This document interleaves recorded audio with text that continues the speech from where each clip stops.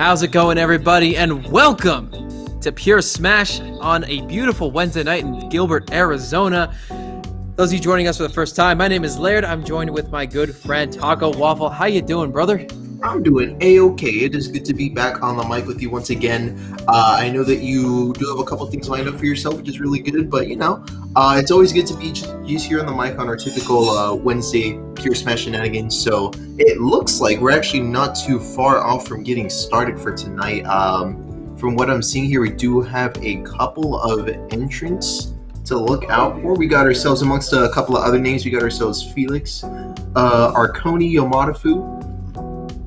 Let's see here, who else? We got Passion here as well, Jinx, just to name a couple of other names. Any other names that you wanted to point out for today?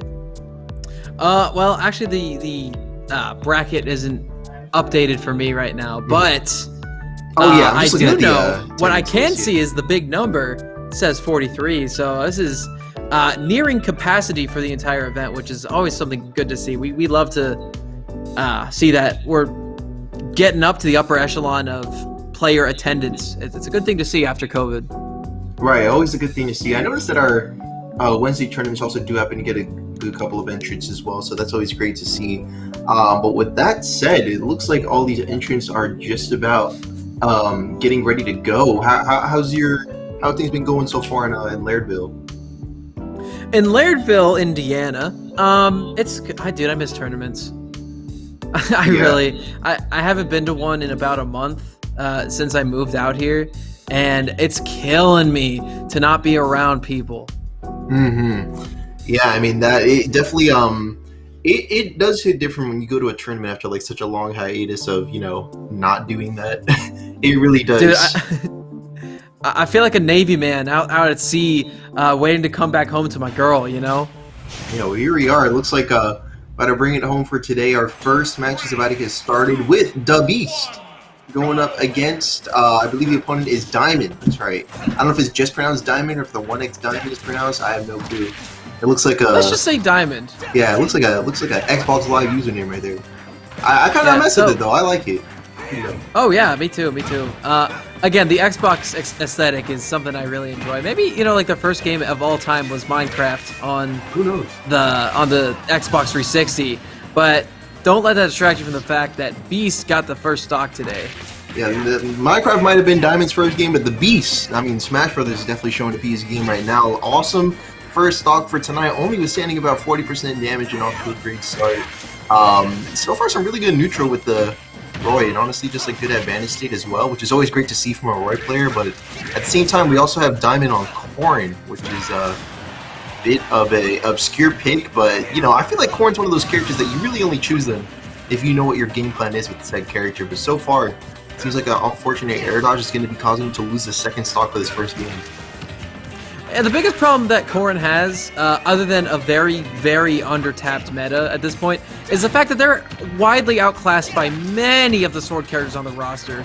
Like, even Byleth these days is a character who we're looking to see overtake Corrin in the meta by a significant mile.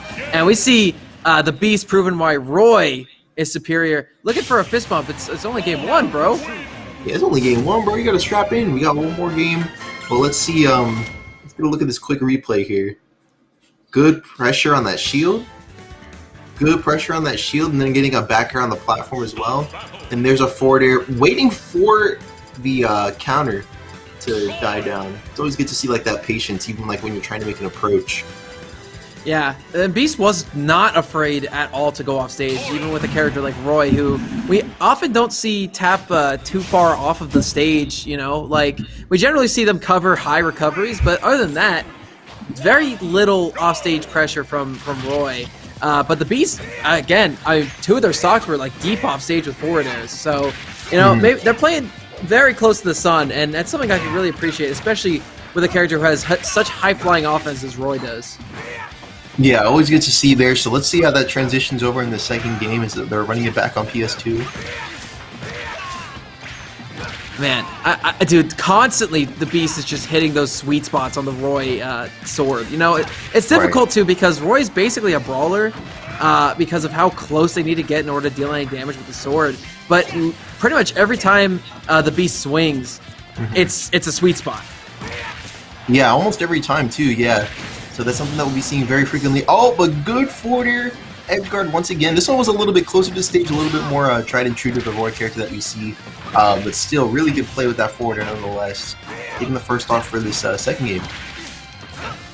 Man, it is so pivotal that the Diamond get any damage on the board right now because oh no, oh my the Beast goodness. can get a stock just like that. Just like that, wasted no time. Dude, we might be seeing the cusp of a double 3-stock right now. Oh no, and that's no jump on the corner. Oh, the spike, my Beast! Gosh, that was really He's tight. been unleashed tonight. Y'all better watch out. He is here at Pure Smash. No fist bump either. Yeah, the Beast is on the loose, taking the first set for tonight. And yeah, they already shook hands and all that. They're all good to go on this next set. Because, dang, that was one heck of a finisher. Let's see that one more time. There you go. Down tilt to bring him towards the ledge. Read that roll with an F smash. That was and the really clip's nice. not even done yet, man.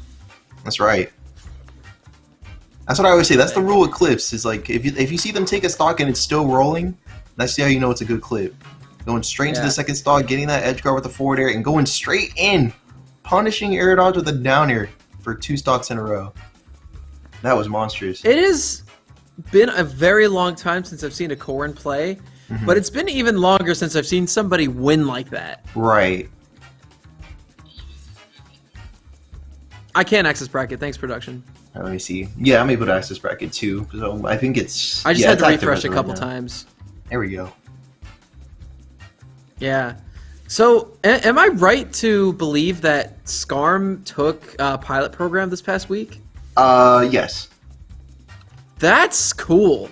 Yeah, that was a really good result. I'm happy to see my boy winning. Yeah, really good results for Skarm last week. Yeah, they had to beat Frost, I think. Yes, that's right. Wow, dude, that's impressive. Good stuff to Skarm. Skarm. They've been coming out of the woodwork in a big way lately. Mm-hmm. They're our second seed tonight, I think, too. Yeah, that's right. That's right. How about that? That's awesome.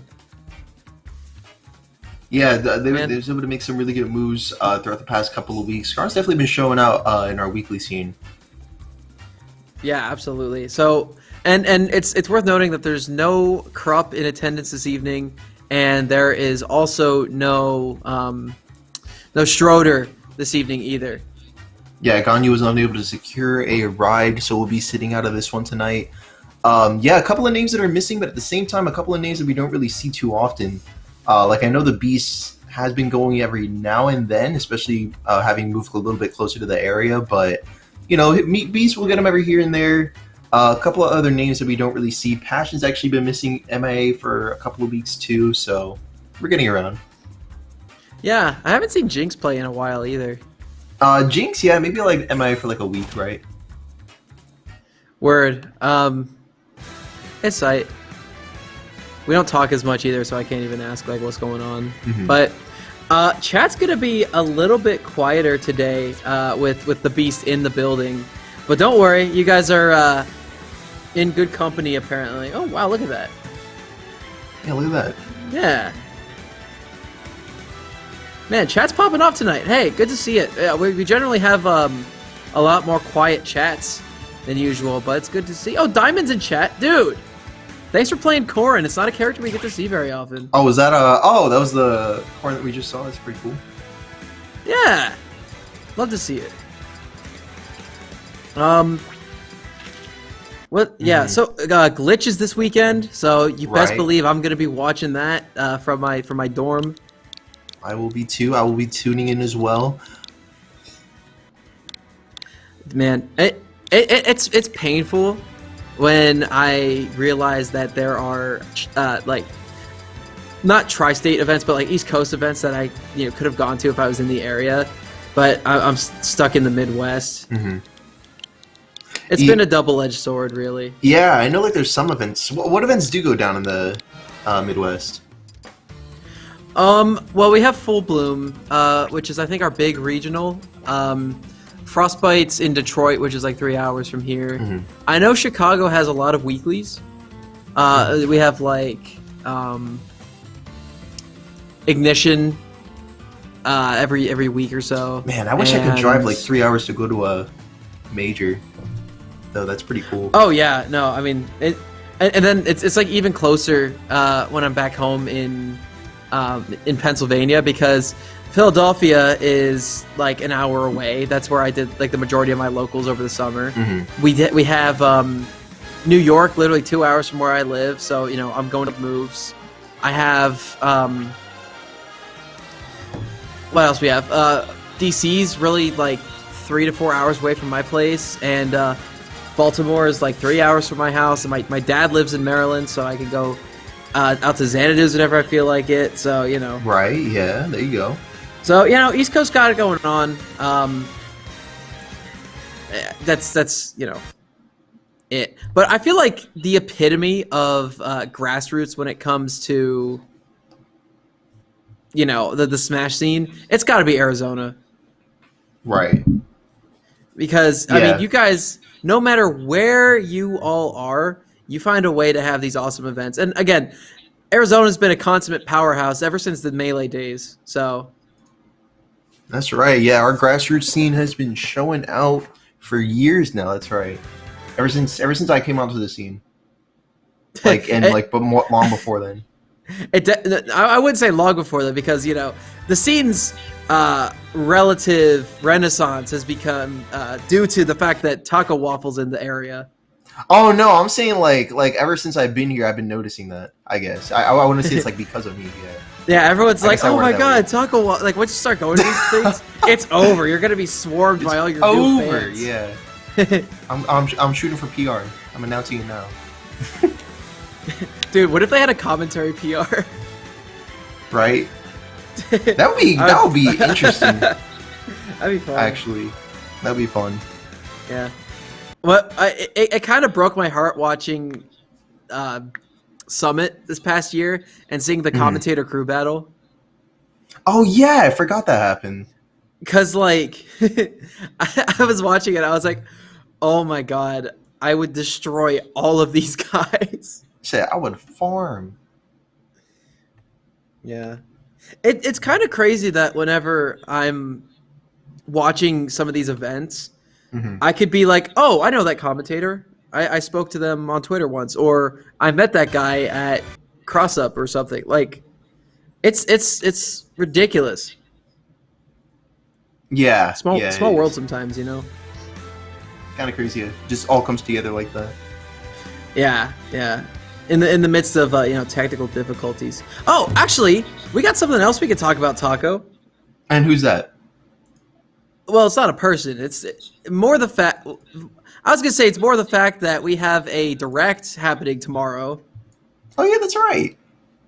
So if you're in the chat right now, what characters do you want to see? I'm not even talking what do you think's possible. Who do you want to see in the video game next? To be honest, I have like no expectations for characters, if I'm being honest. Oh, I don't even think there's going to be a character announced. Yeah. Like I'm doubtful on that, and even if there was, I'm like I don't really have anyone that I particularly like. I need this character in the game. Yeah, ever since Pyramithra got in, I've been kind of in that boat as well. But I mean, I'd be happy if we got like a Xenoblade rep, or I'm kind of just hoping that we get a third party character at this point. Yeah, like we already have 3 technically actually production Xenoblade reps. Yeah. There you go. But I would be happy to see a character like Dunban get in.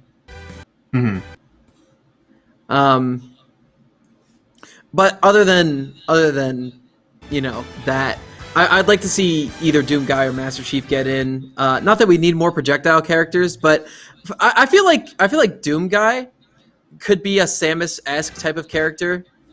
Right. You know, because in the games he has a good combination of close quarters and range. Right. So, I could definitely see that happening. I feel like actually now that you mention it, I don't think there's a single actual first-person shooter character in the game. Well, I mean, I don't think there is. I mean, Metroid Prime exists. That's first person. Yeah, but it's from the Metroid series, I guess. But kind of. I mean, you could Minecraft gun mod. There you go, Minecraft. Yeah. Oh yeah, Minecraft is in the first person.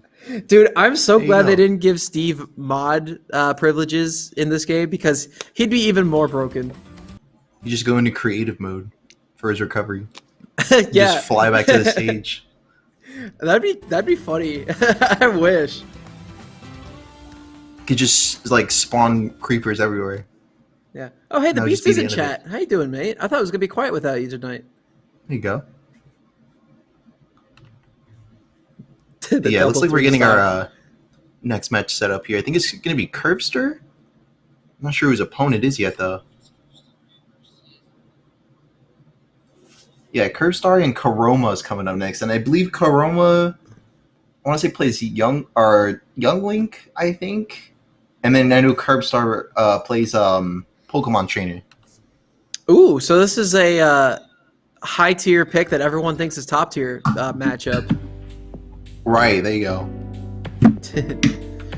Dude, PT's fallen off so much ever since Tweak dropped him. Yeah, character just disappeared. Same with Pichu did as well for obvious reasons, right? Yeah, the thing is Pichu got nerfed out of existence. Right. Meanwhile, Inkling did not get nerfed, but everyone used to think it was high tier. Yeah, and then everyone just dropped Inkling as well. Yep. We're at the point of the meta where we're seeing big convergences of power like that. I mean, we still have Pandarian playing PT. I think Pandarian at this point might be the best PT in the world. Right. And honestly, I this is definitely gonna piss some people off, but I really think that Leffen, if they stuck with Ultimate, which we know they didn't for very obvious reasons, but if he stuck with Ultimate, his PT could have been an absolute menace, I think. Very possible. Yeah, I mean, and he had a very good showing at Summit as well. Right. Yeah, that I do remember. Yeah, I think he actually beat Tweak in the Ditto, if memory serves me correctly. Like, back when Tweak mained PT, so... It's crazy. You think the best PT is Ganyu production? I mean... I think so too, actually. I'm inclined to agree. I still think Beast is better than Ganyu, honestly. And, I'll talk about Tri-State Beast, not, you know, the Beast, the Roy player. But anyway, it's Dr. Mario in the building. Yeah, look at this. Dr. Mario being rocked by Karoma right now. And then on the other end, we have Curbstar on the PT pick. So let's see how this plays out as they're starting it off on PS2. To be honest, I've seen like a couple. So like Doc is like that, right? Doc is like a very low tier character. Oh yeah. The thing is though, is that like, I guess how to put it. I feel like I've only seen like cracked Dr. Mario players, so I like in my head I know I don't mean to, and I want to like remain like unbiased, but it's like if he's not cracked, I don't know, I don't want it, I guess. So far we're seeing some pretty good neutral. I like the fact that he's extending his combos though with the pills. That's very smart. Honestly, Pill's one of the most oppressive neutral Bs in the entire game. It really which is crazy considering how oppressive neutral Bs are in general. Right. Like, again, with big bodies like Charizard or easy to combo characters like, I don't know, say Ivysaur too, you can really get a lot out of them with these up air combos, with these forward air conversions. You can do an awful lot with Doc, and it is a really good approach option because it is just so hard to protect against. Right. It'd just be hard to go up against. Yeah, but if there's one thing that Dr. Mario kind of sucks against, it's disjoints. Because he's so stubby and slow that he has a really rough time getting in. And when they do, they can really rack up a lot of damage, and you know, they do have kill potential with those throws, but overall, having Ivysaur or Charizard with their like big hitboxes with like the tails and the whips, it's rough for Dr. Mario trying to just pursue a medical career. Right. But yeah, a lot of still like strong options that Dr. Mario can bring to the table. But look at that, solid nair from Curbstar, gonna be edge guarding his opponent to take the lead with a very clean one-stock lead. You know, you can either take your Pokemon to Nurse Joy, who has free healthcare, or you can take it to Dr. Mario, who will beat your Pokemon up behind the building and charge you extra for it. Take you straight to the Blast Zone right there with that spike. Excellent down there coming out from Karoma to immediately tie the game. So, Karoma's actually really starting to come to their own in this situation, and they're starting to punish the Zard and the Ivysaur for being out, which is something you absolutely need to do when playing against Pokemon Trainer, because those are the two best killers. Squirtle's good at neutral and racking up that damage, but you know, in terms of sealing the deal on stocks, it's the Zard and the Ivysaur that are the most important. But right, you know, a double-edged sword, they are big and they do get hit very easily. And Karoma's almost about to win this thing if they could just play very safe. Yeah, but that's the thing. He's got to be played out very safely. And right now, it's looking like it's starting to get down to the wire for the both of these two as they're reaching the 100% thresholds on both ends. You can see Curbster making the switch to Charizard, kind of going into survival mode, being the heaviest of the three characters. Right, and on top of that, it definitely has the most kill power. If one of those back airs hits, no matter where they are dead, yeah. Yup, and that's exactly what we're getting there. Good end to that first game there for Curbstar, but we're going to see what Corona might have in store for potentially a character counter pick, or maybe Karoma could just be pulling out a really favorable stage for Doc. Or honestly, sometimes you don't really get like a counter pick on anything. It could just be a good counter and like playstyle, if you get my drift on that. I will say that I think a smaller, more condensed stage, like maybe Battlefield, would help out in the matchup, but we're seeing a double character switch, the Enderman coming out, and the Lucas in the building. Yeah, Enderman coming out as a counter pick from Curvestarry, and then on the Karoma's end, we're getting a Lucas counter pick. So this is quite the interesting mix-up. Yeah, I'm interested as well because you know, Karoma's Doc was actually doing pretty well. I would say the Lucas is interesting because not a lot of people know how to deal with Lucas. You know, because again, there's not a lot of prevalent Lucases around. But again, this character I think bullies Steve a little bit. You know, if they can remain close quarters the whole time, and we see a lot of offstage pressure with these down airs. Yeah, a lot of pressure off stage with that, but at the same time, Cursor is going to be making a good response. Good shield though at the last second, because that up smash really hits hard. Whoa! Oh, but look at that awesome edge guard there. Good stuff from Karoma, taking immediate control of the stage by edge guarding with that side B, and yeah, that's going to be putting him in the lead right now. Man, if you thought Nest PK Fire was obnoxious, Lucas's kills. Yeah, and it'll just straight up take your stock. It's so terrifying, because on a stage like this, or like Town and City, you're dying stupid early, and there's a down smash just to make matters worse. Karoma is giving Curvestarry a very difficult time right now with this counter pick.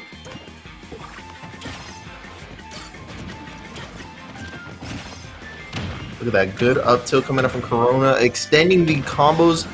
Wow, okay, extending from the up tilt like into, what was that, like maybe like 4 up airs? Looking like a Fox right now. That's kind of nuts. Definitely, and I gotta admit, I think Karoma's playing this matchup about as well as you can. The thing about Steve is that, you know, they're devastating when they have the tools they need, like, you know, diamonds or gold or mine carts, whatever. But if you keep them off stage and prevent them from mining and getting those resources, it puts them in a very awkward position where if they're constantly trying to come back to stage, they're not mining. And you're just getting all that extra damage on top of that. And pocketing that fire with the PK Magnet is super crucial. It does a lot to, you know, get some healing and prevent the edge guard from happening. Right. A lot of preventative measures being taken there, but check this out. Applying pressure at the ledge with that TNT, and it's still going to be making its mark there. Really good job from Curvestar, lining that up perfectly to tie up the stock count once again, but it does look like this Lucas has been giving Curvestar quite a bit of trouble, but look at that. Diamond, pickaxe, and sword together is going to be doing a lot of damage there, all the way up to 75. This lead has all but evaporated for Karoma, and they are going to need something dramatic in order to win this situation. Now, let it be known that Curvestar is nearing that kill percent, and Lucas does have 3 kill throws, but I feel like Karoma's really struggling to deal any significant damage at this point. Axe is gone, so we won't be seeing any up tilts, but don't worry. There's a crafting table in the area. They can get those diamonds back real quick. Up throw will not kill because of the high ceiling of the stage. I think a back throw might have been that situation, but that's okay. Up tilt's got you covered with a little bit of extra rage for good measure. Yeah, that forward tilt's going to be very strong, especially when you space it correctly to where you get that sweet hitbox. Have a look at that again. Up there, right, like you said, that ceiling's going to be keeping Curvestar in the game. There you go, pressuring with that forward air, baiting that air dodge, and then angled right it out of up that too. shield. Yeah, angled it up on that forward tilt, and yeah, really good catch all around. Nothing but the best plays from our mans here this evening. Yeah, really nice stuff.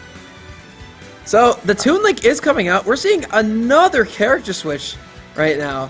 And I don't know, I'm going to be real. I kind of want to just, you know, say, okay, Lucas did its work. It did a good job. We see Curvestar going right back to the Pokemon trainer after the Enderman had a difficult time. So, again, we need to talk about this matchup again because it's different. Toon Link is, you know, someone who's very prevalent in the scene today. A little bit less so now that Bethel is busy, presumably with Grand Canyon University stuff. But yeah, but the fact that this character exists and is still prevalent in the Arizona meta is good to see. And I feel like Toon Link, in a good position, played well and methodically. They could really bully PT. Yeah, it can make it really hard for PT to go about his business. But here we go. Okay, good punish right there with that back throw. I like that. I like the Moxie just maintaining a distance just outside of the F Smash's range, and then, you know, getting the punish right afterwards. Right, really good stuff, and Karoma's still going to be, you know, kind of trying to regain control of the stage, but at the same time, here comes Curvestar with that parry in the back air. And there we go. Now we got ourselves a good string back into the center stage. Right, and it's going back and forth. Both these guys trading damage and combos with each other indiscriminately. And there's a forward air. That move hits like a truck. Everyone's worrying about Charizard back air, which can kill you at like 60 or 30 if the positioning's correct. But that forward air, very under-feared, I think is a good term for it. Let's just go with that, because it is definitely something that you get hit with it at like 90 when Charizard has any little bit of rage, and you're donezo. Yeah, and you're just up and out of there. Uppy to cover the landing there. Shield wasn't able to get up in time, despite it being frame 1. 159% on to Curbstarry right now. I think one solid hit from Kuroma will be taking the stock. All they need is a good confirm. That's right, there we go. Okay, all right, let's break that down. They threw the bomb up in the air and was able to confirm that into the remaining hits of the Uppy, even though Charizard was in a super armor state with their own Uppy. Yeah, it's kind of just like, I guess, like, yeah, if you could just, like, outlast the hitbox against the invincibility on that there, or at least the super armor, then it can kind of just work out like that sometimes. But here we go, Kuroma, what could potentially be the last stock of his winner's run. He's going to be going in for a little bit of Zaire pressure, which is good. You can see right there he's trying to get a grab that just wasn't working out, and Cursar's going to be responding in kind, getting a good amount of distance off stage, but too far for even Charizard with 3 jumps and everything to make it back on.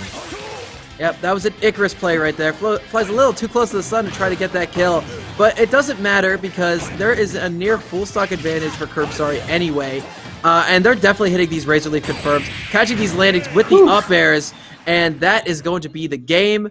Kuroma falls to Curbstarry 2-1. Yeah, some really good power plays towards the end there. Yeah, especially with those up airs. Definitely the good pick there, and yeah, excellent tracking to catch those landings. And then once Kuroma finally does get their feet on the ground, they get hit with a Razor Leaf, which is going to go right over top of the shield, hit Toon Link in their dumb stupid head, and secure the up air for the stock. And secure the bag. Nice stuff. Yeah, so they're going to be advancing to the next round, playing against Felix. So my condolences to you, Curbstarry, but you definitely earned that win. Maybe you can earn another. Right, so we'll see how things progress here as we get ready to go into our next matches here. Let's see who we could be potentially. Oh wait, no, okay. It looks like we already have a match coming up right now, so that's good. Yep. But yeah, good. We love to see quick matches. Right now, it's going to be a Vacuum Tech going up against C Tobin in just a moment here. So this will be interesting. It'll be the both of them going up against one another, and I believe winners round 2. Yeah, there we go. Winners round 2 is about to get started. Yes. And I'd like to point out that this is an old school matchup. Both of these players date back to the Smash 4 days. So yeah, I definitely remember old Vacuum blood Tech. back in the pool. I definitely remember Vacuum Tech. Really swell person all around. So great to see them on the stream setup. Yeah, but C Tobin's a very cool tag, so I'm expecting good things as well. Right. Hey man, a cool tag could go a long way because even if I don't remember what your Inkling or your Simon does, I definitely remember that C Tobin is out there somewhere. Right. Yeah. I believe C Tobin at the moment. I want to say C Tobin plays Ridley at the moment, but I could be wrong. Are we getting a Ridley on stream? I Ridley. love Ridley so much.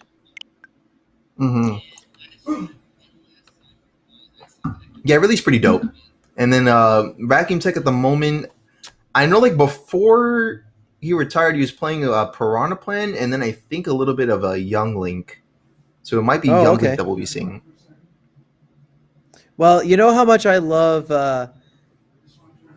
my boy Piranha Plant as well. So if we see Piranha Plant versus Ridley, I'm gonna be a happy camper. Let me tell you.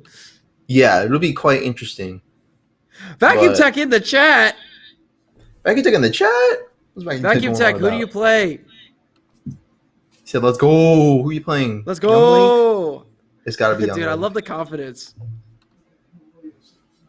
Very cool.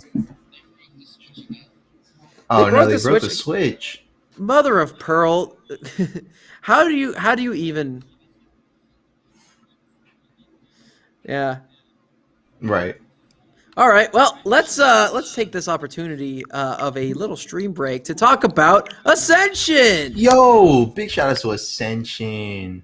Taco, Ascension? You want to know something about Ascension? It's coming in a month and 1 day. What? That's October 23rd in beautiful downtown Arizona at a very nice convention center in the middle of the city. Dude, it's going to be a blast. It is the premier event of the Southwest, the premier regional of the entire scene. And on top of that, not only do we have your favorite Arizona talent showing up, but we got a lot of out-of-staters making the trek as well. I've heard SoCal talking about how they want to make it out. Utah is going to be coming in hot and heavy, as well as Vegas, and among other places, Texas too. So it is going to be a party that you don't want to miss. Make sure you sign up today. And dude, I gotta be real. I'm happy. I'm very happy that this is going on. I'm going to be watching it from my house or my dorm room. And it's going to be an epic time of a lot of smashing.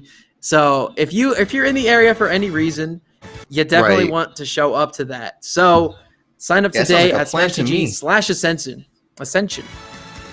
That sounds like a plan to me. I am ready to get into that because it's been so long. Like I know we had like almost Ascension and whatnot, but since we had like actual like the real deal Ascension, it's been far too long. It's been far too long. Dude, the time skip's really been weighing on a lot of us lately, and we're getting close to business as usual, but we're not quite there yet. So make sure if you are at home, you're keeping yourself safe, you're keeping your family safe, you're getting vaccinated, because despite what people want to tell you, I've got both my doses, and I'm still breathing. I haven't been sick. I haven't had any government agents come knocking on my door. And I have been enjoying good 5G internet connection. I was going to say, the 5G update's been very nice. Oh, yeah. It's good to have that solid connection wherever you go. It's always great. Yeah. The 5G is fine. I've been hearing like static in my brain. It just might be the 5G broadcast system working. So, maybe they're doing tests, but it's been fine. A little bug test. Nothing a quick update will fix. There you go. Yeah.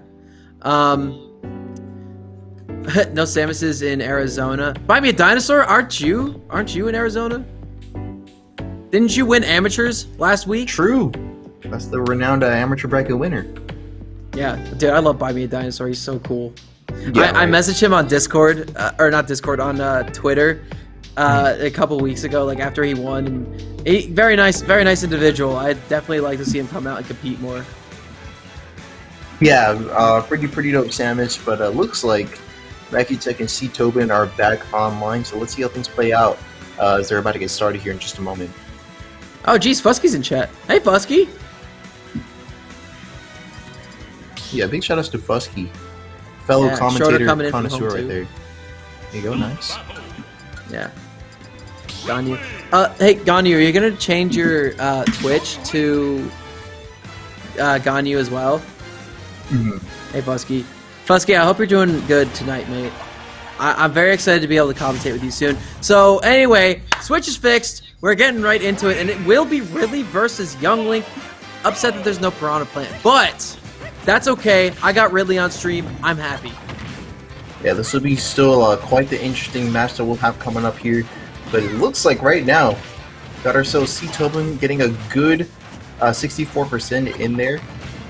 And already not too rushed down, which is good to see, because I mean obviously between the two of these characters, Young Link is going to be way more of a rush down character. So last thing you want is to hit a move that's not positive on hit and end up getting punished real hard for it.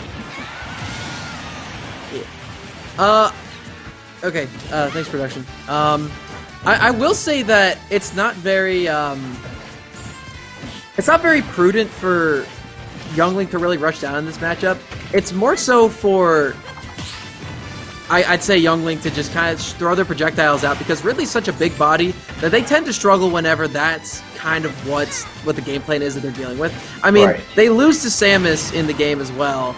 And, basically, if you can deal with Ridley from a distance and not have the big dumb dragon get close to you, you're going to be just fine. And C-Tobin's doing an amazing job of capitalizing off stage, getting Vacuum Tech in a position where they can punish them.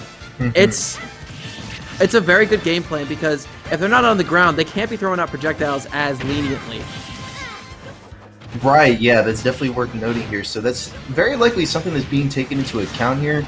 But right now, we got C-Tobin getting a good... Yeah, that actually does it right there. Catching the double jump. Yep, catching the double jump with that dash attack and then even finishing off with the footstool with the boost. So C-Tobin definitely on top of the game right now with a 3-stock win. Only taking 87%. Look at that. Clean finish.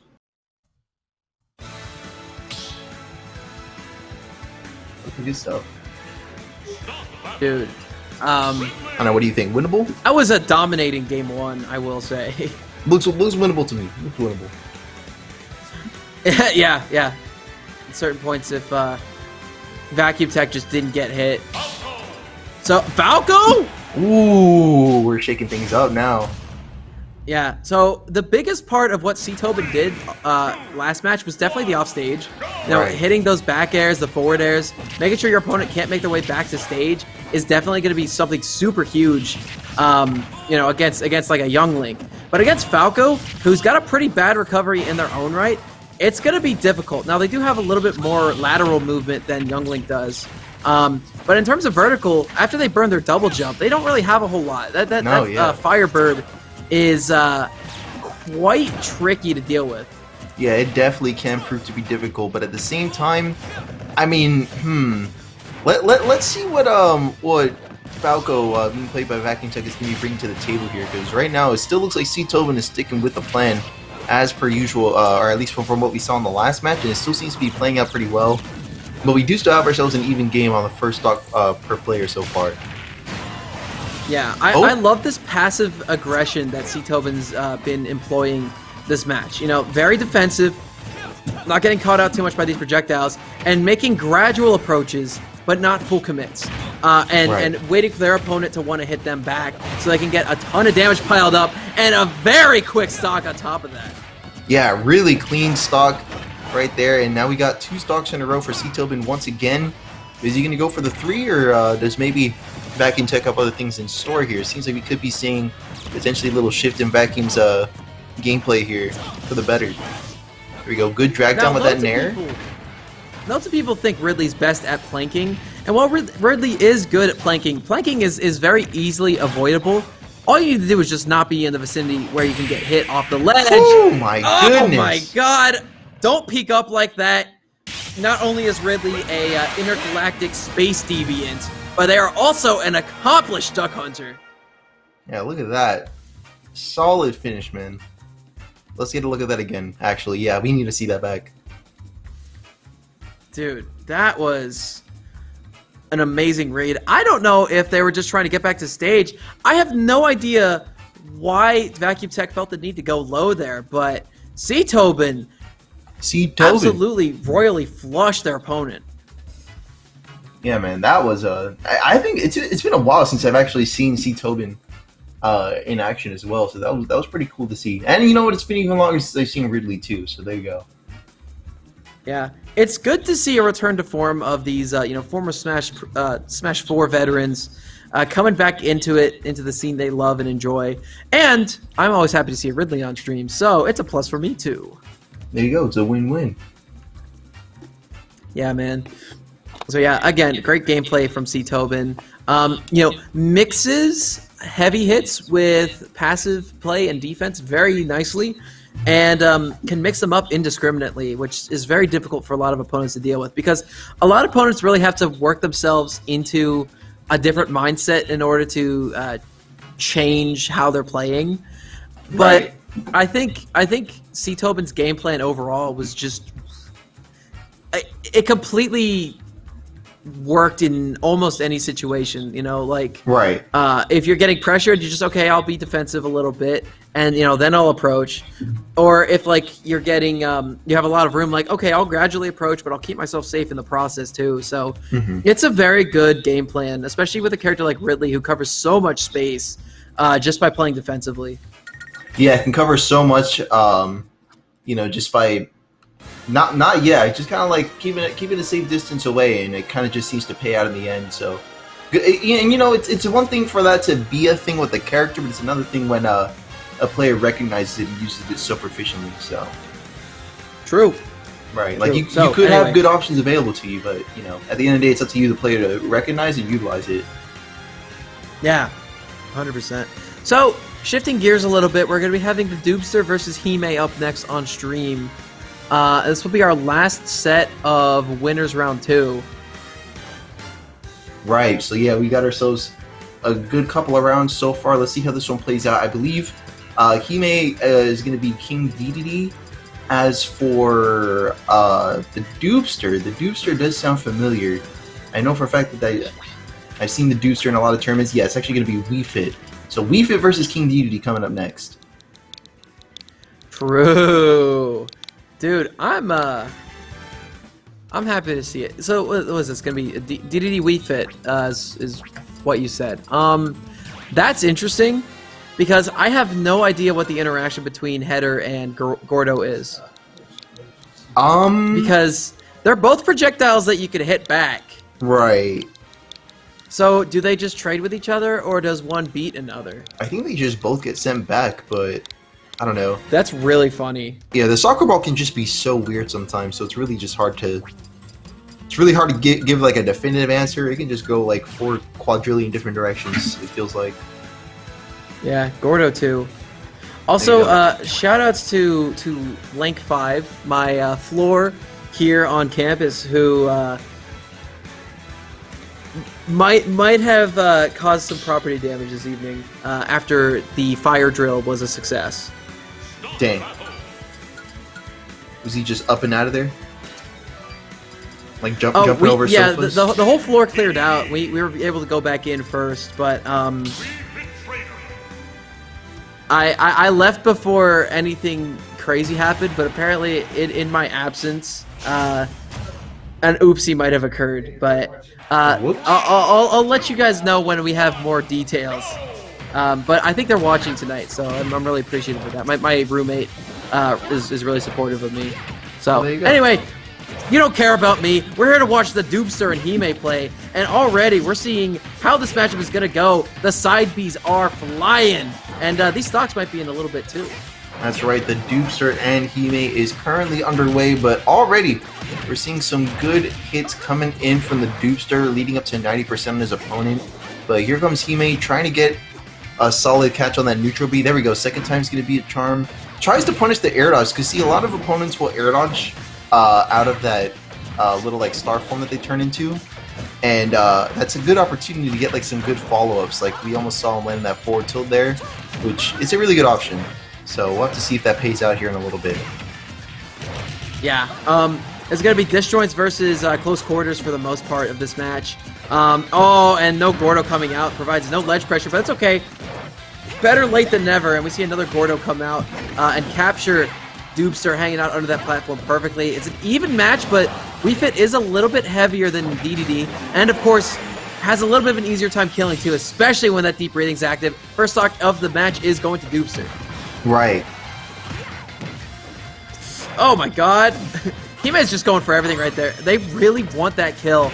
And if you're Doobster, you can very easily recognize that and just play passively, wait for your opponent to be in a position where you can combo them. And since it is DDD, you can get a lot off of just neutral airs, comboing into each other, and, you know, grabs in general do a ton to this character. So, yeah, you know, Doobster's playing methodically right now. Hime needs to slow down the tempo if they want something to go their way. Yeah, playing methodically, but you gotta be real careful, yeah, especially with that up tilt, man. I tell you, it's like basically a Mario up smash at that point, because it really just animates like it and even hits as hard as it too. True, and it comes really fast as well. Yeah, it comes in real fast, so yeah, you gotta be careful on the platforms against DDD for that reason. But also, these forwarders can rack up to be quite a bit, especially with the multiple jumps that DDD has available to him, so there's a lot of options that when you're above DDD, you gotta be on the lookout for. Whoa! Oh my god! This pressure from Hime is absolutely ludicrous right now. Yeah, it is definitely different. If there's one thing I know about the Arizona scene by and large, is that y'all are really darn good at adapting you know, over long sets and long matches. And I don't think anyone epitomizes that quite as nicely as Hime does, because, you know, Hime can start a match getting blown up, but they can completely turn things around just by recognizing little habits out of nowhere. And for instance, I've been seeing Hime go into a lot of situations where the dupesters has to mash out, like, say, grabs or, like, you know, the inhale as well. And the dupester has done really bad options out of mash twice now. I've seen an air dodge that went punished, and that up tilt that took the second stock, or excuse me, the first stock. Yeah, that was because of the uppie out of a mash. Right, yeah. So yeah, there's a lot of things that Dupster's going to be having to pay attention to. There we go. Good offstage play with the soccer ball, and that's going to be tying it right back up.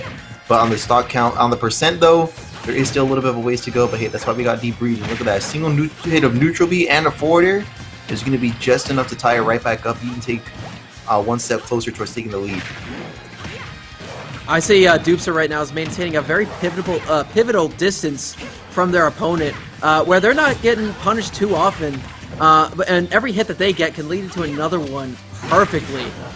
You know, and those inhales have really been being difficult with the ball, but all Dupster needs to do is jump over them at this point, and they're in a good position. But right now, it is last stock, and the F tilt right up the bomb is going to be sending the DDD from Hime out of the ring. Yeah, straight out of there and right into the next one. As yeah, that was a pretty good comeback there from Dupster. Like, you're talking about like adaptability, and we kind of saw that a little bit there. Still getting hit by those up tilts on platform though, but look, able to air dodge right past that next one and land that epic forward tilt.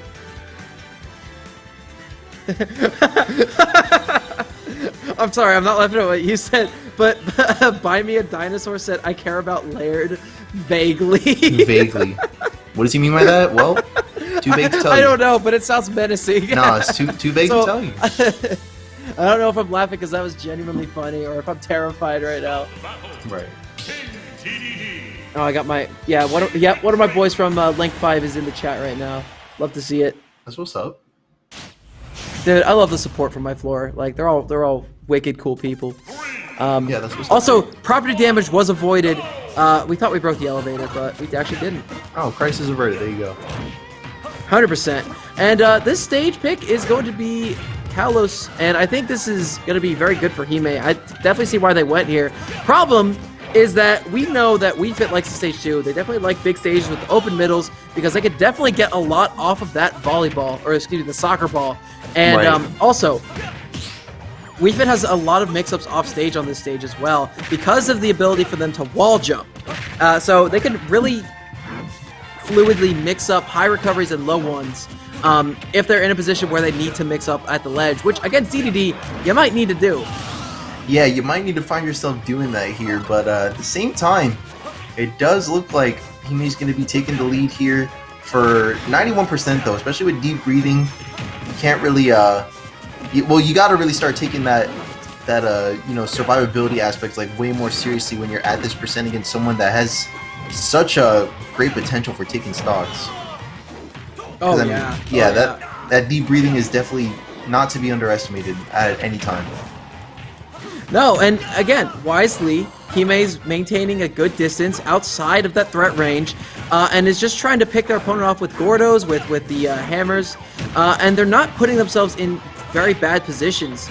Ultimately, the best way to play heavies, or big body characters in general, is just knowing where you can safely pressure your opponent, and when you can go for those hard reads to get stocks. Right, and Hime's playing that beautifully right now with a fall-off forward air, hitting both the soccer ball and the Dupester to take that stock. For a whole one stock lead now, so really good stuff from Hime. Really making the come up this second game, especially I feel like the Kalos pick that we're seeing for the first time tonight is definitely helping Hime out with a lot of options like with Gordo and what have you. Yeah, and on top of that, remember what I was talking about last set with the mashy options out of grabs? We just saw a air dodge out of the inhale go punished with a nice F tilt to keep Dupster off stage. So Hime definitely knows what their opponent wants to do out of those situations. See, there's another air dodge. And if Hime has a hard read, yeah, there we go. he can definitely capitalize on those. And there's the belly flop to take that. Yeah, really good dash tech there. I feel like, yeah, dash tech is like, it comes out very slow, but it hits mega hard. So that is something you definitely want to be on the lookout for. It also hits under this ledge as well with a very wide, big hitbox. So if you get a 2-frame, if your opponent's scared of Gordo at the ledge, it's a good option in those situations. Like inside of DDD's kit, it's great. But outside of DDD's kit, you're gonna have a little bit of issues. Right. And I remember in Smash 4, it actually has super armor. I don't think that's the case anymore, but don't pretend you remembered that. Apparently, that was a thing. You very well know that. I heard the same thing that production told you. Yeah, not a thing though. Apparently, in this game. Come on, man. No, I'm messing with you. We're going to small battlefield for our game 3. Taco, what are your thoughts here about this stage? I mean, I feel like it's a pretty safe pick. Like I know PS2 was doing pretty well for Dupster, and this is basically the next best thing, especially since I'm pretty sure DSR is in effect here, so wouldn't be able to go back to PS2 normally, unless it was Gentleman's. Right. So it is indeed. But I will say that DDD has a lot safer options at the ledge on this stage because of how low those platforms hang, and also the fact that they can shark and ledge trap at exactly the same time. So you're just giving DDD a very big optimal way to execute their game plan. And I honestly think that this is a very good stage for Hime, and Dupster might have wanted to think twice about the stage pick before going here. Yeah, definitely might be needing to think twice about that, but at the same time, I don't know, it does look like Dupster still holding their own pretty well in this third game. Especially, possibly retaining some momentum from the previous game. And there we go, good hit with the soccer ball off stage, and that's exactly what Dupster needs to pull out in front of this third game so far. Yeah, and I don't know if you saw, but Hime would have lived that if they didn't air dodge. Shoot, yeah. Air dodging is sometimes a decent option to, get yourself out of hit stun or launch in general. But the fact that Hime did it meant that their DI was basically erased, and instead of air dodging in and stopping their momentum continued without DI and was ultimately what ended up with them taking the stock. Right, yeah, it kind of just ended up helping them pull in front at the end of the day, but at the same time, I don't know. We'll see how this plays out, because it does still, I mean, you can look at the game right now and see that it's a very even still. So anyone has yet to really push out in front, but it does look like Hime's starting to slowly take control of the stage, landing a Gordo that was just shy of closing out the stock, and even applying pressure on the recovery with that up air, and that up air is a very strong one as well. So definitely keeping Dupster on their toes right now. Yeah. While I appreciate the attempt of going off stage there by Hime, I think their better option was definitely to opt for the ledge guard, but it doesn't matter. They're doing just fine. They took the stock, and now Dupster's in a bad position. They have deep breathing on deck, but Hime really isn't at the percent for these kills to be occurring just yet, and Dupster definitely needs something to go their way right now. Right. And that plank up air was definitely not what you wanted to see. Oof, and the turnaround hammer.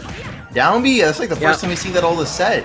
So he's definitely... Yeah. I like that about Hime, that he definitely knows how to keep all of like the really important hits, like the ones that like close out the stock or close out the game even completely.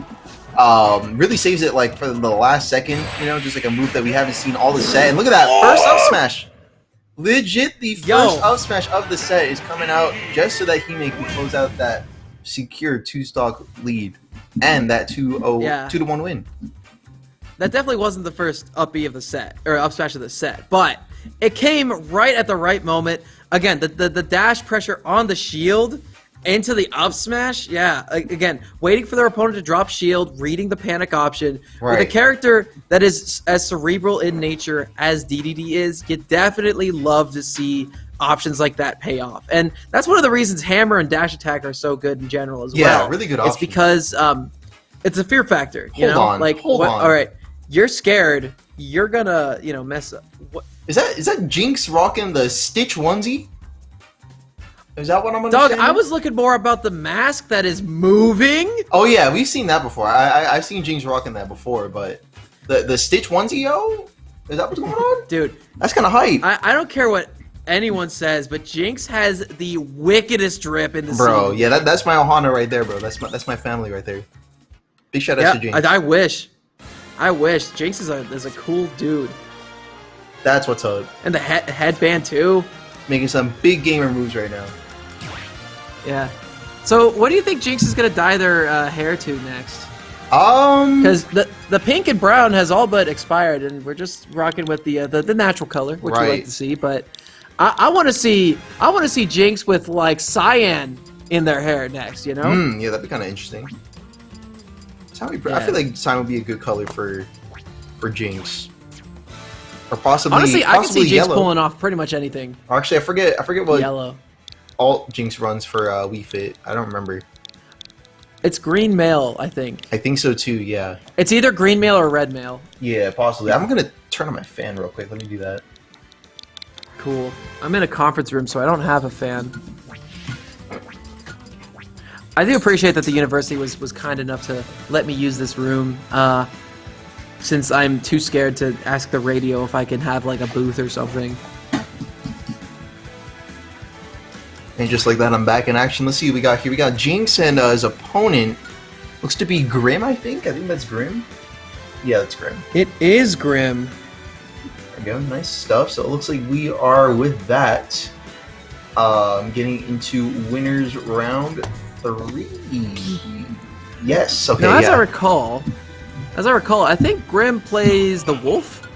Grim, I believe, does play Wolf, but let's see, because I feel like a lot of players have switched characters since that last song. Oh, no. Grim's actually going to be Bowser Jr. Yep. There's the Bowser Jr. Okay, baby.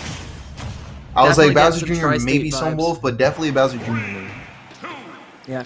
Oh, and I like that. Jinx is actually opting for the regular blue male alt of the Wii Fit trainer, probably to coincide with their outfit choice of the evening. There you go. So with that said, we're getting into it. And already, with some more Wii Fit action, we got Jinx already packing on a ton of damage, leading all the way up to 94. And Grim's going to be finding himself off stage, but even still being pressured off stage. Had to air dodge at the last second to avoid that spike hitbox there. So that could have been really south really quick. Right, and I do love this offstage pressure that's being employed by Jinx right now. But with these Bowser Koopa bombs, rather, and the wild disjoints that Grim has at their disposal, Jinx is not going unpunished for their overextensions there, and we do see one of the fastest up smashes in the game in the possession of Bowser Jr. And a wild stall for them to maintain that trajectory in the air for quite a while, but doesn't matter. Jinx is going to sniff out that landing like a bloodhound, and we're going to a second stock where Jinx has the advantage. Right. Yeah, taking the control of the game right now with this one stock lead and already applying a lot more damage, even leading straight into that full charge neutral lead for 84% damage. So things are definitely stacking up here in favor of Jinx, but at the same time went a little bit too far off stage to make it back on, but still has a lot of percentage to work with. Yeah. Now, not very much is known about Bowser Jr. in this game. I know a little bit more than most people do because Yoda Cage is from my home region of Philly, and Yoda Cage is quite possibly the best Bowser Jr. in the entire world, so I know a little bit. Like, something to note is that Bowser Jr.'s side B, the little dash they do, has super armor on the cart, but not on Bowser Jr.'s face. Right, yeah, still vulnerable. So, yeah, if you hit the baby, it'll stop the super armor, but if you hit the cart, nope, sorry, you're eating a punish. Yeah, a lot of super armor on there, and check it out, already a good hit with that up B.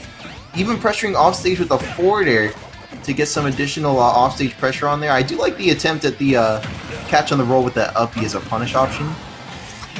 I have seen that land a couple of times there. Man. Good side B though to close out the second stock, and now Grim's will be taking the lead here, but only at 148. So we'll see if Jinx ties it up in no time flat, or if potentially could be finding ourselves in the next game. As Grim's already making some good moves, but there we go. Jinx catching with the up air to tie up the stock count once again. Yeah, but any character with a charge projectile and a mechanic like deep breathing can bring back a deficit like this in a mere moment, especially considering how good Wii Fit's base damage output is in general. I mean, those nairs can lead into so much. Those up airs do like 12 to 15 damage straight, depending on if it's a short hop or a full hop. That back air is fast and doesn't have a hard to hit sweet spot. I mean, this character has really good options to get that damage on, and on top of that, Bowser Jr. takes more damage if you hit them on the baby, but don't let that fool you. They can still die if you up air the cart, if you get a hard read and a DI mix-up. Great stuff from Jinx to pull that one out, but we're going to a game 2, and this promises to be a very devastating set from either party.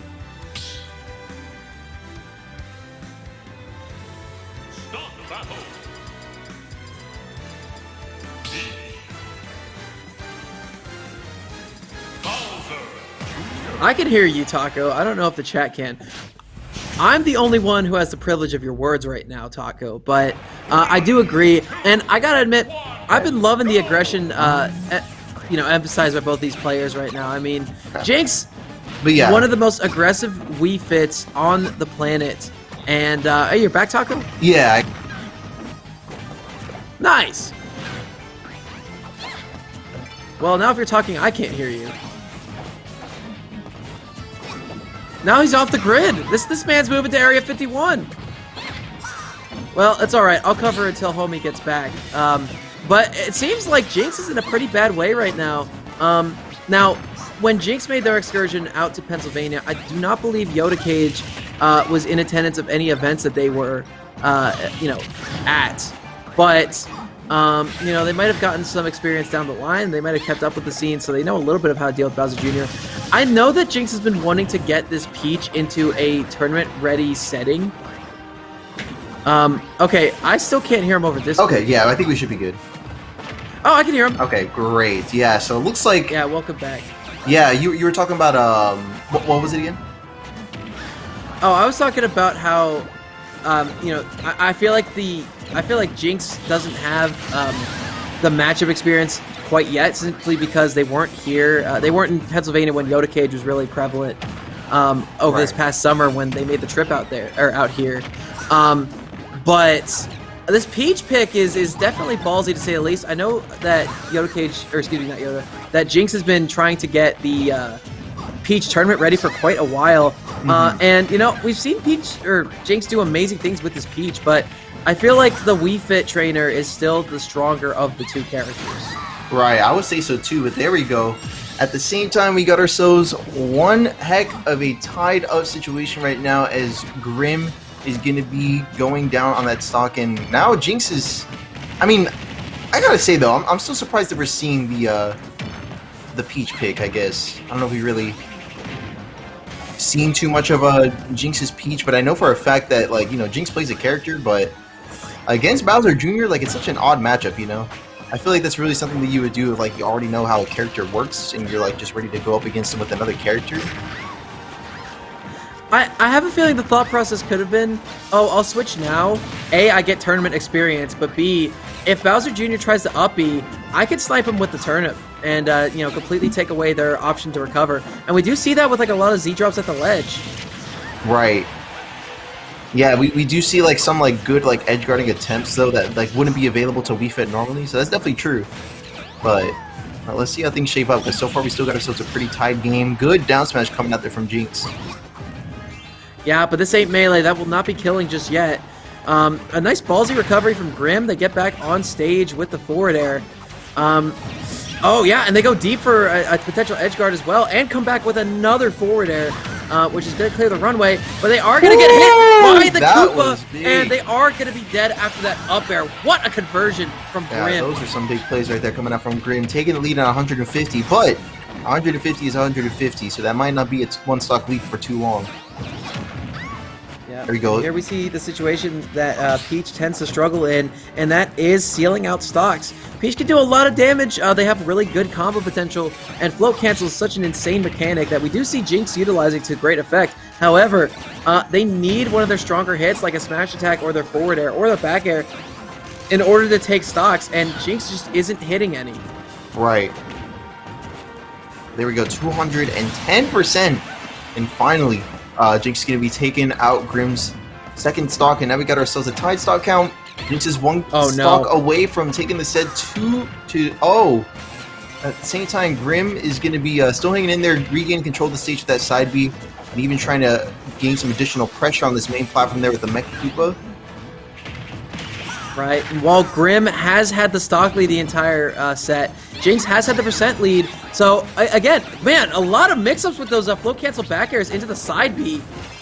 Jinx is playing in a very good way right now. They're in a rhythm with their harder mechanics of the character, but don't let that distract you from the fact that Grim can pull out a win out of nowhere, because Bowser Jr. has a wild variety of kill confirms.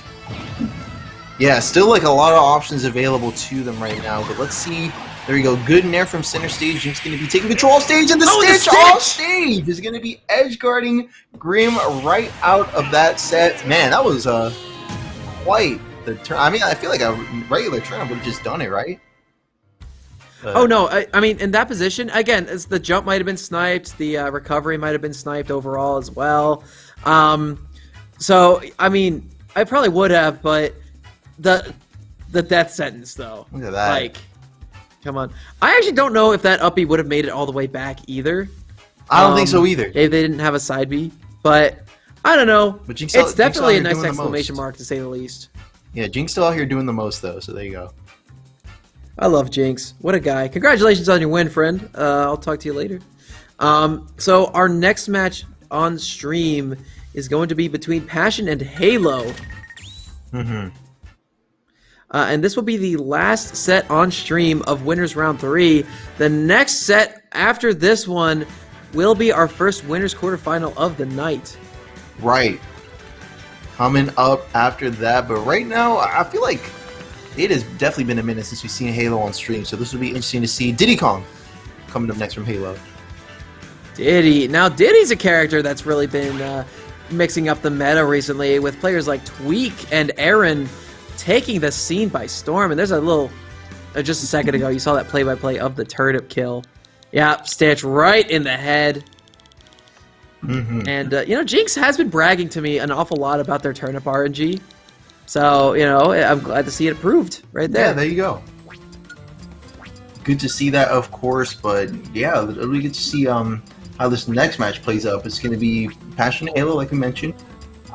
Steve and Diddy Kong, I feel like I've probably seen this matchup before, except, you know, Passion was Steve, and then I think it was Frost that was on Diddy Kong.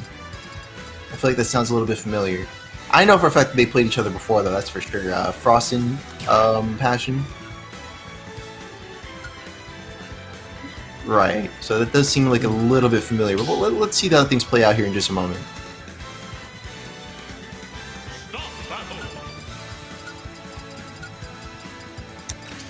So, there it is. Alex is going to be the pick as well. So, again, two rather newish characters to the meta. Again, when are we going to stop beating around the bush and talking about the fact that Steve is definitely top 15 in the game? Yeah, I mean, I feel like we don't talk about it because we all just kind of know it. We all just kind of accept it, you know? Like Yanni got 9th at Frostbite, just saying. Right, yeah, there you go. That kind of sells it right there. But look at this, Passion already able to put up a wall there, but Halo's going to be able to push right through. Get a good couple of down tilts leading right into a side B, so already getting some pretty good neutral in there. Oh, trying to go for a down air spike already at 40. And got pretty close to doing so. Now, let's talk about a couple things that make Diddy so potent at this point. Number one, this character is really fast, and they have a lot of good mix-up options, you know, with that monkey flip, so they can change their direction at a moment's notice. Also, monkey flip's a built-in mix-up, because there's two variations of it. You have not only a command grab, but you also have a just straight hitbox that does 17 damage. Put that on top of the fact that Banana is in the game, and it is one of the scariest items because if you're grounded, you're eating a punish if it hits you. So Diddy Kong could just kind of hold shield or run up to you, and if they're holding Banana, you have to hold shield or you're going to get hit by Banana and punished and possibly die. Right. Or you hold shield and they just monkey flip on you. Like, what do? You really can't do much. Yeah, not much you can do, but a good S smash from Passion is going to be exactly what he needs to take the lead right now. But at 124 and the amount of pressure that Halo's piling on, we'll see how Frost fares against this pressure. Especially now with this ledge, tries to go for an up smash, still able to power through with the cart. All right, but there is no sword right now from Halo, and or is that Passion? Right. Well, is Passion the Alex? Yeah, Passion's Alex. Okay, that's what I thought. didn't want to be wrong going forward. But I mean, this minecart, you know, in its own right is a built-in mix-up, very similar to monkey flip, because if you stay in it, it's a hitbox. If you jump out of it, it's a command grab. Right. So it's kind of like, basically just don't shield ever. Yeah, just don't shield against Steve, I guess. Yeah. So we see Halo at a deficit right now. The Diddy Kong is having a little bit of issues because you know, no banana out right now, and I just feel like these combos haven't been flying in the favor of Halo all that much. Right. But right now we do see a very good string going on. That was like 17% to 74, so a nice little 60% conversion, and the banana damage just keeps adding up. Yeah, really good stuff there, and still going to be continuing to apply the pressure, punishing that cart after jumping out of it with that forward air. A lot of jump punishes so far coming out from Halo, but look at that, still going to get caught in the cart there, and Pash is going to be landing another hit. No. Canceling out the recovery, but still able to get back on the ledge. We got Halo trying to regain some more stage control here. Those barrels did just touch down a second ago on stage. They weren't in the ballpark to hit Passion, though. And there is no pickaxe out from Passion right now, and very little resources in general. If the stock is taken, they're going to get the iron back, but they're not going to get the stone or the dirt materials they need. And that's huge, because when Steve can't put up these blocks, there's a very good couple of opportunities for players and characters like Diddy Kong to, you know, take advantage of. Right, yeah, a lot can be taken advantage of in that sort of situation. But we'll have to see how, I guess, like in Halo's case, still being out here at 119%. You can see that Passion is definitely starting to play a lot more defensive, despite being the lead, just not having really the materials they would need to really make the types of moves that he wants to right now. Yeah, oh man, and a great side B to answer the side B. The minecart beats out Monkey Flip, and a nice forward air actually is going to help give a little bit of clearance to that ledge. However, gold is on deck, so if one of these weapons were to break, you can get gold tools out soon. But on top of that, obviously the more important thing is that your minecart now has powered up rails. Right. Kill. Yep. There we go, and that's going to do it right there. Good up throw finisher from Passion to take the first game, but Halo's still going to be in this on one more game left, so let's see what the counter pick might be. As I'm pretty sure Halo is still like a solo Diddy Kong, so we likely won't be seeing any counter picks in characters, but maybe a counter pick in stage, or maybe just a bit of a download from this previous game that he could be walking away with. I can definitely see it, because again, once you separate Steve from their fundamental game plan, which is mining and getting better weapons and materials, you can do an awful lot to that character. Because again, they don't have the best disadvantage in the game already. When they don't have like minecart or block or anything to help that a little bit, it gets very difficult for them. They struggle a lot when they just don't have the resources to do anything. And I feel like if Halo wants to come out on top of this set, that's what they're going to need to do. They're going to need to keep the Steve in the corner off stage, or unable to mine and get the resources they need. Yeah, that's right. So we'll have to see how things play out here, especially since now we're going to be on a town and city. Now, what do you think, I guess, like, generally? I know you, like, touched on that, like, earlier, but what do you think about, like, this stage, like, in general? I guess more specifically for... I'm trying to think about how to word this, because I feel like Diddy Kong, obviously this is Halo's counter pick, and Diddy Kong does pretty well on Town and City. And I feel like Alex does as well, but like, you know, the whole thing with materials, it could turn out to be quite the issue. So I guess... Oh, hold on, I'm getting work from production here. Because I know for a fact that there's like differences like with materials. You don't have access to as many materials. Oh, hold on.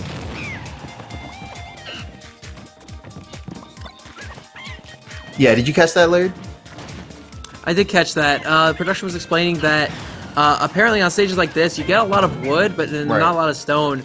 But you also, and you know, very little iron, but you get the materials you need much faster. I'm assuming since the stage is a little bit easier to mine through because it's, you know, not a harder stage. I don't know. I don't really know the intricacies of Steve that well, but I do appreciate the insight nonetheless. I think overall, however, this stage benefits Steve and Alex for a bigger reason, and it's just that I can kind of run away and camp you, And also, Minecart's going to be killing you at 70. Have fun. Yeah, there you go. So if it's powered rail and it things connects. Exactly, yeah. So there's a lot of things to keep in mind. I know, like, for example, like, Lilat and I guess, like, another stage would be, like, I don't know. I know for a fact that, like, a lot of Steve mains, like, don't like Kalos as well. Like, Kalos and Lilat are pretty big, contentious stages for them. Just because, you know, that lack of, easily accessible materials. Right. But I will say both players are playing the matchup pretty nicely. Halo tried to get a little too fancy with it, and again, that was an Icarus play. Flies a little too close to the bottom of the stage, and they end up suffering for it. Now, this is full diamonds out for Passion right now. Right, yeah. And we see just how much damage they're able to rack up in very quick succession.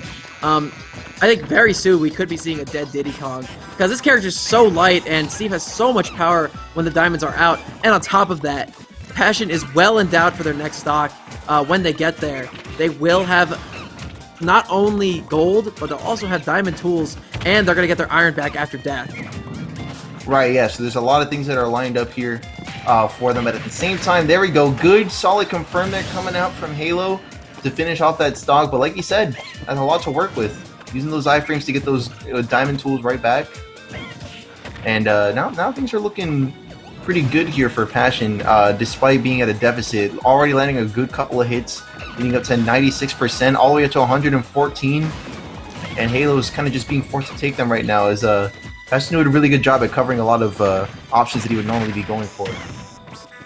Yes, and I like this maintenance of distance that Halo is adhering to right now. They're not going in too hard, and they're not sitting still very long either. They're constantly making their opponent guess where they're going to be at any given moment, but there's the bait and the punish from Passion, taking that stock with the F smash after recognizing when their opponent's going to approach. So they were shifty a little bit, but maybe not quite enough, and Passion now in a position where if they get one or two combos, it's going to be an even game. Yeah, at that point it'll be even. So let's see how things play out here. Still on this last stock, and Passion's brought it all the way back to a tie. Look at this. Quite the comeback that Passion has made. And yeah, it's just like that long-term play, like you said. Yep. With the diamond tools, it definitely paid out very well. Good stuff to Passion, taking a 2-0 win over Halo, but still not bad performance there from Halo. I feel like Steve, like you said, is a very good top-tier contender. So I mean, so is Diddy Kong. That's definitely true. Like you mentioned, like Yanni, like making it at Riptide. Then also, you know, you had of course Tweak, showing what that character is really capable of. And yeah, Tweak very close to winning the entire event as well. But we got the MKLeo of old, the reverse 3-0 MKLeo coming out into the woodwork. So that was the one thing stopping Tweak from claiming Riptide dominance. But again, he did win the one that mattered. He won Summit, so. Yeah, still really good stuff there, though. But it looks like we got Felix coming up to the setup for the first time tonight. And if that is correct, then that means that we'll be getting Felix versus Frenzy. We'll be getting who knows what character from Felix versus Mario coming out from Frenzy. Yes, and this will be the first set of Winners Quarterfinals, so we are winding down to the end. On the other side of Winners Quarterfinals, C-Tobin and Jinx are playing right now. C-Tobin getting the upset victory 2-1 over Arconi. That's right. And, you know, securing themselves a spot with top 9 guaranteed and the ability to go a little bit further in winner's side. And, there you go. And on the other side of bracket, Skarm and Passion are waiting for their opponents. Skarm could either be playing against Yomadafu or Yuri, and Passion could either be playing against Frost or Hime. Right, yeah, so there's still a little bit of open potential there that we will yet to see, so we'll see how things play out. But have you seen Frenzy play before? I don't know if you have, actually. I have. Okay, yeah. Frenzy's pretty good. Frenzy's pretty good. Definitely Mario to keep an eye out for. And I mean, I'm sure you know good and well, like for example on Felix's end, is basically always shaking it up on the character picks. Oh yes, oh yeah. I like the Felix whenever they have a chance to grind up the secondaries. They don't just stick to Fox. They don't stick to what's easy. They go with the mix-ups, and we're seeing a Cloud, which is going to be a new character for me. There we go. For Felix. And again, this isn't Smash 4. Both of these characters have been significantly nerfed since that game. Doesn't mean they're both still not good, though. Mario's constantly been in a good position on the tier list as well. Cloud, not so much, but they have been gaining a little bit of traction lately, especially with players like Spargo carrying them a long way.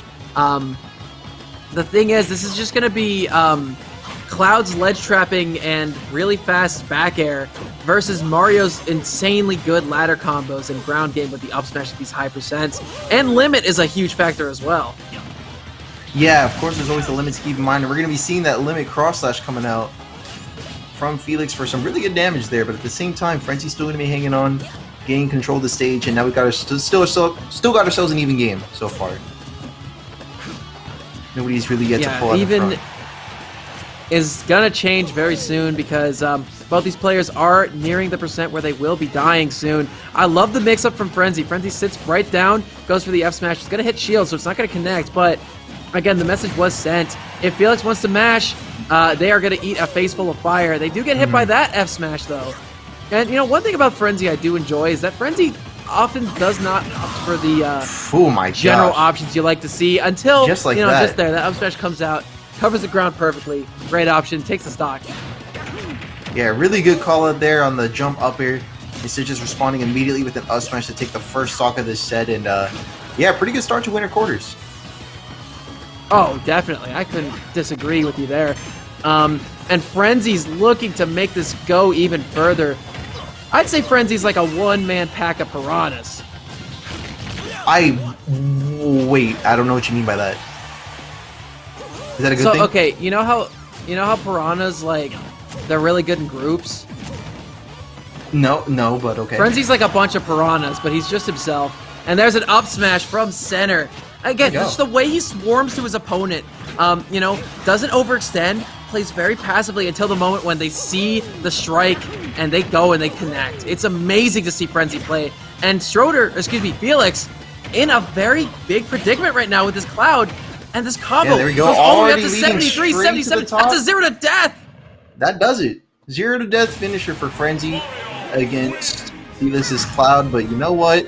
Frenzy's like, we take those. I'll accept it for what it is. That's a big old W. Good start to the set, though. Why did I say Schroeder? I don't know. I was just used to top players.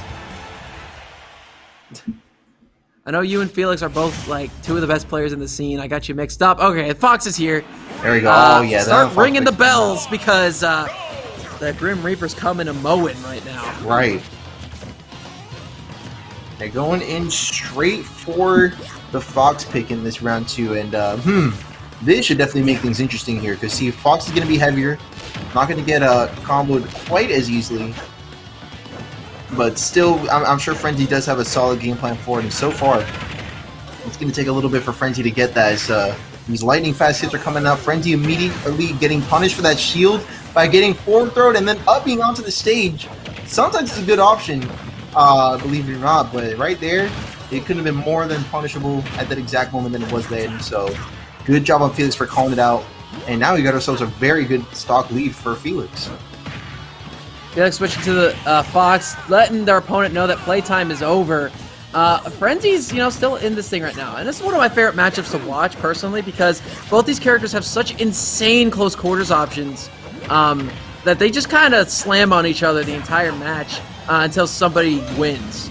There's the Shine Spike. We've been seeing Felix apply those quite a little bit, especially lately, to very good effect. We've been seeing, a ton of gimmicks come out with the Shine Spikes. And, while this isn't quite melee, that is still an insanely powerful option off stage. Comes out wicked fast, so if you got a read, go for it. Yeah, there you go. If you got a read, go for it, and that's exactly... right now, Frenzy, on the last stock, but you see Felix trying to go for a couple of reads that just aren't happening right now. And Frenzy's taking advantage of it and getting a couple of good options of his own. But there we go. This fastballer nature has not been helping Frenzy in the combo game department. We see, Cloud being a little bit of a mid, fall speed type of character. Okay, nice mind of the spacing. Not going to be prepared for that back hit to hit. And Frenzy does a very good job of spacing that, but we're looking at the beginning of the end here. Yeah, you can tell that Felix is just ready to start up game 3, trying to go for every up smash that he can, every single KO option available to him. And there we go. Oh, there's that Nair. It's going to be doing it. Yeah, catching at the ledge is going to be bringing us to a game 3 scenario. Felix is raring to go on this Fox pick 2 times in a row. Did that? Oh wow, that did run. Look at that. Yeah. So game 3 here. I'm assuming it's still going to be Fox Mario, but the counter pick is going to be very interesting. I'm imagining Yoshi's and Battlefield have been the bans here. I can only imagine. Oh no! What, Felix? What are you doing, mate? Is it Mario Ditto? No. Okay, so he's still running the Falk, but I guess let him have the Yoshi. I know pick. Fox is decent on the stage. I mean, doesn't have a ton of room to run around like a crazy person, but they do. I mean, again, one thing we know about Felix, they're exceptionally good at stringing together aerial combos. But again, you're going up against the king of those aerial combos in Frenzy, and you're giving him a stage where he can kill incredibly early on if he has a good headspace for dealing with you. And right now, we're seeing a little bit more of the longer range buttons coming out, and a hard read with that forward air. Frenzy starting to feel himself a little bit. Yeah, look at that. I mean, already kind of getting into the groove of things right now. But meanwhile, we got Felix taking control of the stage and kind of just taking control of the situation right away. There we go. Good narrow stage. Okay, you know what? Okay. I don't care, Frenzy. That was ingenious. Yeah, I'm like, you know what? So upset that didn't work. That would have been one heck of a way to take that stock, man. That would have been insane. Oh, no. And Felix automatically takes their opponent to the same percent, and they trade with back airs to be at the same percent. Yet again, the up smash will not connect. Frame 1 Nair comes out, and Felix has definitely found their niche in this matchup, and it's only a matter of time before we're going to the next set. But Frenzy holds out, down tilt back air. Great DI for Felix to survive that. Up smash will be taking that stock. There you go. Good finisher, but at the same time, you got an up air coming out from... okay, I can see the attempt to catch him on the platform. I feel like it doesn't almost, you know, if you ask me, it feels like it almost doesn't look like that up smash should connect over the platform, but I don't know. Because I know like these platforms are higher than like PS2, for instance, but you can still reach up there if you're on the right part of the slant, for instance. You can still reach up there, so I guess that was a good call on Felix trying to call it out. In case, you know, but right now Frenzy's minding these buttons pretty nicely with this like little bit of passive aggression, maintaining a very good distance and staving off every approach that Felix is throwing at him. We're going into a very even position right now, and that rage from Frenzy could result in a kill, but no, the well-spaced back air from Felix will be taking that stock instead. That's right, and now we have Frenzy on what could potentially be last stock of his winner's run, going for a down throw into an up air, trying to catch with a down air to catch, like, you know, what would have been like a falling aerial. But still really good job on, you know, keep playing things accordingly right now. You know, playing the disadvantage, but not really to a point that he's rushing in. Yes, and it seems like Felix has completely adjusted to their opponent's new tempo. And they're going to be making Frenzy go for a little bit of aggression here, which is something that Felix can absolutely keep up on. Back throw is going to come out. It will not kill, though. Great DI and the air dodge for good measure for Felix to survive, but a great back air is going to intercept the Fox illusion. It's a last stock, last game situation here in winners quarterfinals, and Frenzy is not looking to go down so easily. Yeah, Frenzy's fighting that good fight on this top platform, but top platform is where you don't want to be against a Fox, especially one that has such a good aerial game as Felix. So look at that, closing it out with an up air to take the 2-1 win and moving on to the next round for tonight's winners bracket. Yeah, that vertical game from Fox is super important, especially on a stage like this, like the tri-plats. Yeah, they could get up to that platform super quickly before you could even move if they have a good read on you. And Felix is going to be taking that game, giving their opponent some tips. Also, son, pull that mask up. Oh, there you go. I know you're DoorDash, but come on, we gotta keep people safe around here. Are you eating your mask, Felix? No. Subway's ramen tonight. Felix, stop! Okay, there we go. Let's watch this this uppie again from Frenzy. Look, if that worked, cracked. That would have gone into a Yeet Smash compilation. See, that was that's what we call that was cracked, but in theory, you know what I mean? Yeah, well, not so much that. It was more along the lines of like, if their opponent was at 1 or 2% higher, it would have killed. But it was theoretically correct. Right. It was more so just like good wherewithal.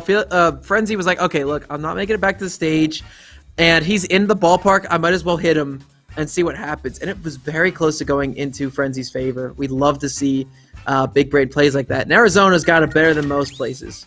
So y'all should be proud of your players. There you go. Big shoutouts. Anyway, our next set is going to be a grudge match between Skarm and Yomadafu. Skarm and Yomadafu, that's right. It was actually Yomadafu who happened to take the game over Skarm last time we saw this matchup go down. So we'll see how things play out this time in winners quarterfinals. Kind of curious too, because yeah, Yomadafu has been getting quite a good amount of practice with a lot of really good players. So let's see how it plays out now that we're going to be going up against said good players. I'm sure you know Skarm knows how to make a good number of waves within our Arizona Smash scene. He even did so earlier this week on Monday, taking the pilot program victory. So there you go. Let's see how things play out against Yomadafu on Game Watch. Right. Let's see how things play out. Good production. Yomadafu on Game & Watch, going up against Skarm, who will likely be, I want to say probably on Mario for this set, I would think. Yeah, I don't know, because Shoto's blow up Game & Watch. We know Skarm's got the shows, and look at this man reclining right now. Oof, he's at a flat line right there. That's like you know, like when you're sitting up, it's a 90 degree right there. There's like a 180 right there. Yeah, this man, he's got excellent lumbar support from that chair. Shake it off a little bit, yeah. Yes, sir. There you go. Oh, look at the Yomadafu. Okay, back off, bro. It's alright, Yomadafu wall break, fourth wall break right there. Damn, Yomadafu just ruined my immersion. Dog, you're not Ryan Reynolds. You could chill out a bit. Here I was thinking, I'm actually there. Because I wish I was. I was projecting right now. I was projecting onto Yomadafu. There you go. Look how bored Skarm is right now. Yeah. I'd say he's kind of McGregor-esque right now. You know, McGregor-esque? his lean back. Yeah. There you go. All right, so PS2, yep, gonna be the gentleman's agreement to go to this stage. Now the question is, who is the character from Skarm? We did see that, you know, the Mario does tend to work, but no, don't. We have seen Sheik. And there he is. The Sheik bit Game coming & out Watch. for Game One.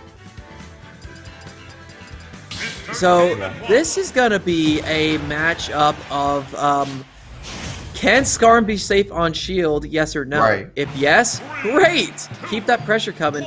But if not, you're gonna get up B'd.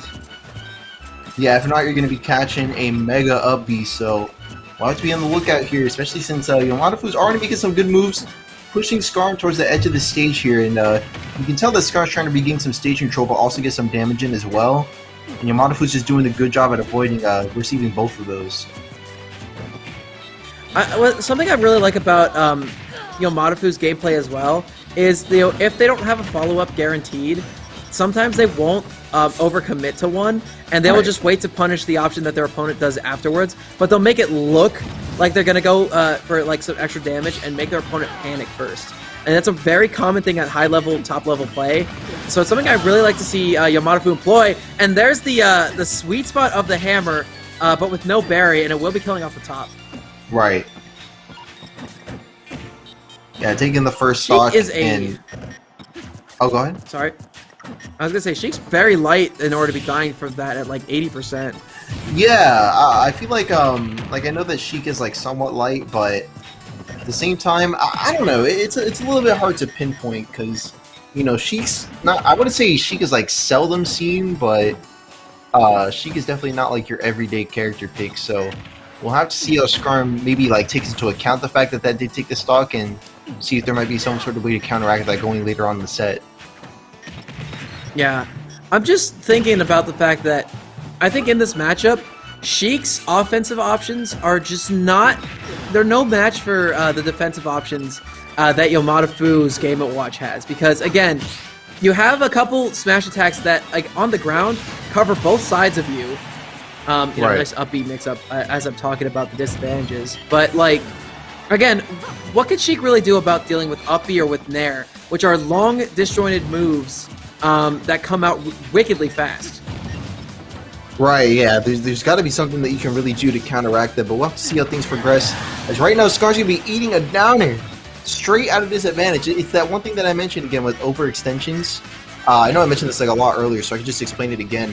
Is that like some characters will have really good, you know, potential for combos and strings and things like that there, but you know, if you overextend on a move that's not positive on hit, shoot, you could be eating exactly what you saw there, a big downer to close out that stock on Scar. And now Yomadafu's going to be taking the lead with a whole stock ahead. Absolutely, and again, minding their distances super well, making sure that they are, you know, I guess within the burst range of Scarm, but with, you know, at a distance that they can punish any kind of approaches. And again, Sheik has such a, I don't want to say one-dimensional game plan, but it's pretty much run up to you, hit you, and out-button you. But Game & Watch just straight up can't be out-buttoned, so this is a very difficult matchup, especially with a character who is all offense and very little defense. Right, all offense, very little defense, but right now, you got to find some way to incorporate some defense if possible. You know, even if you can't necessarily like put up like a wall necessarily, you got to find some way to maybe just avoid taking unnecessary damage. There you go. Good job on the shield, but that last hitbox, I believe it was like 3 different hitboxes that are on that move. Like between the falling hitbox and then like 2 hitboxes when you actually hit the ground, something like that.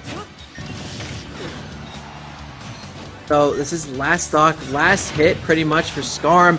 Okay, nice tech from Yomadafu though. I like the cheeky side B explosion, but it isn't gonna actually kill because of a great tech from Yomada. Ooh, yeah. All right, nice catch on the recovery with the back air. Now, if Scarm can out-button Yomadafu for a good minute, get a kill confirm, it could be a complete reversal. However, that is few and far between. Yep, there it is. There we go. Instead of out-buttoning their opponent, they got out-buttoned, up-smashed the chair.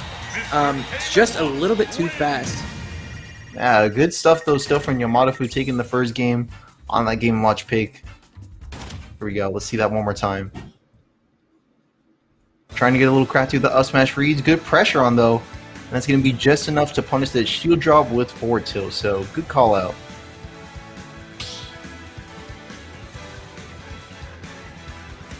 Looks like we're getting ready to get into our next game here. Let's I do kind of hope we see a character pick. A character switch. Right, that's what I'm saying too. Will it be the Mario? Okay, so here comes the Mario. Now, Mario has a similar problem with Sheik, where the up B strings can just, or the up air strings from Mario, while they're true, they are going to be a great option for getting a lot of damage onto Game & Watch early. But when they're not true, Yomadafu can just up B out of it free. Right, up B out of it to get away, or get that down air punish like we saw before. So, yeah, it does open up for quite a bit in terms of Yomadafu getting a punish in. So we'll see if Scarm takes it into account this time around, given that it already happened to him in the previous game. Already getting a good start on the up air string, and look at that! Gets out of the way right away in order to avoid getting hit by that down air that Yomadafu very clearly let out there as soon as he got the chance. Scarm is running back and forth on the ground. This is applying a decent amount of pressure. Yomadafu, though, cool as a cucumber, gets that dash attack off, clears a runway for their opponent, and is, you know, able to get back in center. But Scarm is doing a decent job of just not taking a ton of damage. They're only at 55% compared to Yomada's 104.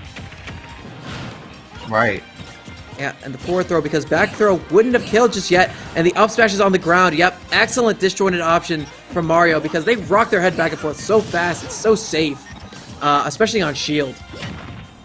Oh no, but there's the there berry, we go. Down smash. Second time is going to be the landing hitbox, and we're going to be following up immediately with up smash, with a forward smash as we do, to close out that first stock for the second game. Yomadafu already off to a good start, but not too far away from finding himself back in a tie. Yeah, it's gonna be off the top for that F smash, but it's all right. They get a kill. Things are going back a little bit more so into an even set, but hold up now.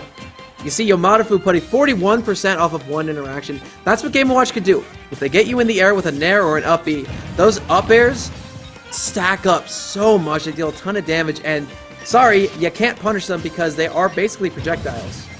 Right. They're pretty hard to go up against, so we'll see how exactly that ends up getting dealt with here. Good job on Skarm applying pressure with those up airs. Yeah, but unfortunately, Yomadafu is not going to take any damage from it. The landing hitbox of the back air is going to give them a little bit of breathing room. Skarm in the thick of it, though, putting a ton of damage on the board. Taking their opponent from 30 to 68. Lots of percent. And Skarm is back in the lead, but this is going to be a war of attrition. I mean, a couple up airs are looking good for Skarm. There's the up B, and that's going to kill a light character like Game & Watch. That was good.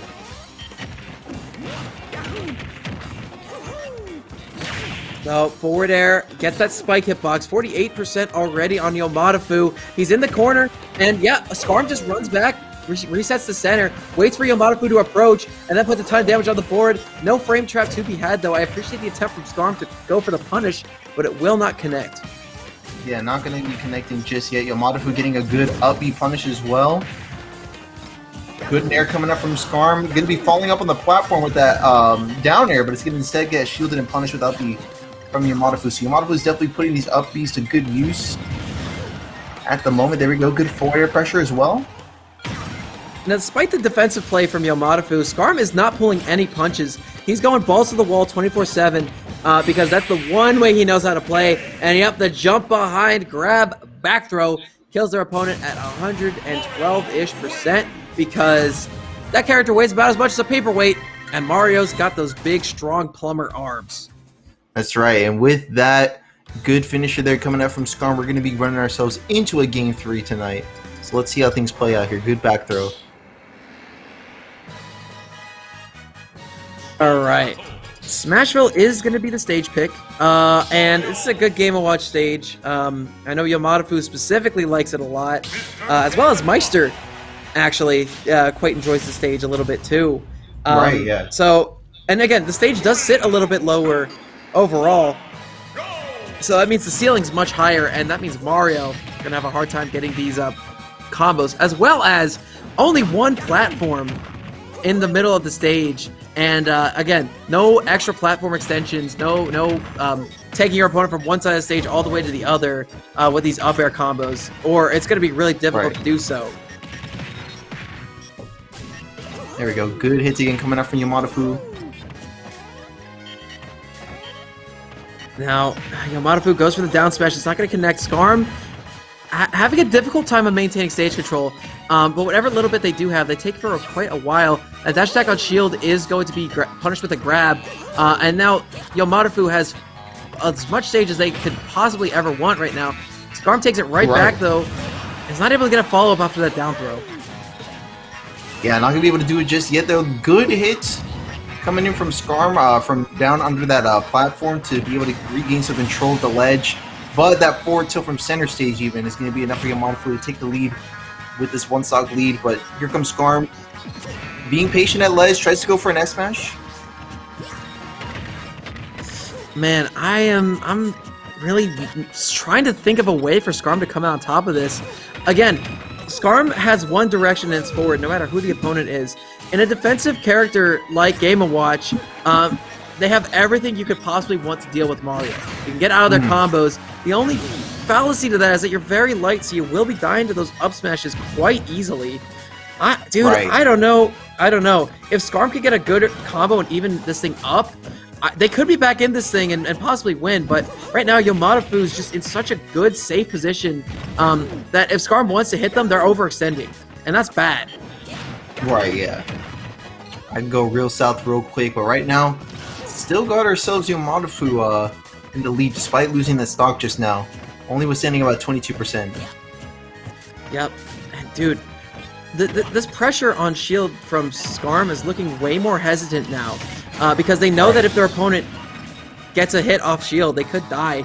But again, it's not going to be the ground game that's hard to deal with. It's that edge guarding as well from Game & Watch. And the disjointed back air is sealing the deal on that stock. Skarm almost getting lapped in percent. They need to mount a very safe and strong comeback if they want to win this thing. But it's looking like the end is nigh, and Yomadafu could be advancing to the next round if Skarm just can't pull this one out. Yeah, right now it's really starting to look pretty drastic for Skarm.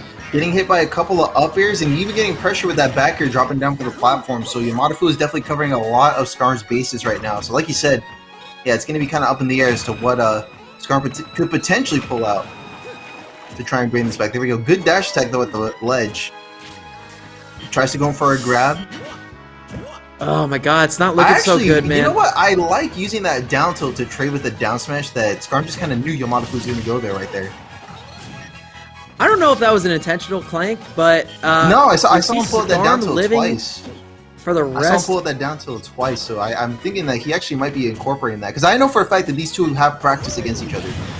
I know that for a fact, so it's very likely that Skarm has likely been taking notes on this matchup. Oh, it's so tense right now. Skarm is one big hit away from death, and they need to get a kill now on Yomadafu, but it's just not looking very likely.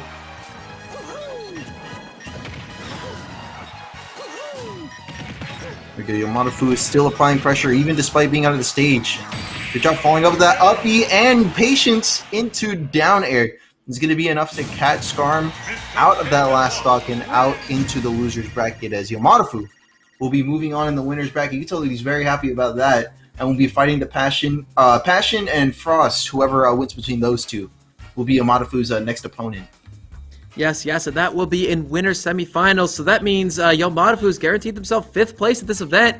Skarm in 9th place, but in loser's bracket, so they can definitely go a lot further tonight. However, our other side of winner's semifinals is going to be between Felix and Jinx.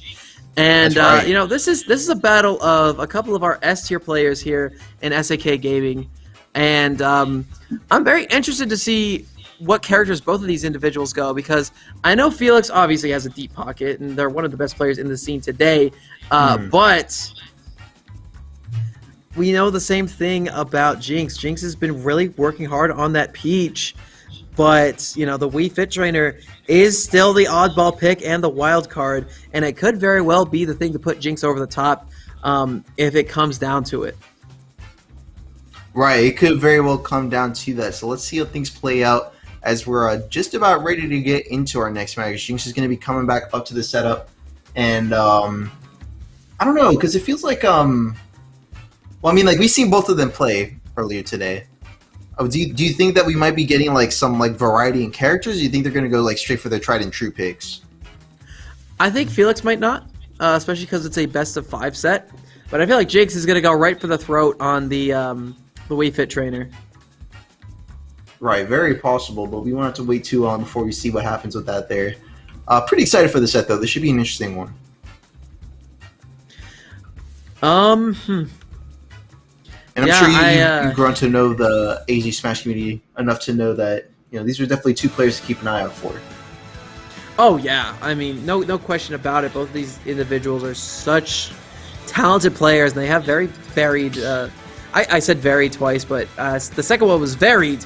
You know, they have a plethora of things they do whenever they're playing that makes them super compelling to watch. Jinx has, again, the unbridled aggression that we don't see from a lot of Wii Fit trainers, as well as a lot of just wacky options that come out of nowhere and potentially get those dubs. But we are going to be seeing the Lucario pick from Felix right now. And yeah, very interesting. I'm going to be a little bit confused going forward, but I do know that Felix likes Lucario a lot. And Lucario, I know that, right. With players like Armadillo in the you know, the Great White North of Canada, recently ushering in a new era of Lucario, we could be seeing this character have a resurgence and get a lot of traction in the meta. Unfortunately, though, I have a feeling that the Lucario is still going to remain a solid mid-tier, just because they're not good until they're at like this percent. But when they're at this percent, they're nuts. But when you're playing against someone like Jinx, they're going to be killing real quick. Yeah, that was really good start there for Jinx, but at the same time, You can see, even without aura, Jinx is still able to receive quite a bit of damage there from Felix. But going off stage twice in a row for a downer spike. And that's going to be taking a 2-stock lead for Jinx. We'll have to see how Felix is able to bring this one back. That's the Jinx signature, baby. Go deep for those down airs, and maybe it'll hit. I've seen them do that practically every time I've seen them play. But yeah, the really hardcore aura right now, because they're at a 2-stock disadvantage, is allowing that aura sphere to kill wicked early. That's right. And here we go. We already got Jinx going off stage, catch him with the header, but the soccer ball is actually going to be saving him and keeping him in the game. Holy. The betrayal, dude. Oh, that spike would have been so legendary, but no. The ball had other plans. But that's okay. Jinx still maintaining a good lead. There we go. Good dash attack on the F smash. And no. Okay, the jab one, the back hit of it's going to connect. 163% on Felix right now. And again, this is where it gets real scary for Jinx, because they're at a percent where they might die, but I was like, no, it doesn't, because Jinx just went in there with no fear. Jinx went in there with no fear. It's a very underrated combo tool. We're going to see it again here in just a second, but Jinx hit Nair 1 to up air, read the DI perfectly, was able to take that stock, gets the shield there, jumps over top of the down smash, and it's going to do Nair 1, up air, take that stock, and the game, and I'm imagining the Fox comes out now. Yeah. That's right, yeah, the Fox is out. The Fox is on the loose. You're past the trial phase. Now we're getting into the thick of it. That's right. Into the thick of it is where... I mean, I feel like... Because Felix, you know, obviously likes to vary the character picks, you know, when it comes down to it. But that's not to say that, like, Felix necessarily becomes, I guess, like, what's the word? Like lax with the matchup, you know what I mean? Like, he still pulls out characters that he feels competent with. Feels like competitively viable with, you know what I mean? I'm sure he got like a Wario that could probably beat me, you know what I mean? But that doesn't mean he's going to be pulling out against someone like Jinx, so... You know, even though he'll pull out like random characters, that doesn't necessarily mean he's going into easy mode all of a sudden. For sure. And, again, anyone can beat anyone on any given day. I'm a firm believer in that. And, you know, Jinx is someone who I could definitely see having a decent chance against Felix, especially because of how good Jinx's hard reads are. Jinx is really good at just making sure that they know where their opponent's going, or at least they have an idea, and they'll throw out something that'll cover that in a very wide variety of ways. I mean, that side B header spike that we almost saw last set is a clear emphasis to that point. Yeah, very clearly indicator of that. So let's see. I mean, now Jinx is going to be punishing with a dash attack, powered up by that deep breathing. Will be exactly what Jinx needs to take the first stock of this second game. But here comes Felix, this time with 121% on his opponent, so he's not that far off from tying it right back up. Yeah, but again, good job maintaining a good space from their opponent. Waits for all of the projectiles to roll over, and then goes for the hard punish with the up smash to take the stock. Great play from Felix, but they are at 46% at a deficit right there on the second stock. But if anyone can bring it back in a matter of moments, it is definitely Felix. Right. And right now, Jinx having a super hard time getting back on stage. There's the down air, though. Not going to kill, but the message has been received. Jinx is here to play, and Felix best be ready for it. Yeah, he best be prepared. And right now, he's got the deep breathing, but not in a good position to really go up against Felix. But now we're able to find him back onto the center stage. Only we met with up tilt and almost back here. It's been one heck of a monstrous confirm right there.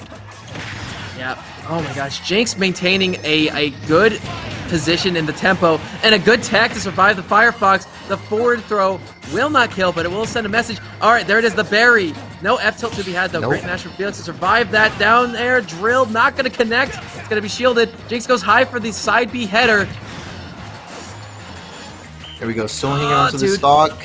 It's starting to get really scary here for Felix. You can even tell, like, even Felix is trying to respect that. There we go, yeah, really good stuff. Jinx playing like a madman right now, but not to be outdone. Up tilt back air from Felix will be taking that stock. It is 1-1, and Jinx strikes first on this last stock. 45% already, looking for more, but they put themselves off stage, and this is where Felix really excels, is when they have that advantage. Back air gets There we go. Felix off stage again. Man, God. There we go. Oh, yeah, Jinx is sticking to Felix like a musky leech right now.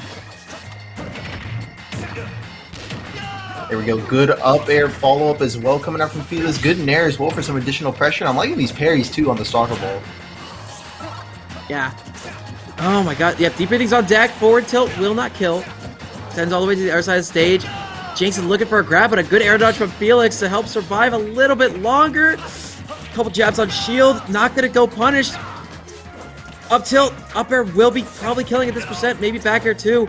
Up Most tilt. likely could, but No, good there's air the up dodge smash. only to be met with up smash. Yeah, that was actually really good. Baiting out the air dodge and then immediately punishing it before he even got the chance to land. No, great frame trap. Again, this is when, you know, they caught Jinx in a pattern. They were constantly launching Jinx up into the air and getting those air dodges. Felix goes for it one last time there, and the up smash is gonna come on out, take that stock and the game. We're going to a game 3 here, 1 apiece. Run it right back to PS2, and Felix, now with all the momentum, Jinx needs to wrench it out of his hands if he wants a chance in this set. That's right. Here we go. Already landing a good couple of, good couple of hits to get him to that higher percentage, or at least going for it. Yeah, it's going to be getting exactly that, all the way to 75 off of those good couple of hits for 30%, and then, like, what was that, like 2 nairs? With the deep breathing, it really outputs that much. Nair's dummy good, especially with deep breathing out. I think it does like 15 regularly, but with deep breathing like 17%. It's great. And also, as we saw earlier, Nair 1 has really good confirms into up air and a couple of other options too. And I think Jinx, you know, if they want to win this set, they need to maintain a good level of composure against Felix, because it is really easy to get caught up in the tempo that Felix wants you to, which is way too aggressive.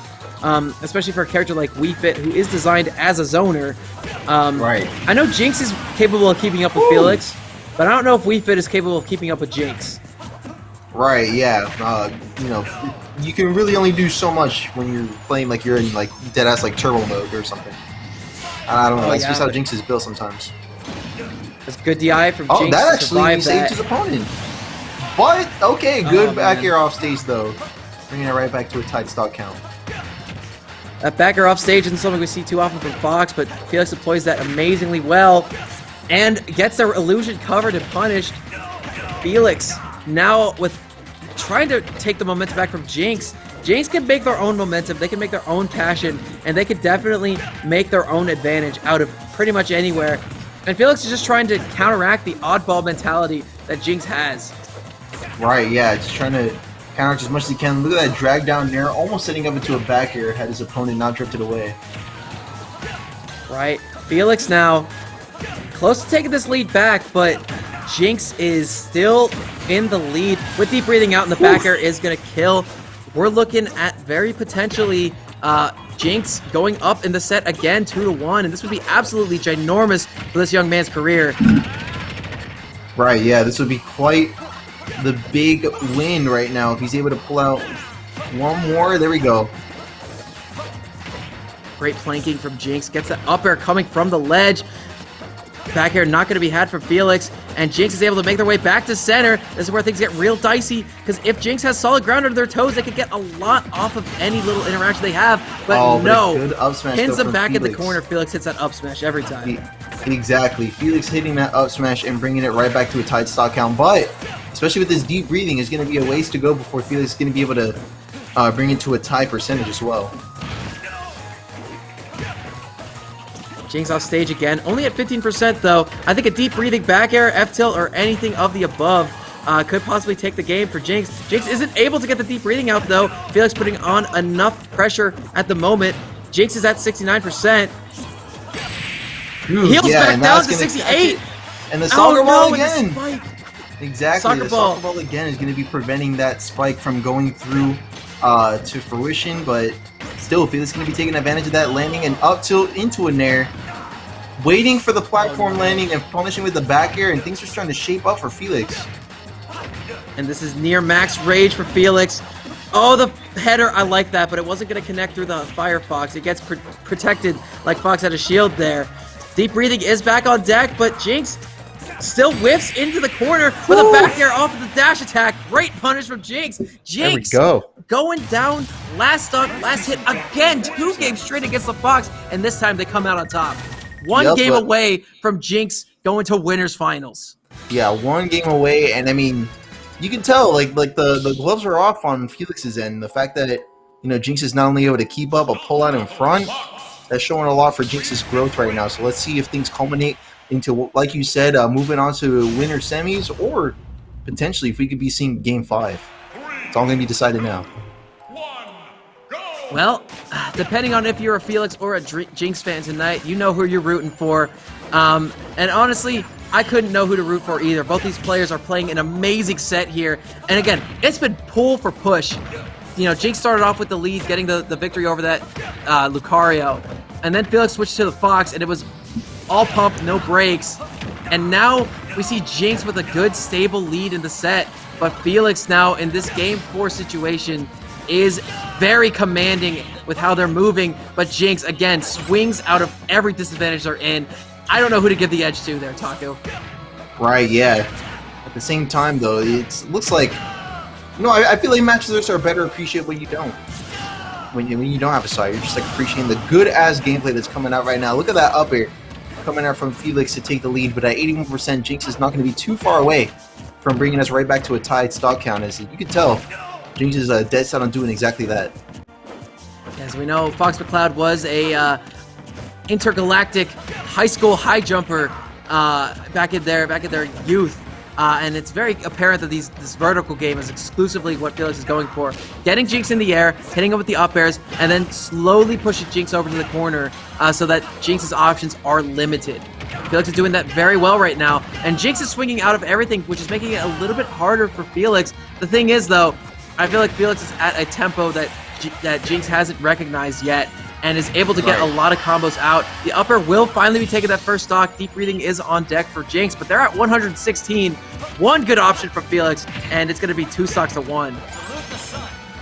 Yeah, 2 stocks to 1 right now, so let's see how things play out. As still we got ourselves a pretty good, I would say like a pretty good opportunity for bringing it back, deep breathing and what have you. Yeah, Jinx seems to be recognizing that. Going off stage, getting a side B in response, and Jinx is going to be able to regain control of the stage, and Felix landing a backer on that platform once again. It's not the first time we've seen that. But overall, I would say that was a successful second stock for Jinx, because they were at a huge deficit on this first stock, and now this game's looking increasingly winnable for Jinx. Jinx just needs to play very careful and tread around the Fox like it is a box of tacks on the ground. You don't want to step on those, and if you step on the Fox, you're going to be getting a bite. That's right, yeah. You don't want to get too close if you don't need to. There we go. Good finisher on that stock coming out from Jinx, and we're going to be one step closer to Jinx potentially taking this set, but at the same time, look at that good reflect coming out from Felix, and we're going to be one hit closer to a Game 5 situation.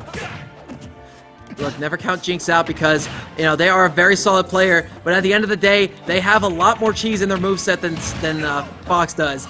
And I know Jinx is one of the few who knows how to use them to great efficiency. Right. Alright, Salute the Sun comes out. The reflector hitting that header right back at Jinx almost immediately. Great play there. The back airs, Felix is definitely fishing for them right now. Up tilt flank from both opponents. 23 to 161. Jinx needs a miracle right now.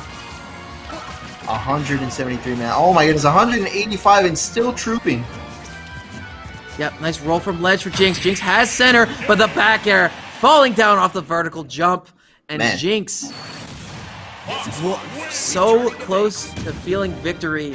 Had a good lead. They had their 1 game of buffer. But now we're going to a Game 5 situation here in winner semis. And Jinx needs to pull out all the stops if they want to stay on the winner side of bracket. Felix is very comfy right now.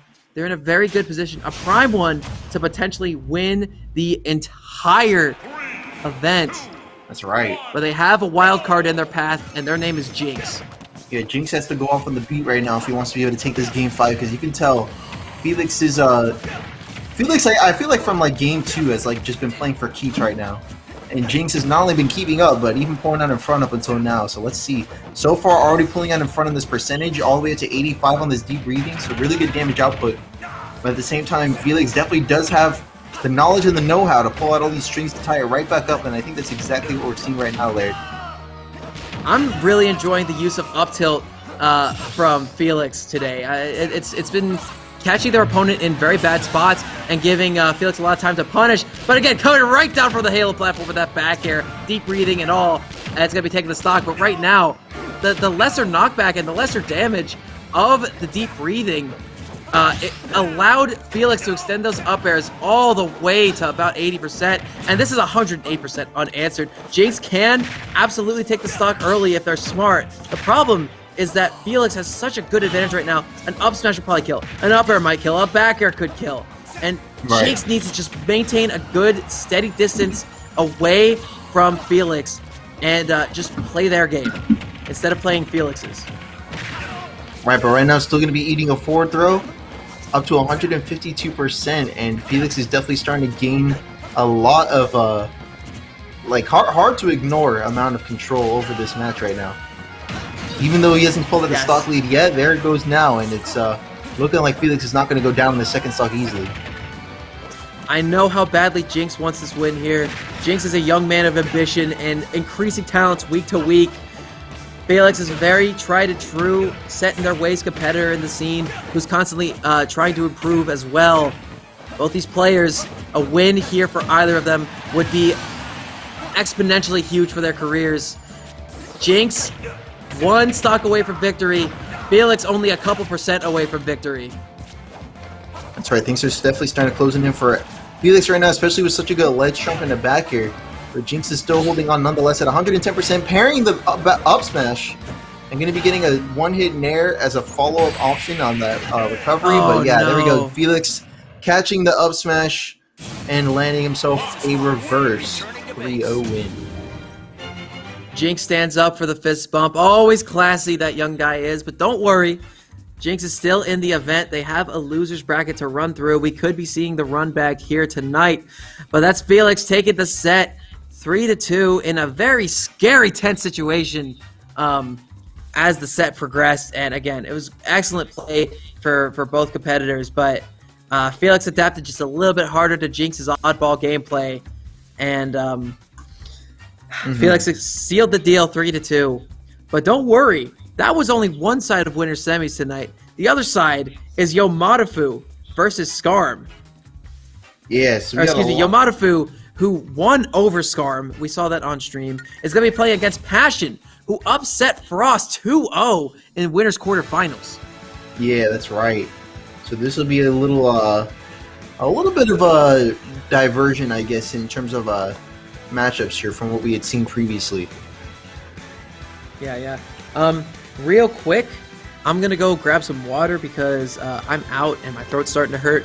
I'll be back before the set starts, though. Don't worry. I think I will actually do the same. We'll see who gets you back first. Yeah, let's do that. Okay, I'll be right back.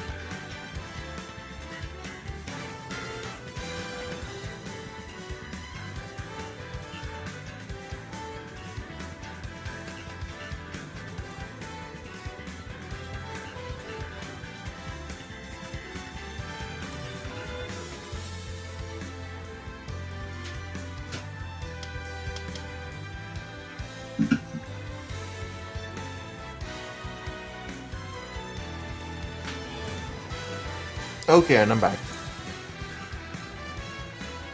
Wait, is it just me still? Oh, damn. I done did it? I got by first? Alright. How's it going, chat? How are you doing today? Got some more. You have Modafu coming up against Passion, and to be honest, I'm curious. I would say I'm decently curious as to how this will play out. See, look, I'm back just in time, chat. I'm ready for this hype set. It's gonna be Game & Watch versus Steve, and I gotta admit, it's not a matchup I'm very privy to. Right, yeah. I was just saying, like, I'm just kind of curious to see how it plays out. Yeah, me too. Me too. So, I think the epitome of this set is going to be, can Yomodafu stick onto Passion and prevent them from mining? Or, alternatively, can Passion get the materials they need to deal the ton of damage and knockback, you know, with like diamonds or with minecart or anything to that effect?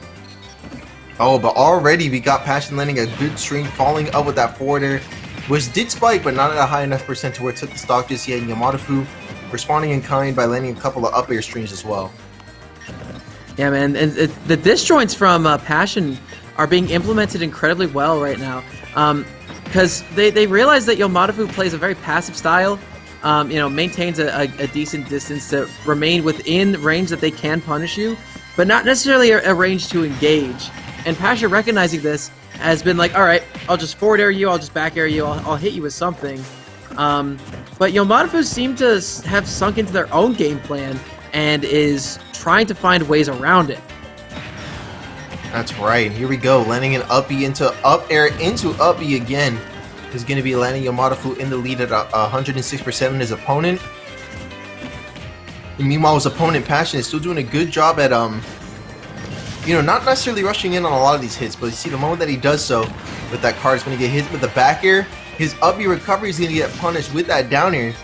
Drag down back air is going to be the option for Passion that to fall victim to on that first stock, and now Yomodafu is going to be taking the lead here. Still sitting at 81%. I'm looking to kind of see, oh, okay, a reflector of that minecart. Now, unfortunately, that wasn't a command grab, but I think as the set gets later, if we see more of that, Yomodafu could be in a very good position as the set goes on. Oh, yeah, there's a reflector getting Alex off stage, but Yomodafu tries to go for an edge guard instead of maintaining a ledge trapping position, and there's the back air with wooden tools nonetheless. It's going to be taking the stock anyway. Still closing out the stock, so good stuff from both of them here. Alright, we see stone tools out right now. Yeah, spam up tilt, but see what happens. You're gonna get hit by a bell. Whew, yeah. Almost immediately getting responded to with that there. Good reflect though coming out from Yomodafu, even punishing the get up option with that nair as well. So good coverage on the platforms. Now, I think right now Yomodafu needs to maintain a good position and make sure that Passion can't do much mining this stock, because after they lose this stock, they're going to have diamonds coming out next, and on top of that, they're going to get their iron back as well. So having no diamond, or excuse me, having no gold or no iron going into that extra or that next stock is super important. But there it is, gold is here, and this is where stuff gets a little bit scary, because Yomodafu is still in the lead, but that lead could disappear in that next stock real quick. Yeah, it can go real quick if you're not careful on that. So we got to see how that's taken into account here. Good job from Yomodafu landing that forward to close out the second stock and taking the lead once again. You can see that Passion, as per usual in this set so far, has been showing that he's not too far behind. So this might be a good opportunity, especially with these gold tools, to finally put her in front. Yeah, and now, look, gold is gone, so there's no powered up rails just yet, but this is diamond on deck. You're still mining relatively fast, and on top of that, Yomodafu's already at 64%. This lead has condensed and evaporated into a rainstorm that has become Passion's lead. Not my best analogy by any means, but not a horribly bad one. Alright, well, here we go. We got ourselves a good... Anvil? A good comeback from Passion, yes, with Anvil, that's correct. No mistaking it there. Came out so fast too. Surprisingly fast. Yeah, Yomodafu was not ready for that one to come out. This came out so fast. We got to hit a replay on it. Let's see that again. Man, yeah, bomb center. Yeah, right out of disadvantage. avoiding the down smash. That match took 3 minutes and 50 seconds.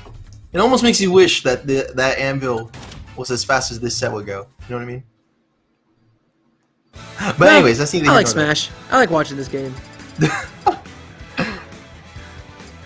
you go. Oh, the counter pick the duck hunt? Oh, I was waiting for it. I was like, Yo, you know get what? these resident sleepers out of here. I would have been down for that matchup. On duck hunt? Count me On in. Duck Hunt, though? Alright, yo, Madafu, sticking with the game and watch. Passion on their phone right now. Hey, yo, pay attention, young man. We got a set to play. There you go. No, you gotta Thank get the you. bangers on deck.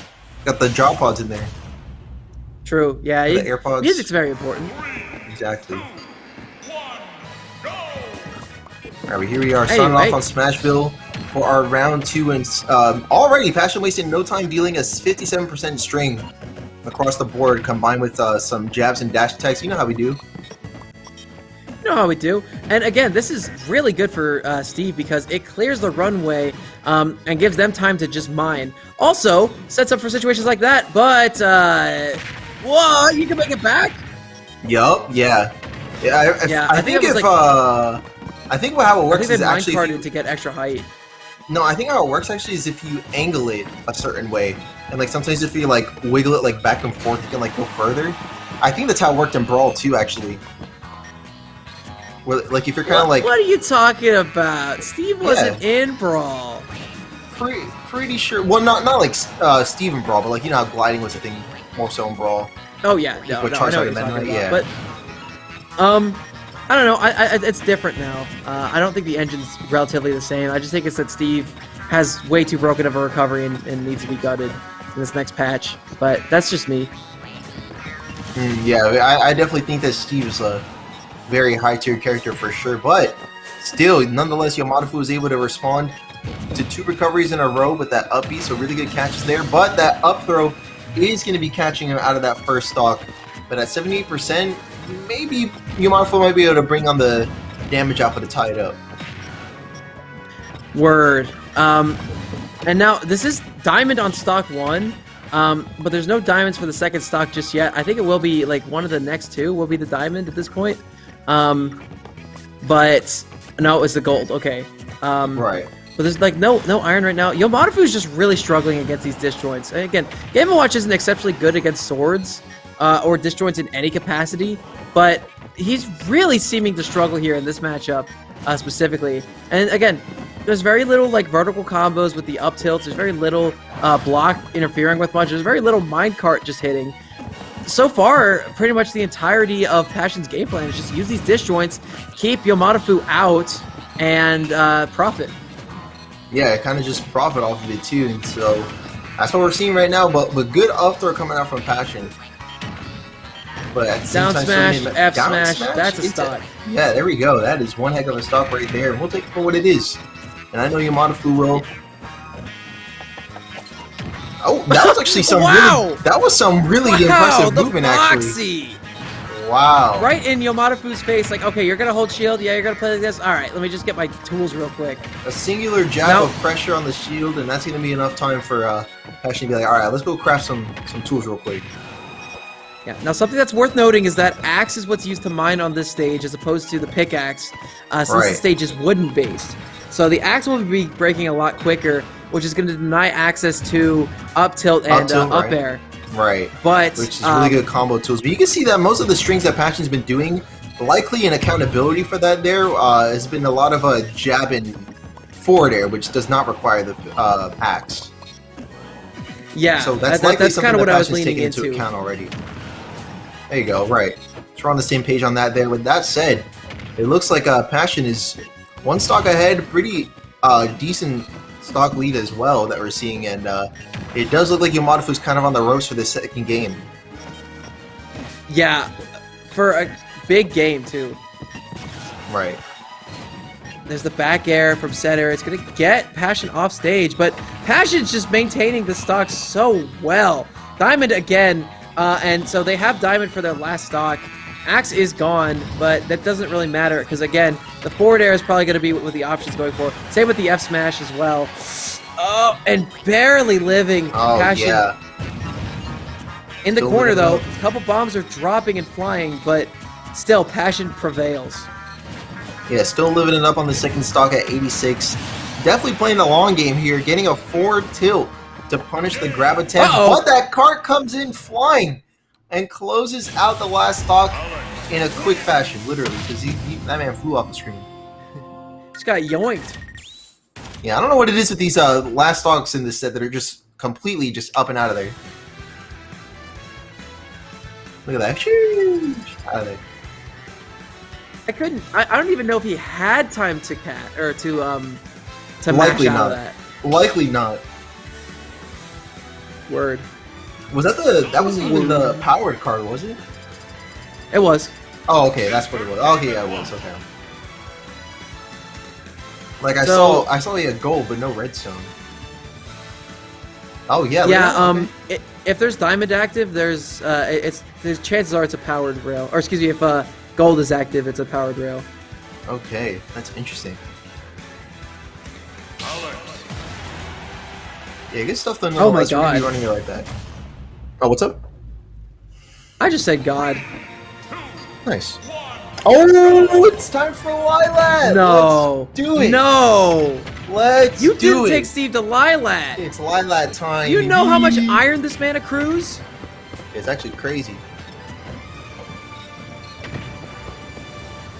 I know he takes longer to mine it, but still, you're only getting iron. And it's like Right. the best material you can have because it has the most uses, and it's by far the most versatile. Right, by far and away the most versatile, but we'll see what Yomadafu is able to do in accountability for that, as it was, in fact, his counter pick. Likely took that into account, I feel like. Yeah. So, I think, stage control is really hard to maintain on this stage because of just, the slants, the angle, how small center is, and, how low the platforms sit. So, this is going to be difficult for, I think, Yomadafu more so than Passion, just because Passion can from the corner use, minecart or, like, a bunch of those, like, dumb options. Whereas Yomadafu needs to play a little bit more of a condensed game and make sure their opponent just has very few options. Right, yeah, just needs to But make again- sure that those options just aren't available. Sorry, go ahead. Right, no, you're right. Now look, gold is active, but there's not a lot of iron in hand right now. I think before anything else happens, Passion needs an upgrade to their current toolkit. The diamond is here, so that next stock potentially we'll be Okay. seeing that. And right now, Yomadafu just can't get back to stage. Yeah. Kind of just keeping all of the stays there. Still able to get on, though, with that up B. There we go. All right, Bomb is gonna beat out Minecart and put their opponent off stage. Up B can deal some damage, but back air falling will not kill. A lot of percent on the board though.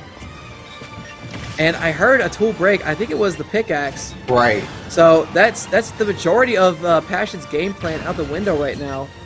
Yeah, has a lot of tools unavailable to him unless he finds the opportunity to be able to mine that safely. There we go. Okay, but Good there's a side powered up hit. rail.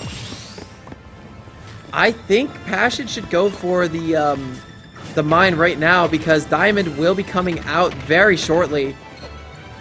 They still have the up tilt ability though, but just no forward air. Right. But it doesn't matter. Steve can still throw hands. Yeah, Steve can still throw some hands pretty adequately like you're seeing here.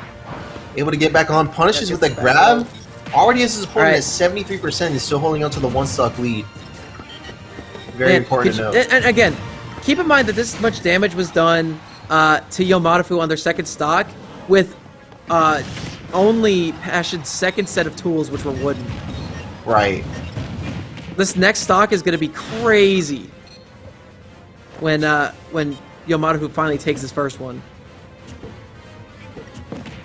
There we go. Oh, good Double job grab. catching. Second time's a charm, yeah. Looking for the grab again. Interesting. Man, and Passion's just like, yeah, look, dude, I'm on my way out already, so I'm just going to kind of try to stay alive.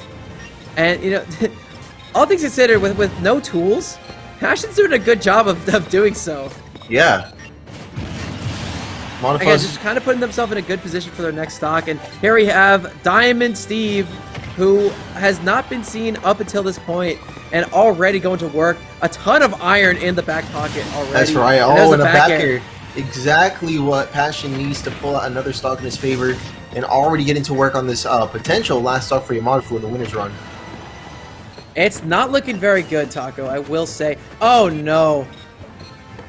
That was everything right there. If that down air spiked, which it definitely wouldn't from that trajectory, right, that would be, I think, the opening Yamato needs to come back into this thing. But as it stands right now, Passion just has so much percent on him.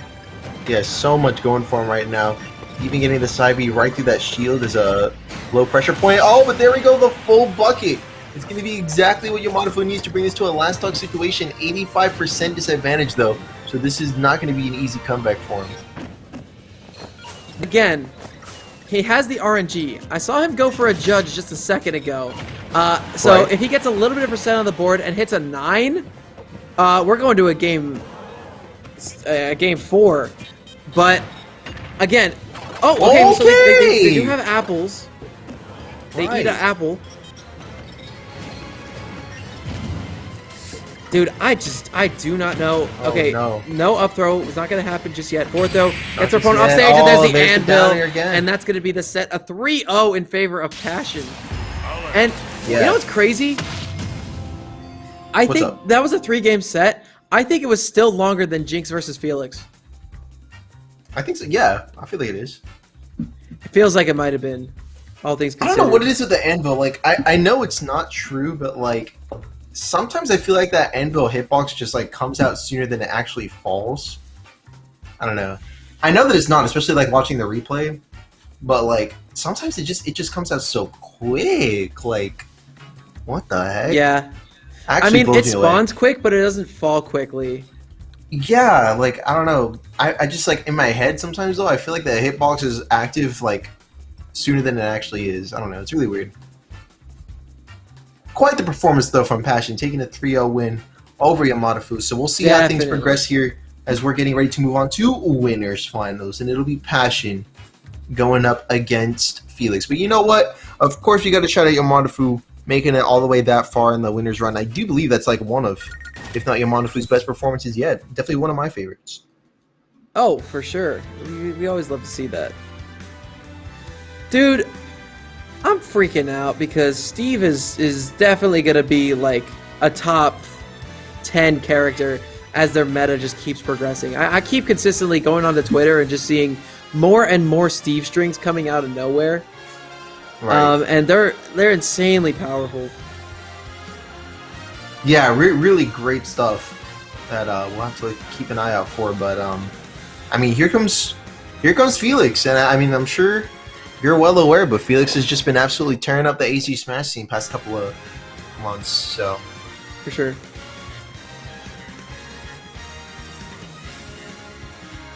Right? Yeah, sometimes you can literally just press buttons with characters and win. Very true. Yeah, just happens, man. But don't worry, it's all good. We're going to be seeing Felix versus Passion here in Winners Finals, as you alluded to. And I got to admit, I think Fox might be one of the shining beacons of hope that Steve might not get too high in the meta.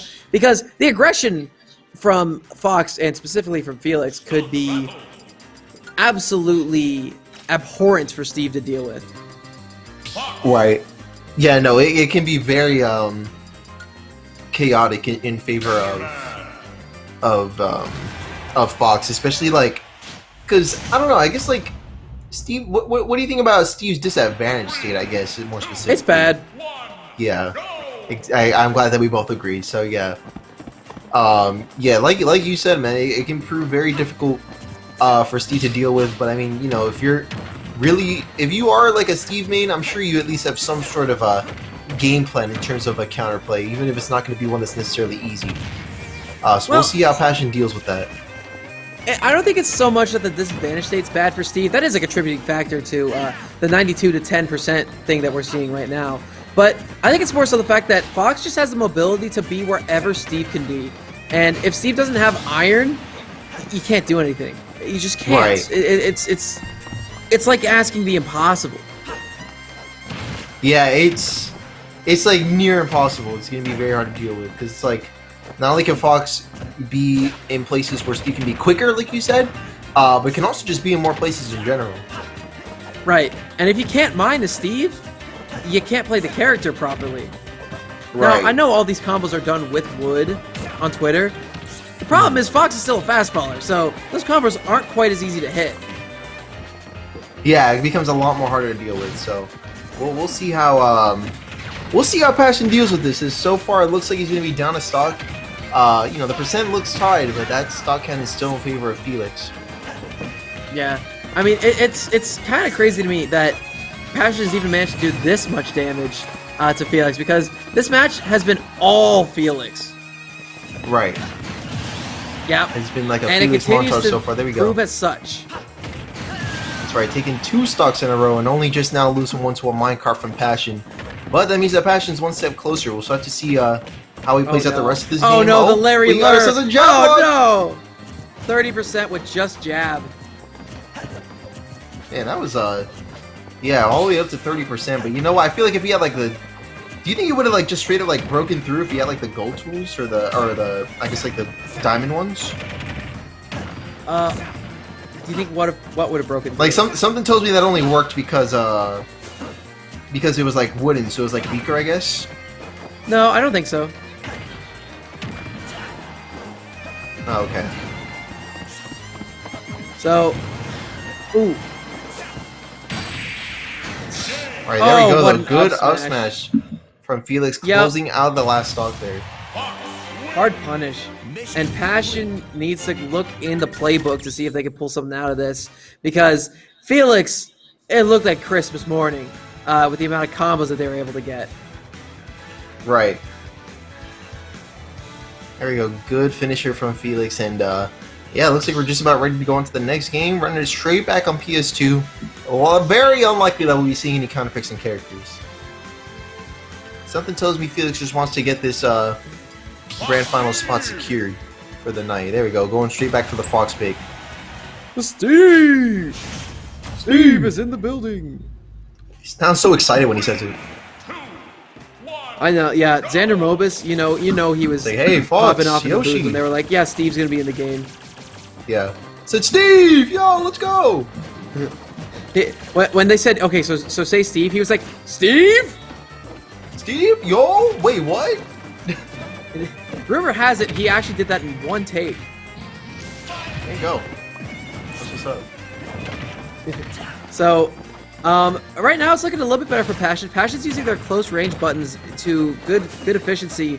But again, still having issues with that getting out of the corner and landing thing. And Felix just pressing buttons all the live long day, getting a jab block into a down tilt. Lots of percent on the board. But Passion's not quite as far out of it as they were last time, but I'm gonna have to eat my words because Illusion up air is gonna be taking that stock. Yeah, there we go. Good finisher from Felix, already taking the lead of the second game.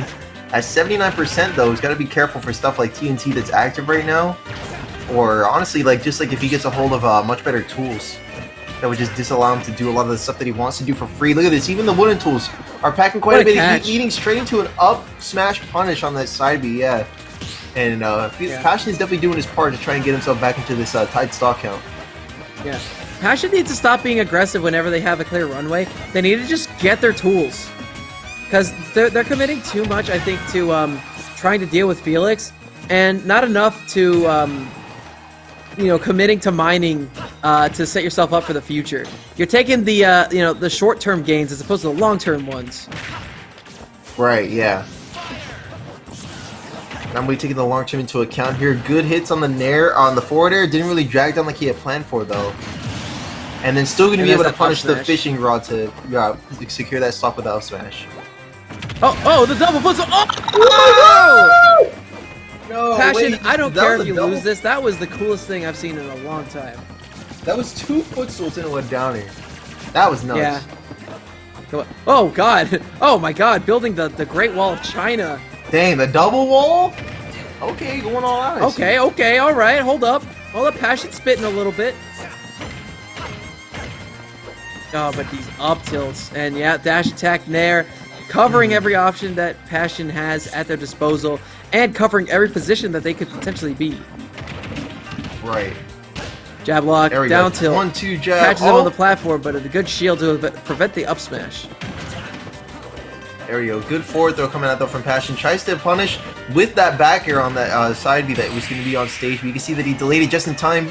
Gets a good string, following up into a back air, but unable to close out that stock just yet. But instead, another punish on that grab attempt with the fishing rod will be landing an up smash on Felix's end to take 2 games in a row. Look at that. 2 games in a row and a pretty solid performance so far. Yeah.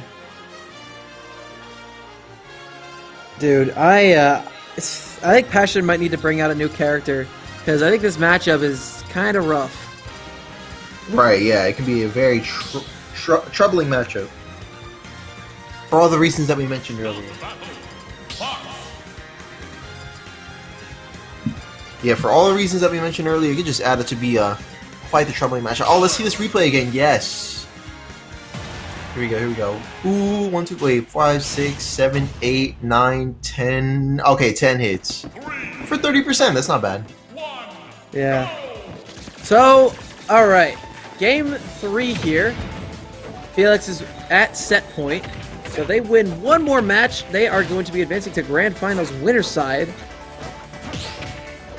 That's right, yeah. Oh, okay. No punish off stage, though. I would have liked to see, like, an anvil or something there.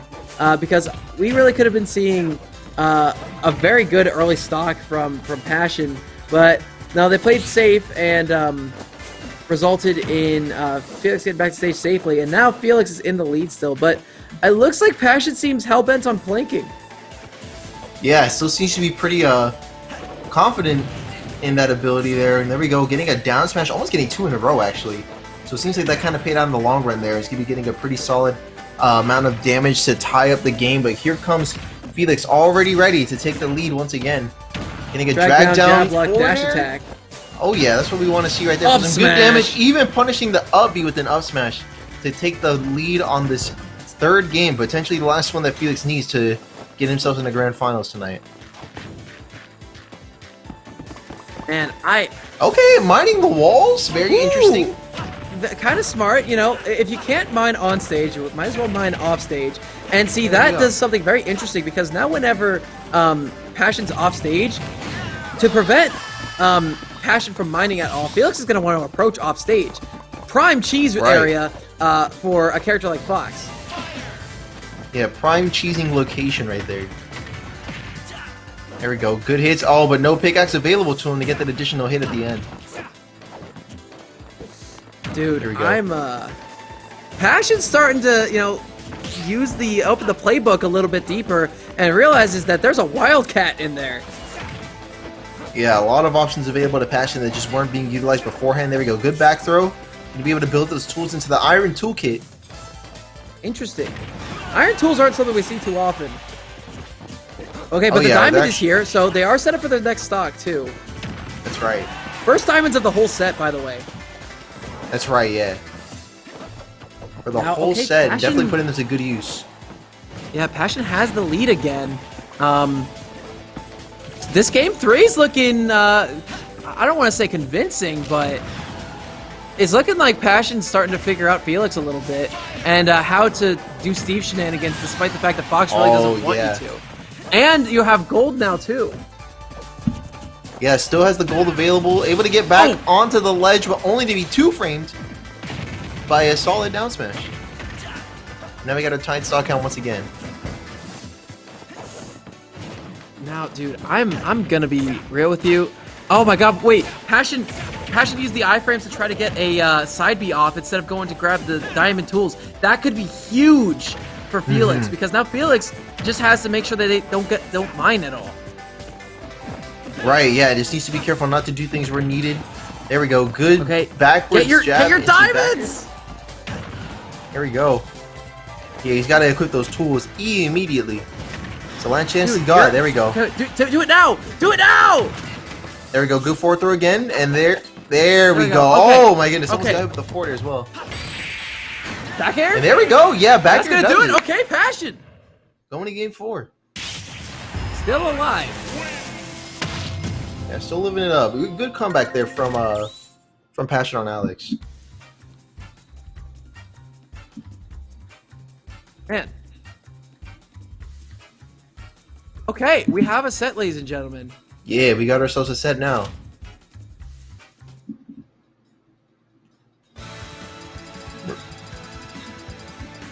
Really good job bringing that back. All right, so here we go. Mishima Dojo is going to be the counter pick of choice here. Moonsiders! Good tune, good tune.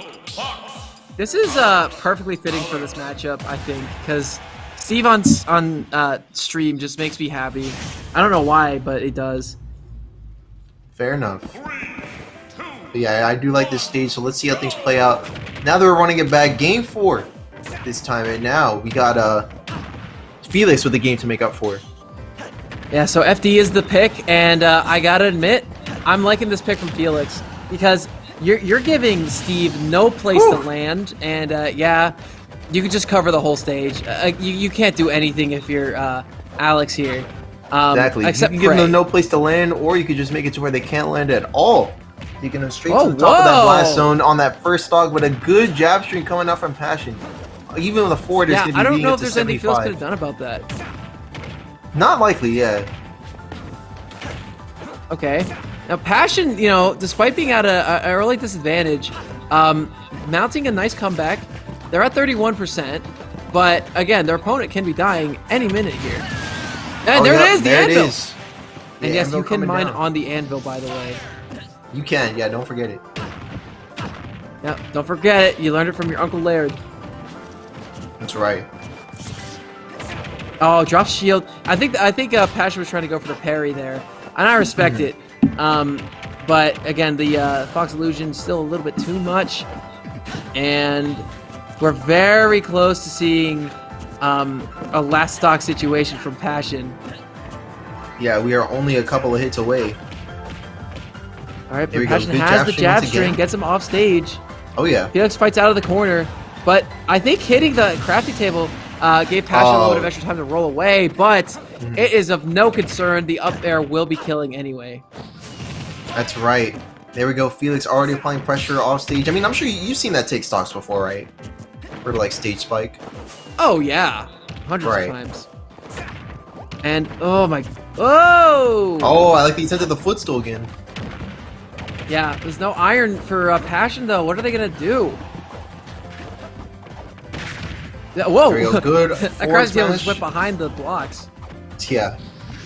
Oh, that's not good. Get your mine out, dude. Okay, stone tools and 3 iron on deck for Passion. Now, if Passion could play this like they did the end of the last match, they're mining the walls again. Very smart. Very nice. Smart. Oh my goodness! What?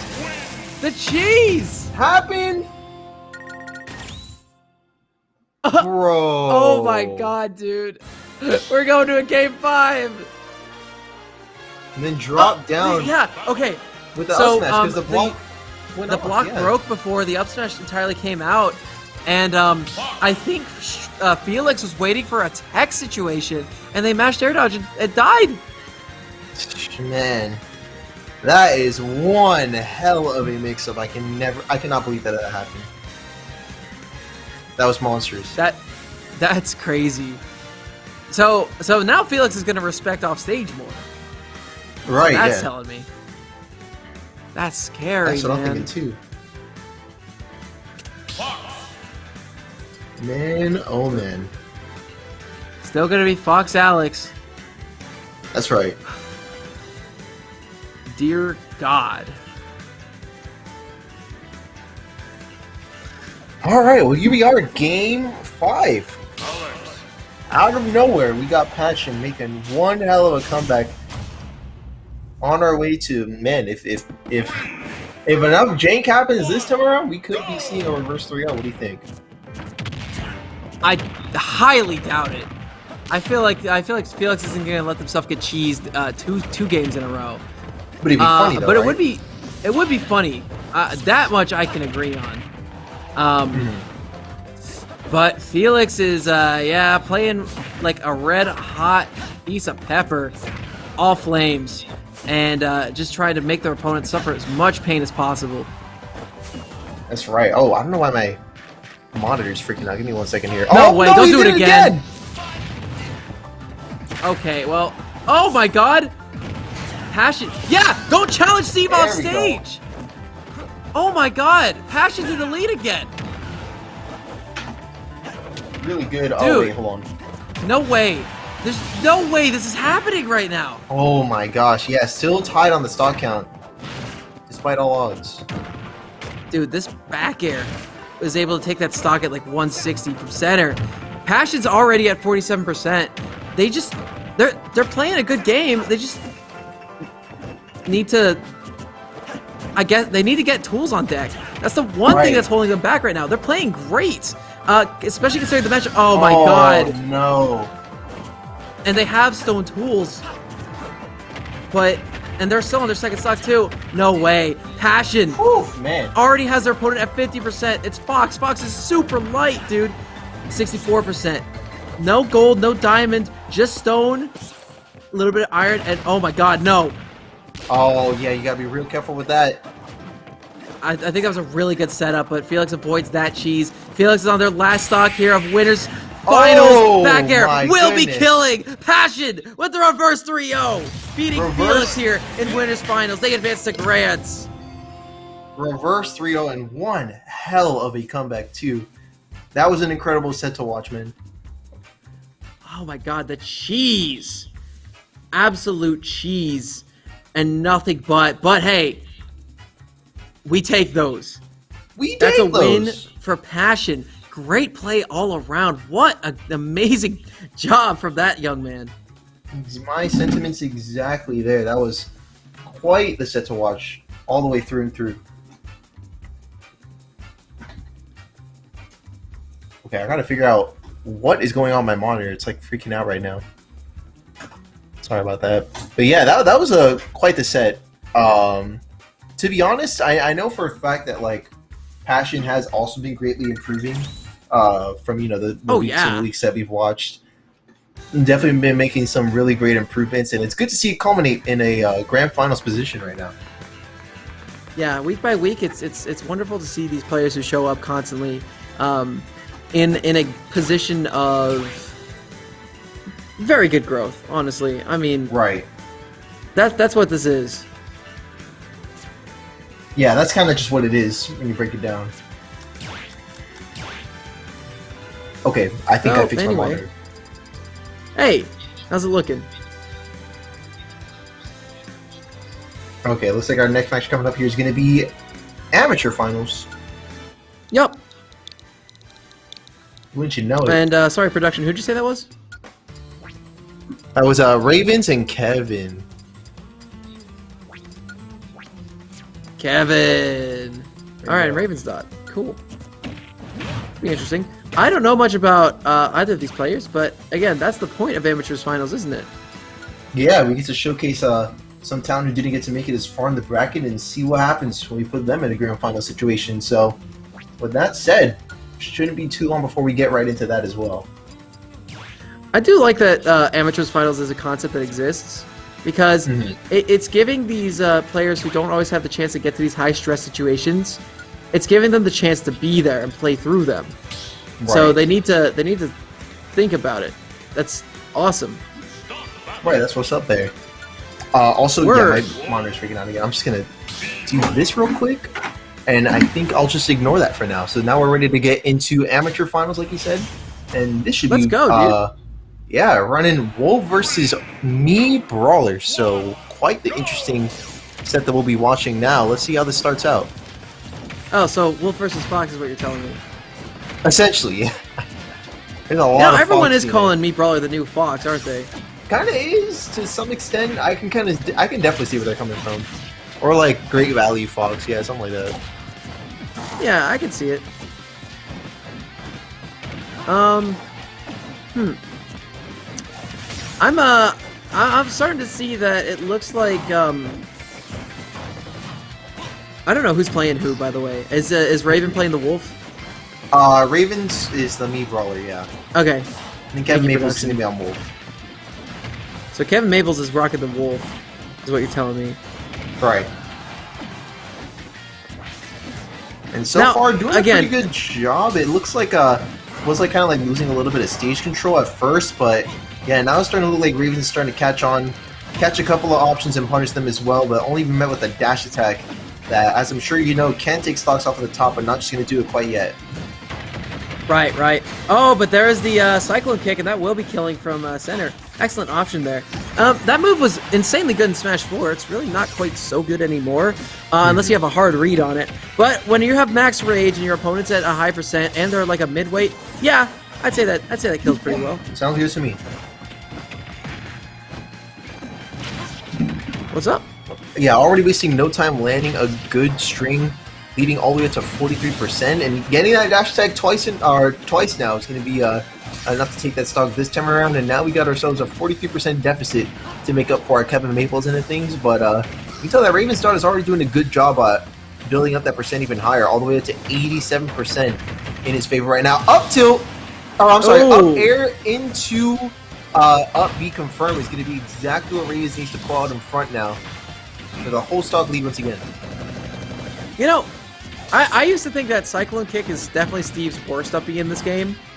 But, I mean, after seeing what we're seeing, I still think it's pretty good overall. I mean, Steve just has three... I keep saying Steve. Brawler just has 3 good up Bs. You know, the Axe Kick is really good out of shield, and it spikes off stage. Right. The Piston Uppercut, or actually, it's called the Thrust Uppercut in this game, kills really early and can be used really well out of up air strings. And the Cyclone Kick is really good at just taking stocks early if you have a hard read. Yeah, exactly that.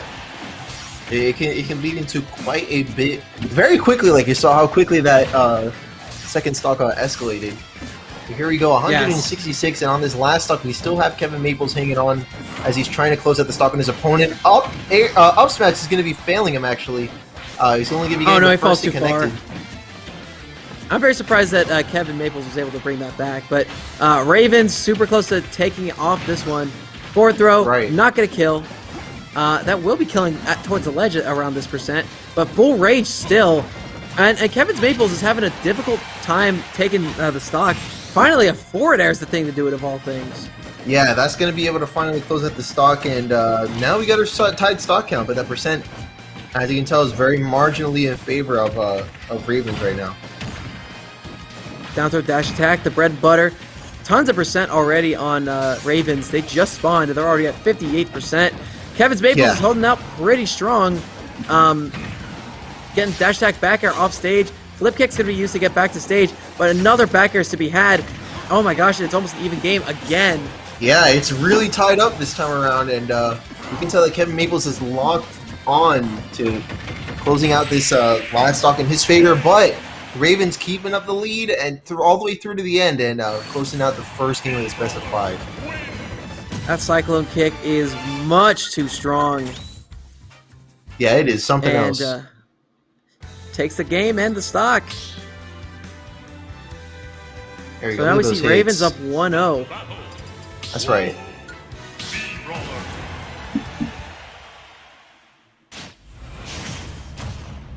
Alright, let's see what the counter pick is. I doubt there'll be a switch in characters at any point in the set, but I am interested to see where the set takes us in terms of stages. I think this is the first Battlefield pick of the night, isn't it?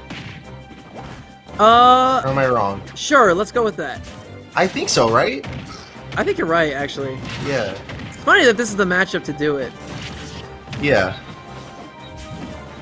I went to small Battlefield a couple of times, even Yoshi's, but no default Battlefield. So here we are. Battlefield for the first time tonight as Kevin Maples and Ravens just going to be on our second match. Ravens up 1 game right now. Man, I always feel like Kevin Maples is doing fine, and then Ravens just hits him with something dumb and blows him up out of nowhere. Yeah. I feel like, yeah, that's basically been a recurring theme already.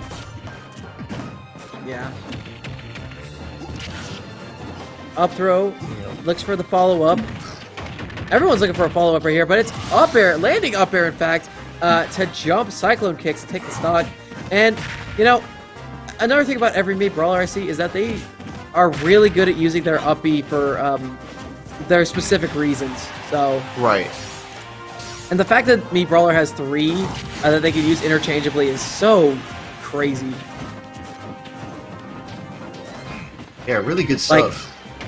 It drastically changes the style of gameplay for each Mii Brawler, and we see an amazing combo, 71% on the board on Kevin Maples. Kevin Maples fights back, gives Ravens 37 of their own, and still going up to 60, 73, has now taken the lead back. Yeah, taking it right back, and well, now we got ourselves a pretty even game here. Good parry, though, coming up from Ravens on that down smash. That could have been pretty devastating.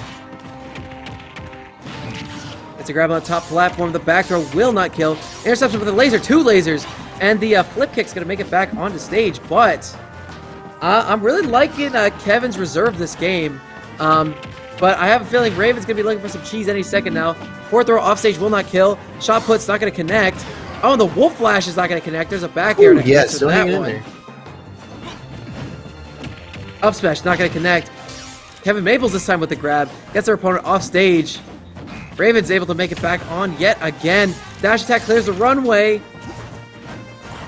Person to take this next stock is going to be a huge advantage going forward. That's right. Ravens gets close to doing so, but not going to be able to do it just yet.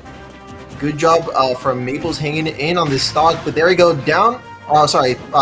Side B is going to be connecting, but going to bring up that percent, but not that stock just yet. As I'm sure you know, that does a lot of damage, but no real knockback, so it's good for piling up the percent. Yep, absolutely. Man, is someone going to die? Please? They're in super mega ultra survival mode right now. All right, thank you. F-tilt from Kevin, taking that stock, and the backer to answer right back. 1 apiece. Raven up 1-0. Could be up 2-0 if they win this match. Kevin Maples going to pretend that can't happen, and instead going to give themselves the victory, hopefully. That's right. I don't know. These guys are just kind of throwing out options and praying one of them hits. And, you know, in a close quarters-oriented matchup like this, I think that's the thing to do, but a nice roll read from Kevin Maples to get that F smash. There we go. Able to get back onto the platform there, but at the same time, it's starting to get pretty drastic here for the both of them as it feels like the first time around it was Kevin Maples keeping up with Ravens, but Ravens just kept pulling out in front. And now it seems like Kevin Maples is just keeping up all the way through and through. Even taking the lead right now by a small percentage. Yep. Oh, and the Cyclone Kick's not going to come through. Up air. 148% on Ravens right now. One strong option from Kevin Maples will be taking the stock. There's the Cyclone Kick. It will not kill, but it'll set at a crazy angle. Chop put, not going to connect. Wolf Flash, got to be met by an up smash. Ravens ekes out that win again. There we go. Really good job, though, from Ravens. You know, able to play the part, you know, be able to output that damage, but at the same time being able to, you know, keep up with his opponent even when they pull up ahead. So, yeah, there you go. The Fox up smash coming out to close out the second game. Word. So now I will tell you guys, Yomadafu is currently awaiting the winner of Frost and Jinx. There we go. Yeah, don't forget that we still currently have a losers bracket currently being run. I believe after that game, we'll be catching up with the team on losers semifinals like you mentioned there. So look forward to that next. Yeah, but before then, Ravens is looking to get the dub here. Yeah, Ravens is, you know, up 2 games and like still kind of like keeping up that energy even in the third game.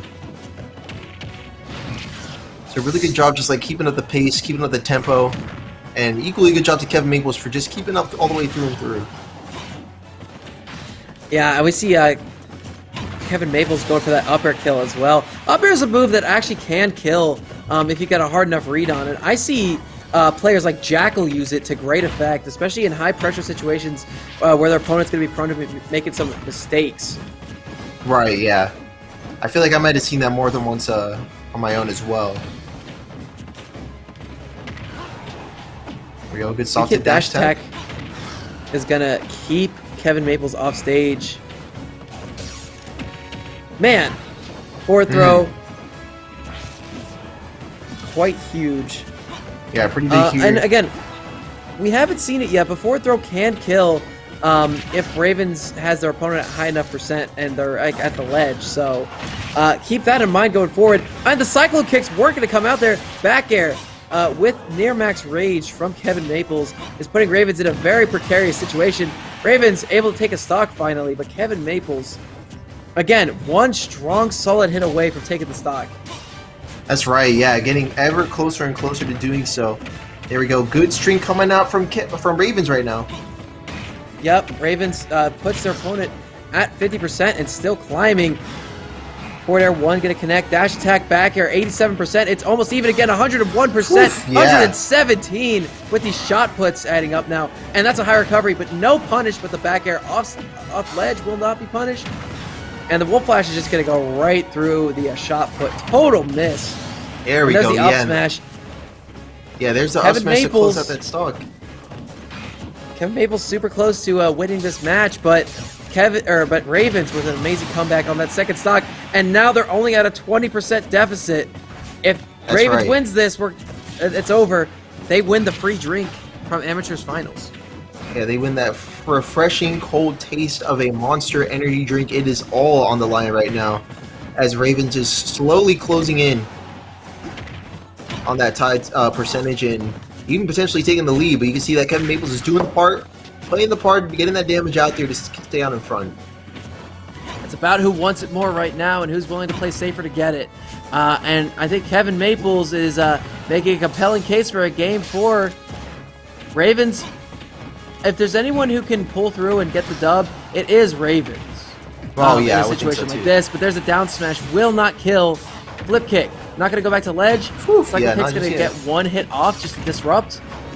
Shot put going to clear the runway. Dash attack going to get their opponent back off stage again. Kevin Maples gets hit by the flip kick. Oh no. Oh no, whips a grab. Max rage for Ravens right now, but an up smash is going to be shielded into another up smash. Kevin Maples stops the momentum and is able to take this to a game 4 situation. There we go. Yeah, good stuff. I would say that was a pretty good comeback though, because I mean, well, actually, that's what's crazy is that, like, I guess in the context of like the set completely, it's like a pretty good start to a comeback. But like, in terms of like just this game alone, he was pretty good at staying out in front the whole way through. So that's good to see. Yeah, I guess if that makes sense. Like, it's not like he was like losing that game, but you know, he's behind on the set right now. But it's still like pretty consistent at like staying on top of that that game that we just saw there. But now here we are in Town and City, first time they're in this set, and so far, I mean, already you can tell that they're like par for par right now. Yep. Dude, I don't know who to get the edge to here because Town City is a stage with ridiculously close horizontal blast zones. So we could potentially be seeing Ravens taking stocks at like 70% with that attack, and we're going to try to see one here. But no, Kevin Maples' DI's hard in on those down throws just to prevent the cycle kick from connecting, and they're doing a decent job of it. Right, yeah, doing a pretty good job of staying on top of that. At the same time, here we go. Good back throw coming out from Ravens Dot. Okay, I'm actually liking a lot of the neutral options that are being thrown out right now. Because, like, it's just good to, like, cover those platforms. Even if you're not really, like, landing those hits, it's just good coverage. Yeah. Oh my god, that was such a brave grab. It beats the down smash. The second hit was, like, a pixel or frame away from coming out, rather. And forward throw back air is to be had. Ravens in the lead.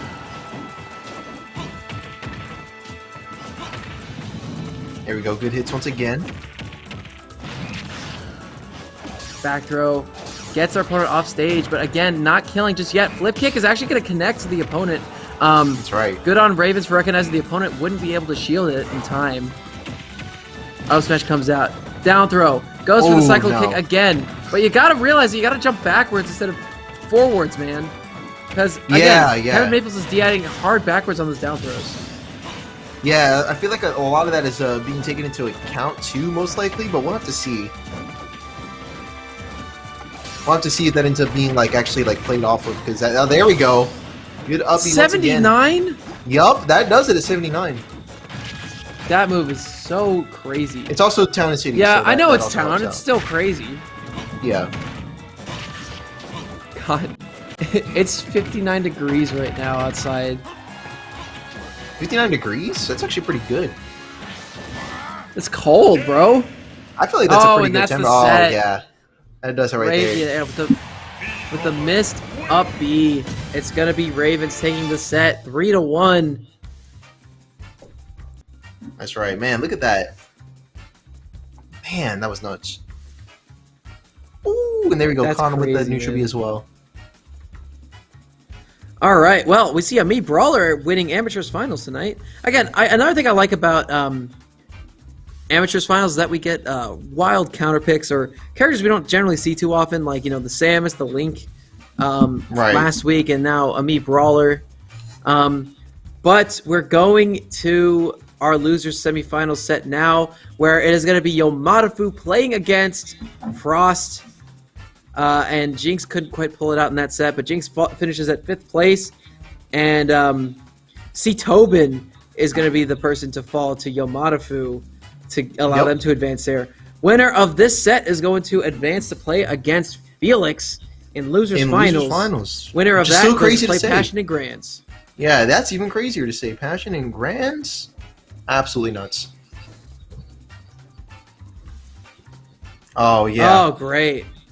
Frost every is time- currently in the bathroom. Well, let's chill real quick. Hey, everyone in chat, have you heard of Ascension? Yo! Ascension Pog!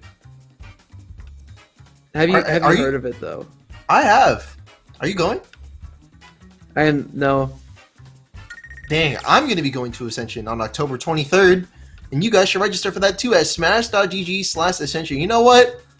Because I want you guys to go that bad, I'm really going to type it up for you guys. You know, I'm going to do you guys a solid right here. Smash.gg/Ascension. I'll go ahead and I'll type it right up for you guys to go ahead and register immediately. And guess what? Best part is you can register and pay on site. So you don't even have to pay immediately there on the PayPal page. You do have the option to pay on site after you register. So you can just throw your name on there and be like, you know what? I can say it loud and proud. I am going to be at the first ever Ascension back from quarantine. You can say that as loud as you want to. Larry, why don't you go and say that too for me? So that way they can know what it sounds like. You can't. Well, what? Why not? I'd be lying to the good viewers at home. Damn, And dude. I don't like lying to people, especially not my friends. Damn. Well, you know what? That's still you're still a good role model for that, nonetheless. But you know what? So be like Laird in that sense. Don't lie to your friends, but don't be like Laird and go to Ascension. There you go. There you go. That's good advice. Do and don't be like Laird. There you go. Yeah. Do as I say, not as I do. You know. Yeah, exactly. I you say go. go to Ascension, but I do Exactly. not go to Ascension. Just tisk. I want to though. No, I hear you on that. I mean, there's a good number of tournaments that you're like driving distance from that I wish I could go to. Like you said, Frostbite. Well, yeah, but like, again, those are like big time events. I don't know if I'll have like time for the littler ones, like locals. Right. Oh yeah, no, I'm not saying you got to go to like the locals over by Frostbite. You know, that's like a once a year kind of thing. But still, I mean, you know, just to go to like Genesis, for instance, which is probably like the closest major to me in California, that's like, I actually don't know. Maybe someone in chat knows, but I have chat open right now. Maybe like 8 hours of driving, maybe a little more or less. I don't know. It's a lot though. Genesis, it's like in. Oh, where is Genesis? Oakland, yes, Oakland, California.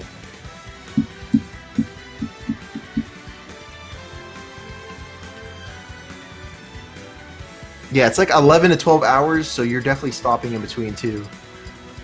So yeah, it's quite a ways away. Bro, the elevator back at my dorm is broken. What? Oh, here we go. Larry's favorite That is my clip. favorite clip.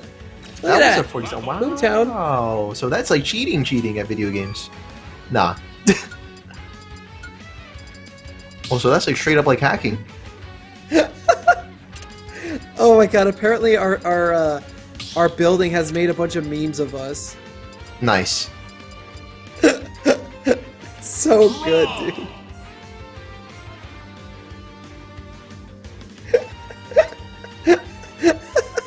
Oh, wait, Wait, what, the Rob? pick? Whoa!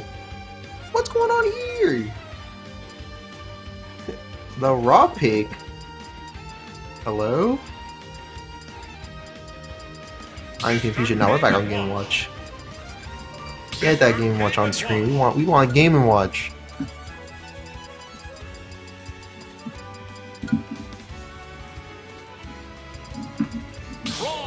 Alright, here we are, and the Crom pick coming out from Frost, and we're ready to go now. Crom versus Game & Watch coming up next. Now, you know you've seen these two players play a lot, but I'm actually curious, and I'm sure you are too, as to what exactly their set count is against one another. So I'm actually gonna take a brief second to look into that. I feel like I should have done that before, but either way, I do want to get some info on these two players. So let's see what exactly we're up against. As so far, we're starting off on PS2. You can tell that Frost is already doing a great job at taking control of the stage, but at the same time, Yamato still keeping up. See, applying that pressure out of shield when needed. Getting a good throw, even a drag down nair and an up smash. So you can definitely tell that Yamato is keeping up and even showing out as he's pulling out in front currently in the percent, if only by a little bit. Dude, I gotta admit, I think this matchup is kind of hard for Game & Watch because, again, Game & Watch tends to struggle against sorties. But, yeah. Especially players with the caliber of Frost. And on top of that, you know, he's got kill confirms like that because Mr. Game & Watch is a paperweight. The thing is, I think if Yamato gets a good read off stage with like a back air or something, right, like he could get a really solid edge guard. Or again, if he pulls a Krupp and reads the trajectory of the up B, you know, right, yeah, it could be some magic happening. Could very potentially see something happen there, but there we go. Good pressure already from Frost with those down tilts. Very good use of the toolkit right now. Yep. Yamato streamer extraordinaire is going off, taking that stock. And you know, as the set continues, I believe it'll only become more in one of these individuals' favor because Frost doesn't really play momentum based. Frost plays very much so in a sit back and play defensively type of thing, and just hard punish you whenever you try to approach. Yamato is very much the same way. Just stay out of the threat range and poke if you can. And if someone's pressuring you, you can just up B and get out of it. So I'm not quite sure who to give the edge to here. It's going to be a defensive game to say the least. Right, I agree. And I mean, at the same time, I mean, you know, Yamato. Can you guys hear me? I guess. Yeah, and I actually just looked at the. I can't hear you guys. Oh, what? What's going on here? You can't hear us? Wait. Oh. I don't know what's going on. Lord. Okay, yeah, I'm fine on stream too. I hear you, Laird. I hear you, Laird. Oh, whoops. Never mind. Oh, well, in other news, Yamato coming in with a strong down smash and a forward smash. Really good damage output there. Alright, I'm back. My headphones okay, we're just back. desynced. Okay, no, that's fine. Yeah, we got you back on here. So, yeah. I was saying the set count. Starting to take the lead back, starting to keep it, but Yamato fights right back with that down air and is able to give themselves a position where they can get a nice combo going and take this lead back real fast. Right, yeah. Nair, down tilt at the ledge, on that shield. Yamato needs to be careful about how hard they hold shield or it might be breaking any minute now. I can't hear Taco Good stuff now. once again. Is there something wrong with me? What's up? What, you said we seeing something happen?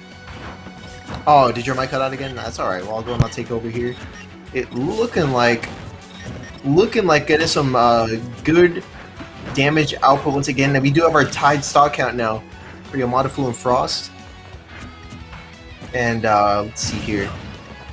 Good hits again coming up for Yamato. There we go, but Frost can be responding with that forward air off stage. Right. Right, and let's see here. good hits again coming in from Frost. And it's looking like... Oh, hold on. Something's going on in the background. Yeah, we're trying to get Blair back on. Alright, and Frost, let's see, starting to close in a little bit. You can definitely tell that percent is now favoring Frost, as he's been outputting a lot of damage these past couple of minutes here. It's going to be 1 kill confirm for Frost if they want to win this thing. Yeah, are you back Or just now? a raw back here probably at this percent. There you go, great. Yeah, we got you back on. And Yamadafu's going to be landing it, trying to land it down here, but a good air dodge though from Frost. It's going to be avoiding what could have been pretty disastrous, considering it might have been a stage spike. That was a bold dash in from Frost, and there's the back air to take the stock. There it is, taking game 1. We got Frost, so good stuff on him for being able to, you know, I guess like at first he was like taking the lead. You definitely saw Yamadafu was doing a great job at catching up and even taking the lead, and now we got ourselves 1 game in favor of Frost. Man, I'm gonna be honest with you. I think the Rob pick might be what Yamadafu needs right now. I mean, the Game & Watch did fine, but I think the longer this goes, the more time Frost is gonna have to adjust, and the harder and harder that I think Yamadafu is gonna get blown up. Right. Let's see here. Now we're on Smashville. What do you think about this counter pick here for Mr. Game & Watch? We know Yamadafu likes the stage. We talked about it immensely before. But against Chrom, as opposed to against Mario now, I think Chrom does a little bit of a better job on the stage than Mario does, because he just has those wide sweeping arcs with the sword that can really snuff out a lot of approaches from Yamadafu in the Game & Watch. Yeah, I agree. So, I mean, that said, we're going to have to see if that really is taken into account here by Yamadafu, assuming that he did make this counter pick, likely for that same reason. Let's see what happens here, because so far it seems to be still a pretty even game, which is not bad. But now we're seeing Frost immediately taking the lead with that jab in the backer.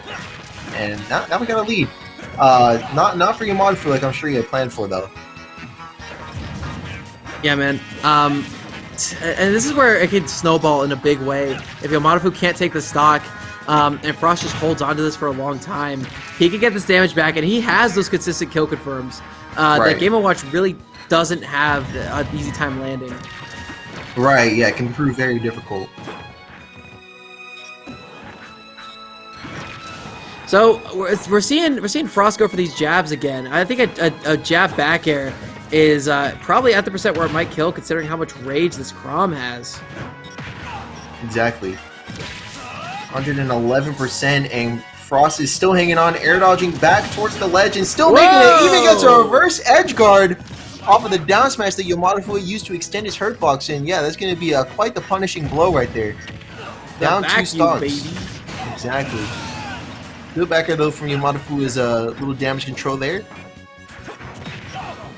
It's still winnable for Yamadafu. They just need to not get hit ever, and they could still win. Right. Still winnable. But Frost, with these consistent sword swipes, with the up airs, the forward airs, jabs and the nairs, and all that shenanigans, it's going to be hard. Because Yamadafu has to approach now because they're at a deficit. And Frost just has to play defensively and snuff him out. Right.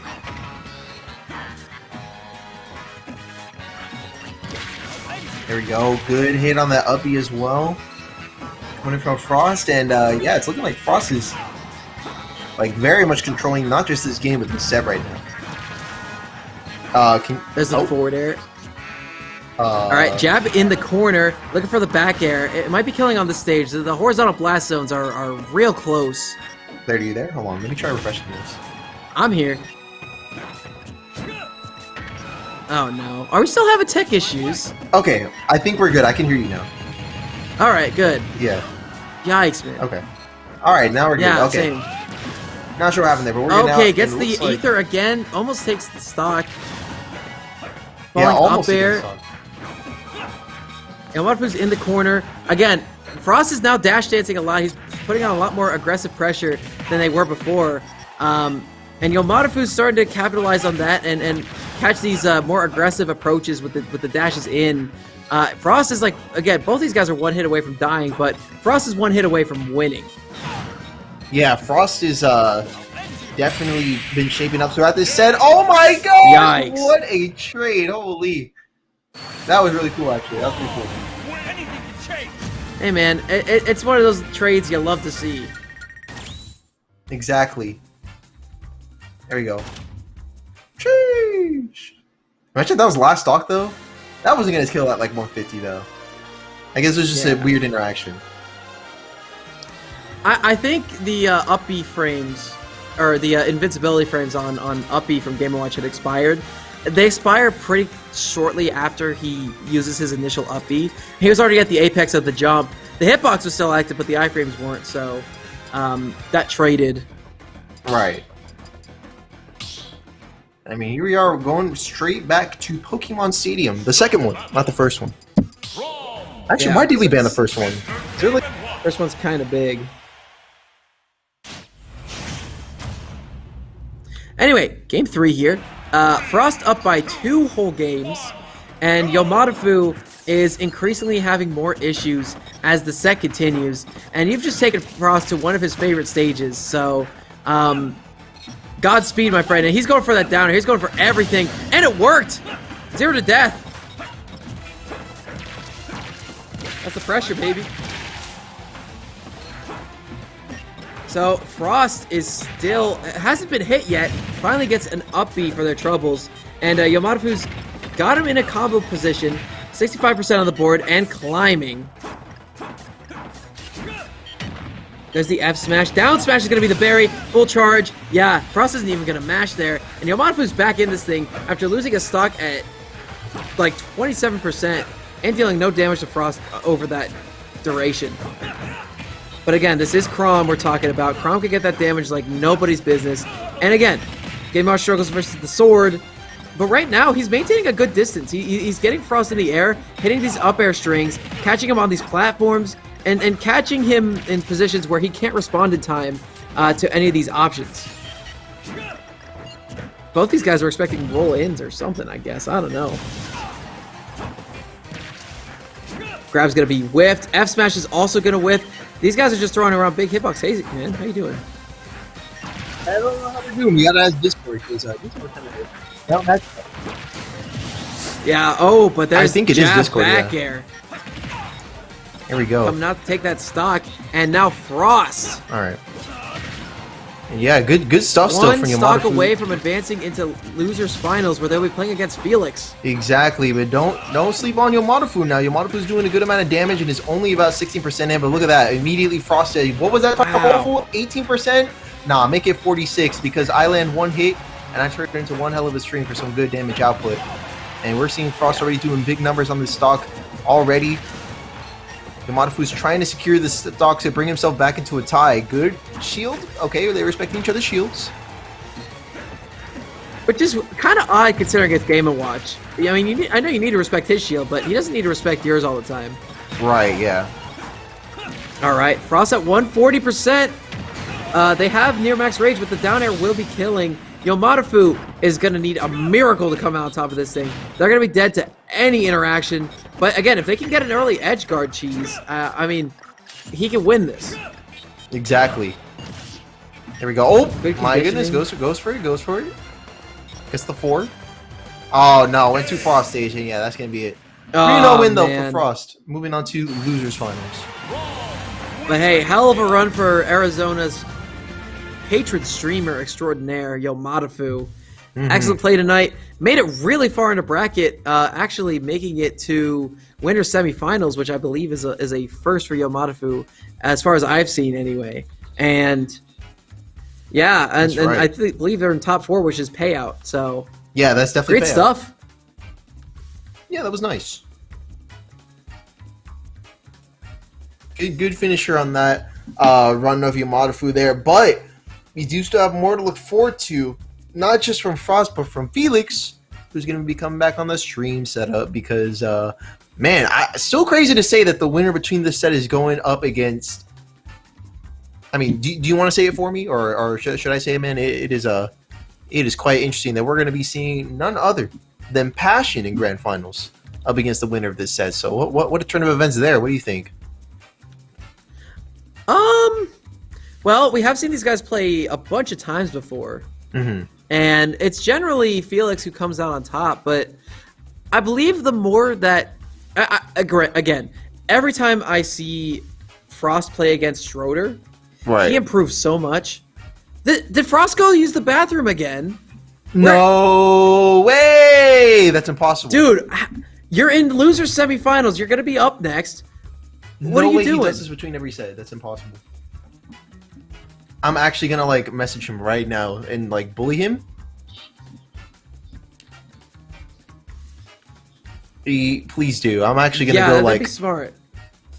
I'm gonna like. I'm gonna just hold on. Excuse me one moment. What's this man doing? Anyway, chat. I gotta go off on the beat right now. I gotta go off on Frost. Just let the man use the bathroom, bro. Heck no. Heck no. Ain't no way.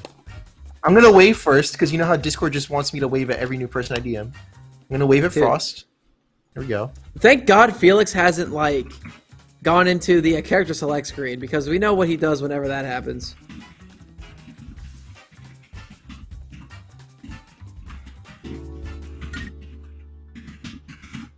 There we go.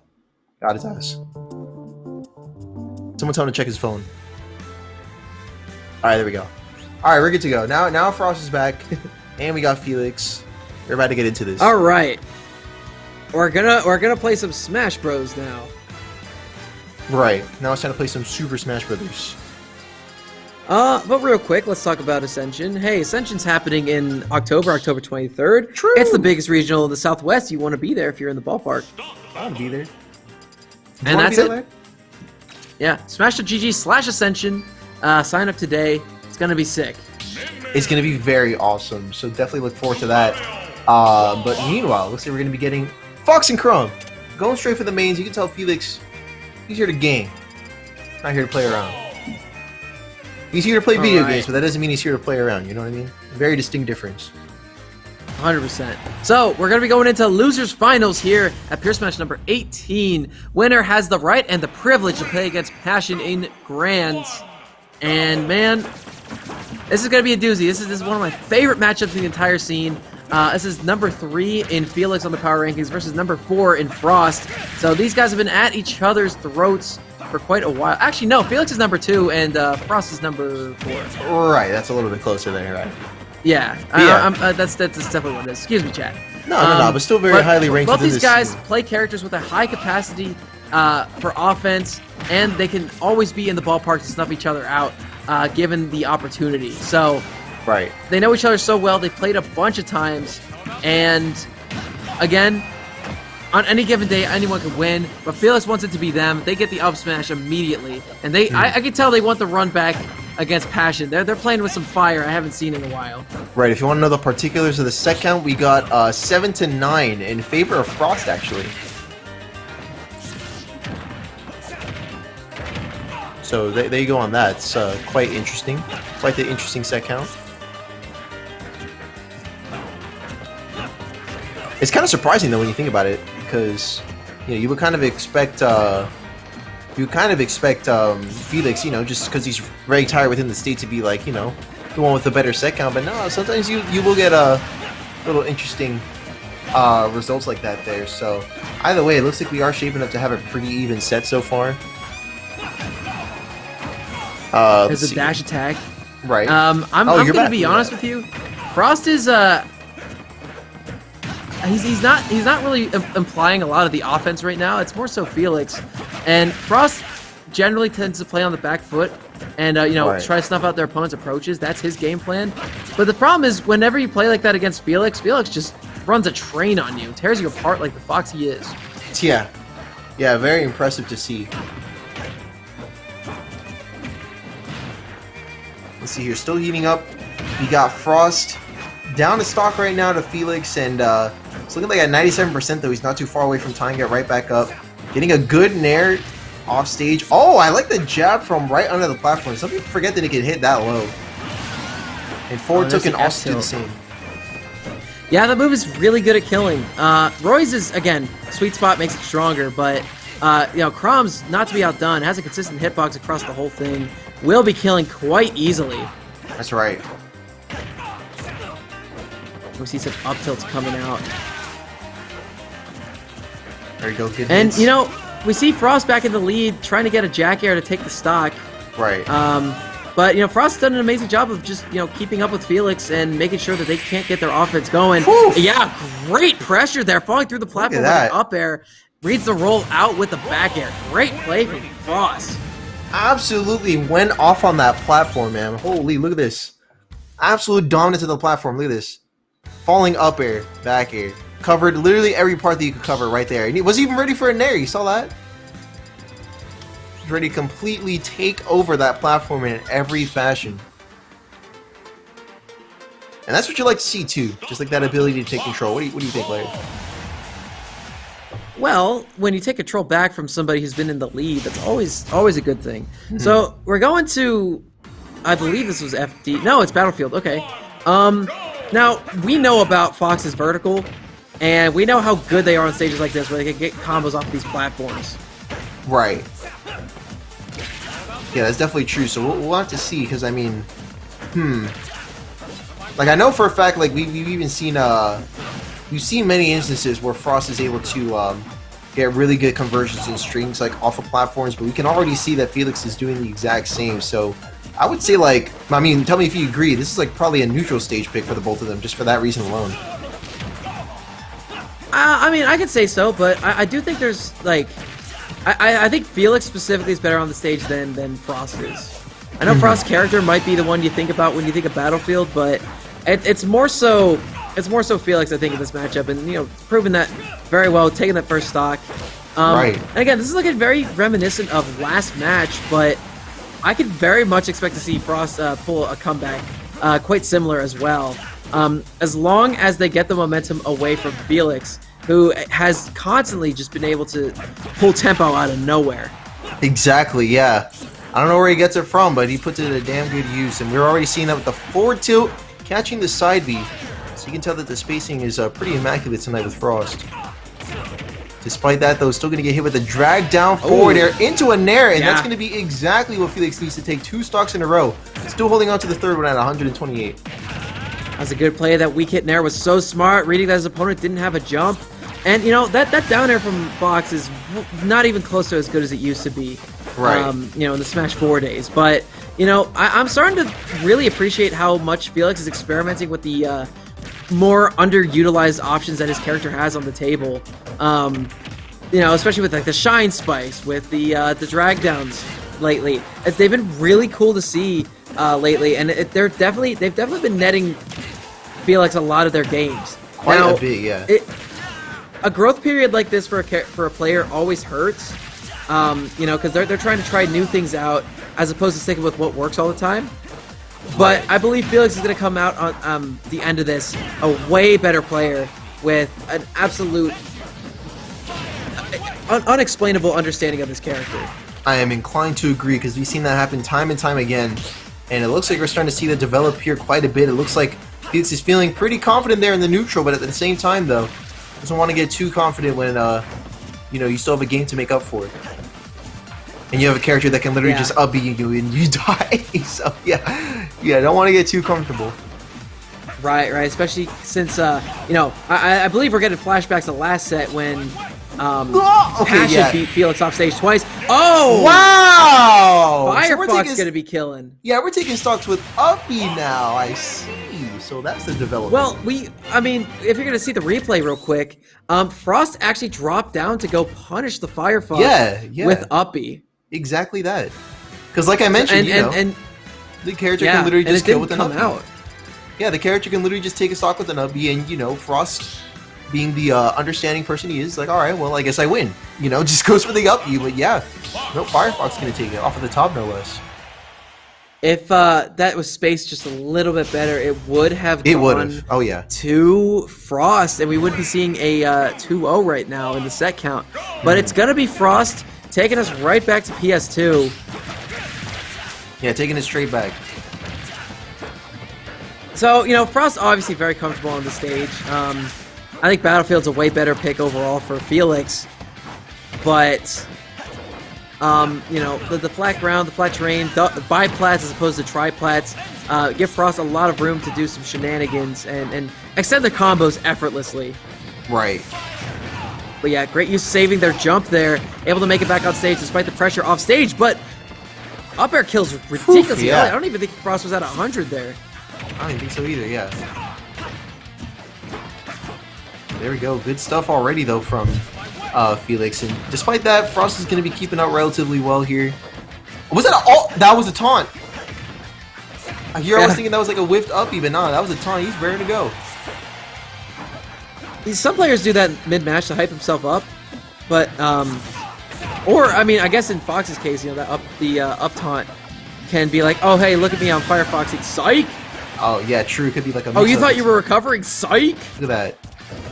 Big psych coming up from Frost, bringing it right back to a tied stock situation, but 110% to make up for, so we got to see how he's going to make it up 2 stocks. I was about to say how he's going to make up that percent deficit, but now we got a whole stock to deal with, as Felix is going to be pulling that up front once again, only withstanding 30% on the second stock so far.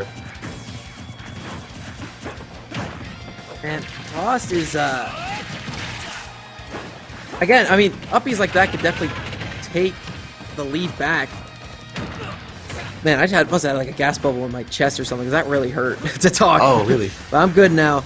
Okay, that's good. And Frost is looking for a setup right now. He's looking... I don't think his back air is coming out. I think he's trying to go for jab back air, but we're seeing the nairs instead. Right. Seeing a lot of good stuff, though. Like nair included. And there we go. Up smash is going to close out this third game here. And the 2-1 lead will be in favor of Felix right now. So yeah, Felix is definitely stepping on the beat right now. Definitely. Just keeping up on tempo. There we go. Good up smash. And yeah, it's pretty solid stuff here for Felix. 2 games in a row now. So we'll see what Frost maybe potentially has in store for this 4th game, or if we could be seeing Felix proceed straight on to grand finals. So, which again, it still sounds weird. I like stutter every time I say it, because I'm like, wait, shouldn't Felix already be there? But no, here we go. Right. Passion's gonna be waiting on the the only top time right we don't really see Felix in grands is when Schroeder, either Krupp or Schroeder's in attendance. Yeah, Krupp, Schroeder, or Ganyu.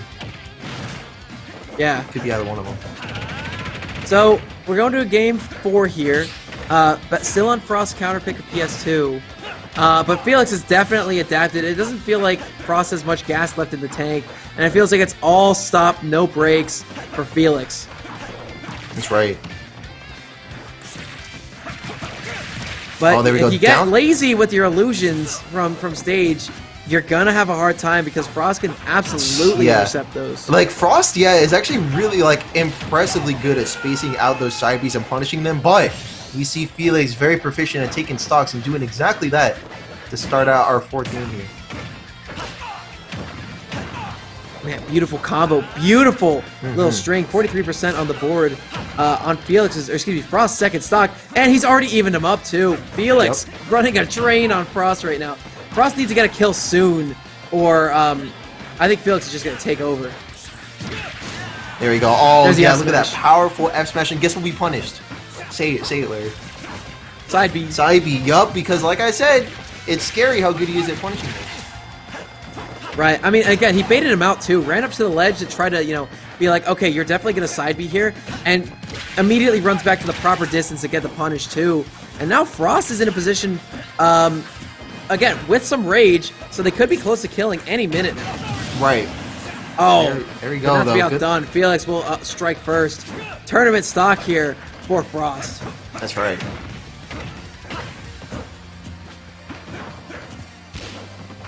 There you go, but good stuff still. Frost is still dealing some pretty good damage. At the same time, though, it does look like Felix, is kind of just locking onto this last stock right now, looking pretty dead set on closing it out. And you can tell before, Frost was definitely giving, Felix a bit of a hard time, even to the point that he took the entire game off of him. But at the same time, I mean, there's a lot to keep in mind here, and it does look like Felix is feeling pretty confident now with this very healthy percentage lead right now. Yeah, and on top of Frost in the corner, and we all know how hard it is for Crom to get out of disadvantage like this. Yep, Felix is covering everything right now. Still has his opponent in a bad position. Frost finally gets center back and does a couple up airs into uppy for 44%. This is max rage, or excuse me, nearing max rage for Crom. So, Right. I don't know. Frost could potentially win this. He's looking good now. He has all the stage control. Yeah. Oh no. Quite the turnaround. Went for another jab. Whew, but there we go. There it is. Another up smash is what Felix needs to take it 3-1 in order to move on to grand finals tonight. Man. And you know, that's what you like to see. Felix looking for the revenge tour to grand finals against Passion. That's right. Yeah, let's talk about Passion. Making it farther than anyone probably expected tonight. Oh yeah, that's definitely true. Like Yamadafu performed above my expectation. Passion definitely did. Yeah, Passion was seated 6th tonight, by the way. Yeah, that's like, yeah. I was gonna wait to see if you touched on that, because like seeded 6th. Like, did we mention that before, or is that the first time we brought that up? That's the first time we brought that up tonight. Yeah. Yeah. Look at that. And all the way up here in grand finals, winner side no less. Yeah, and it's been steady improvement for the past couple weeks. In Pure Smash 15, Passion placed 9th. Pure Smash 16, they placed 7th. Pure Smash 17, last week, they placed 5th. Yeah. And then just to shoot all the way up here, quite the results, I gotta say. Yeah, absolutely. It's great to see such a high degree of success in such a short amount of time from Passion. Right. Very awesome and cool. But it looks like we won't have to wait very long, as they're both sitting down to set up. And now we'll get to see what this culminates to tonight in grand finals. Exactly that. So, here is the play. If your name is Felix, which it might be, Felix needs to prevent anything going on from Passion. He needs to make sure no mining off stage. No mining at all. Exactly. He needs to disallow him from playing the game. Yeah. And also, don't get hit by jab. Because we've seen Passion get quite a lot off of jab against Felix specifically. Because, again, as a fast faller, Fox tends to really struggle with getting hit by that move. Because it's mostly base knockback. And, you know, he fast falls, he gets back on the ground real quick. And, you know, he's in some, like, landing lag for some reason off of that move, too. So, you know, but right now it's looking like Felix kind of is like, all right, listen, I got this figured out. Whew, yep, amazing stock, only taking 11%. Yeah, very clean first stock, and like you said, man, just disallow him from playing the game. Because, like, the character's disadvantage state really just allows you to do that if you just keep wailing on him. Look at that. Down air, into forward air, into down tilt, into another forward air, and already leading up to 34%. But at the same time, you can see that Steve has some pretty competent strings as well. Yeah, like jab, into jab, into jab, into jab, into jab, and yeah, it just works. Yeah, again, especially against a character like Fox, but doesn't matter. Felix is like, I'm not losing to you again. There's a fluke win. I'm here to prove that. Yeah, we got 6 games lined up for us. The spike. Felix really does plan to bring this to a win on his part, but at the same time, yeah, you can see Passion is a fighter. That's how we got to Grand in the first place.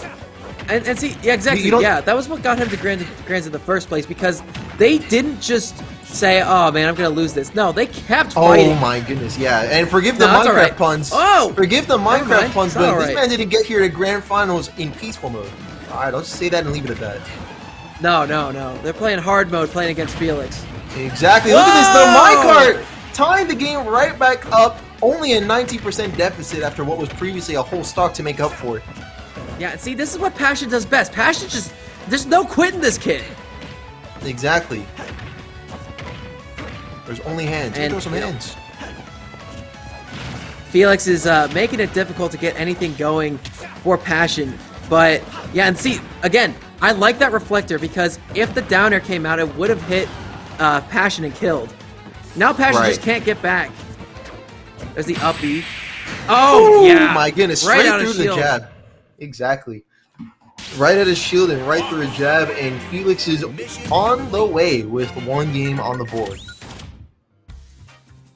Yeah, Felix not letting the cheese continue and is going to game 2 with the advantage. But then again, we've seen this before. Saw Felix go up 2-0 last set that these guys played. And guess who clutched it out? Well, their name's Passion, and they're in winner's side right now. Yep.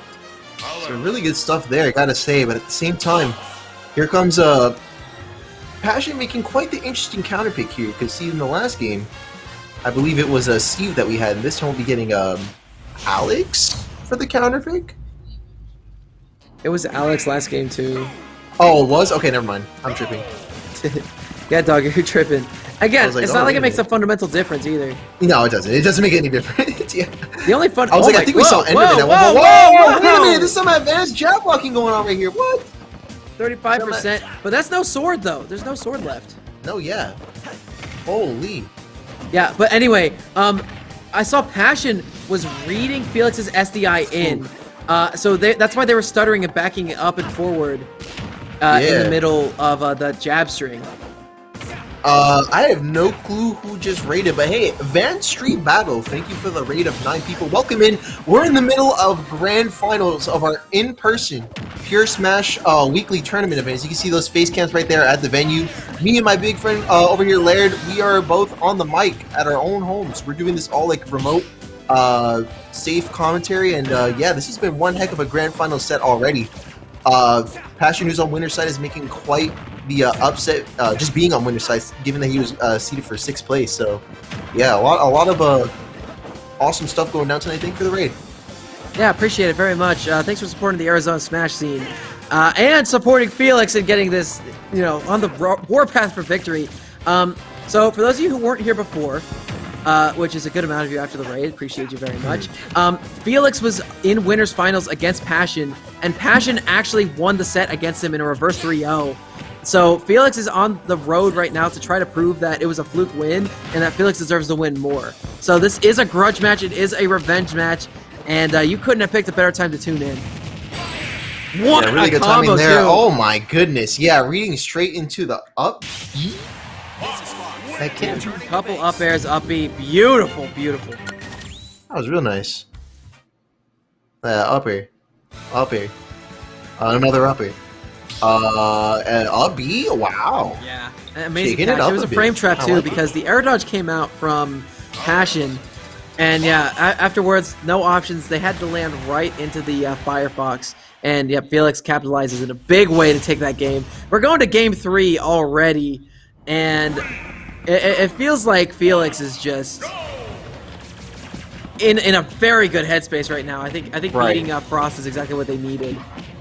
Oh, see, and yeah, unfortunately, Passion misspaced the jabs, so they actually broke the blocks and sent Felix a little bit further on. But we see Passion with a good lead right now. Felix is able to take that back real fast, though. And I gotta admit, we need to see some of this, like, mining off stage, some of this cheese. Yeah, look at this. Seeing it again. Oh, Nice. look at that up smash to punish, too. Wow, that is really good tech right there. So, for those of you who weren't here before, that mining off stage thing and waiting for Felix to be, I don't know, aggressive and try to punish that was what won the last set for Passion. Right. Yeah, that tech where, like, you could just do, like, a drag down up smash, like... Yeah, I don't even blame Felix for air dodging, to be honest.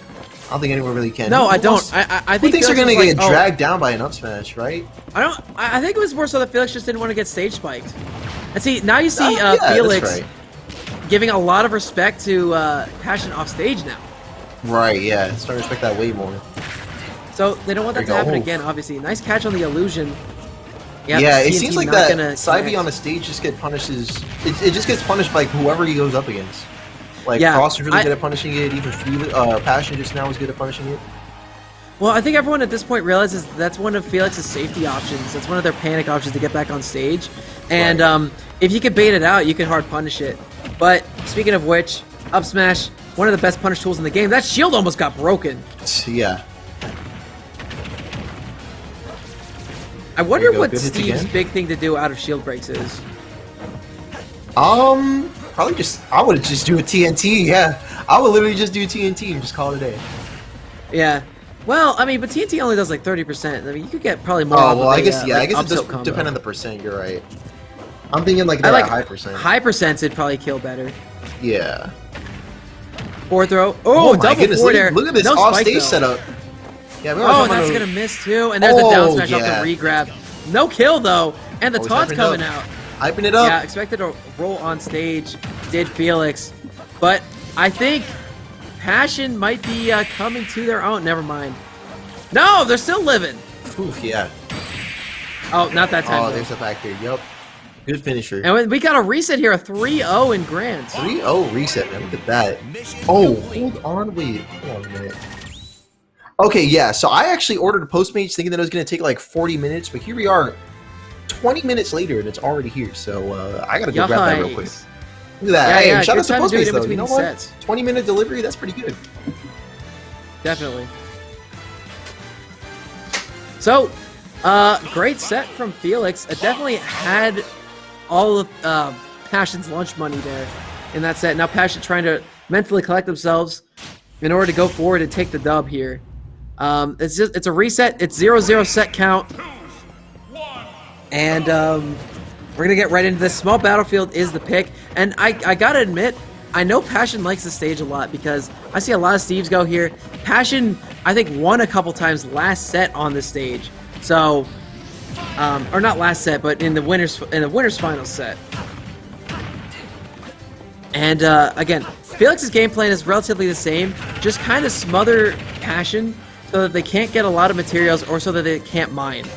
And you know, again, the biggest issues we've been seeing Passion have is when they don't have any more access to jab. Oh, and that uppy's going to be avoiding the up smash, but don't worry. Felix is still in a good way to punish. Off stage again, doing some mining. Yep, grabs the ledge, gets back on. Has a little bit of tools. Okay, nice down smash. Nice timing on that. It's going to be a high illusion. And there's the high recovery with the Firefox. It's going to go unpunished, though. I believe Passion was waiting for Felix to go to the ledge there. But it's not going to work out in their favor as Felix is able to take that stock first. And we see a cup 5 or 6 up airs. A 7th one on top of that. 84% onto Passion already, and they just spawned a second ago. Yeah, trying to do something with the TNT. The TNT, I like it. It puts fear in opponents, but again, it's one option that Felix is like, oh, okay, I gotta avoid that. Okay. And it's really not applying the pressure it should, but there's Nair, up smash to take that stock. Felix is looking amazing right now. Yeah, look at that, man. Already up 2 stocks, and yeah, sorry about that. They dropped it off at like the place that's like behind me, so I had to get that, but now we're good. And right. Yeah, really good 2-stock lead for Felix. Only just now getting hit by a really solid stone sorcerer. Oh, no. Right into the pickaxe. Oh, no, the spike again. Passion back in this thing. A 2-stock lead is now a 30% lead, and now it's an exact tie as Passion is definitely waking the hell up with this bracket reset that we just had. You see, and that's that cheese I was talking about that happened in Winner's side, because stuff like that is why Felix lost. Right. That didn't happen just last set, and that's why Felix was able to take the win out. Now stuff like that is giving Passion, you know, taking them from a 2-stock deficit to damn near a lead. Exactly, yeah. Here we go. Falling take that guaranteed damage. TNT is down. Felix has to avoid it. Up smash not going to come out. Has Felix off stage again. Down smash will not connect, but I like the attempt. That would have killed. But there's the back air out of the minecart. Felix is able to squeak that one out for the victory. That's right. Good job catching up there, Passion. But also good job to Felix staying consistent after this 3-0 reset. Is still able to take another game and is 1 step closer to winning the tournament. Man, I love Passion's grit. I love how they never give up, no matter what the circumstance is. Mm-hmm. And again, that's the one thing keeping them in the set right now. Exactly right. So we are nearing the witching hour of declaring a champion here tonight at, I almost said Pilot Program. I've never even commentated one of those. At Pure Smash number 18. Felix looking to put themselves back on top. Passion looking to put themselves on top for the first time in their career. That's no, and right, that's an accidental up B mash, but it's gonna go unpunished. And there's the anvil to put 30% on the board for Passion.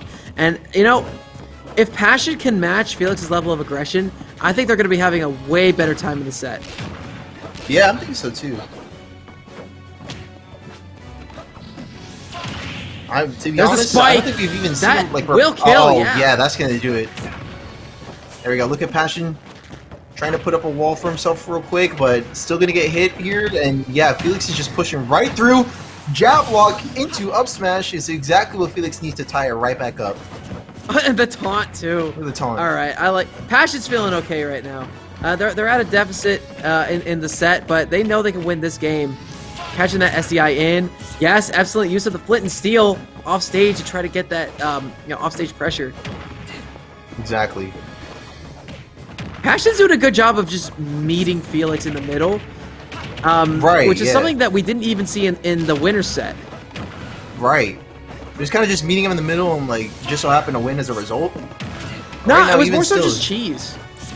Like well, yeah, exactly. Now we're seeing a very even kind of game. Oh my goodness. But reads like that are making it in Felix's favor. Exactly that. They're going for the forward air spike. Doesn't quite get it just yet. There we go. Good damage once again. Still able to apply more damage. Almost gets the anvil. That definitely could have been pretty catastrophic there. And I think it was actually mentioned by production too. Like I don't think we've really seen a attempted to reflect on that yet. No, we saw one before. I think it was in the winter set, but we haven't really seen any since. We haven't even seen like reflected minecart at this point either. True. I think True. I think they were expecting it there. Or maybe they were just trying to go for the shine spike. But again, hold shield a little bit too long on that platform, and it will get punched with an up smash. But there's a rapid jab that did like 20%. Yeah, when you can space it like close to the ledge like that, it makes it to where the two characters don't separate as soon as it would normally. Right. So good job on Felix. And actually not the first time that he's taken account of that and got some additional damage as a result. So good awareness there. And there we go. Good up smash once again. Yup. It's those dang up smashes that are really putting Passion out of it. Down. I mean, if you really want to get technical, down like several games in a row. An entire set, 3-0. 5-0s. Felix is in prime position for a 6-0 in grand finals. After I was thinking, like, going up 2-0 in winner's side, only to have a reverse 3-0 happen to them, Felix is looking primed and ready to complete the revenge tour. Right. I was trying to think, like, how many... Because Felix and Passion in grand finals, or in winners finals went to game 5, didn't it? It did, yeah. It did. Okay, Felix but was Felix the first winning, two or... games. Oh, yeah, similar to and this then situation Passion, right now. okay. And then Passion was able to take him out over time. Yeah, never mind then. Okay. But yeah, still good stuff to Felix though.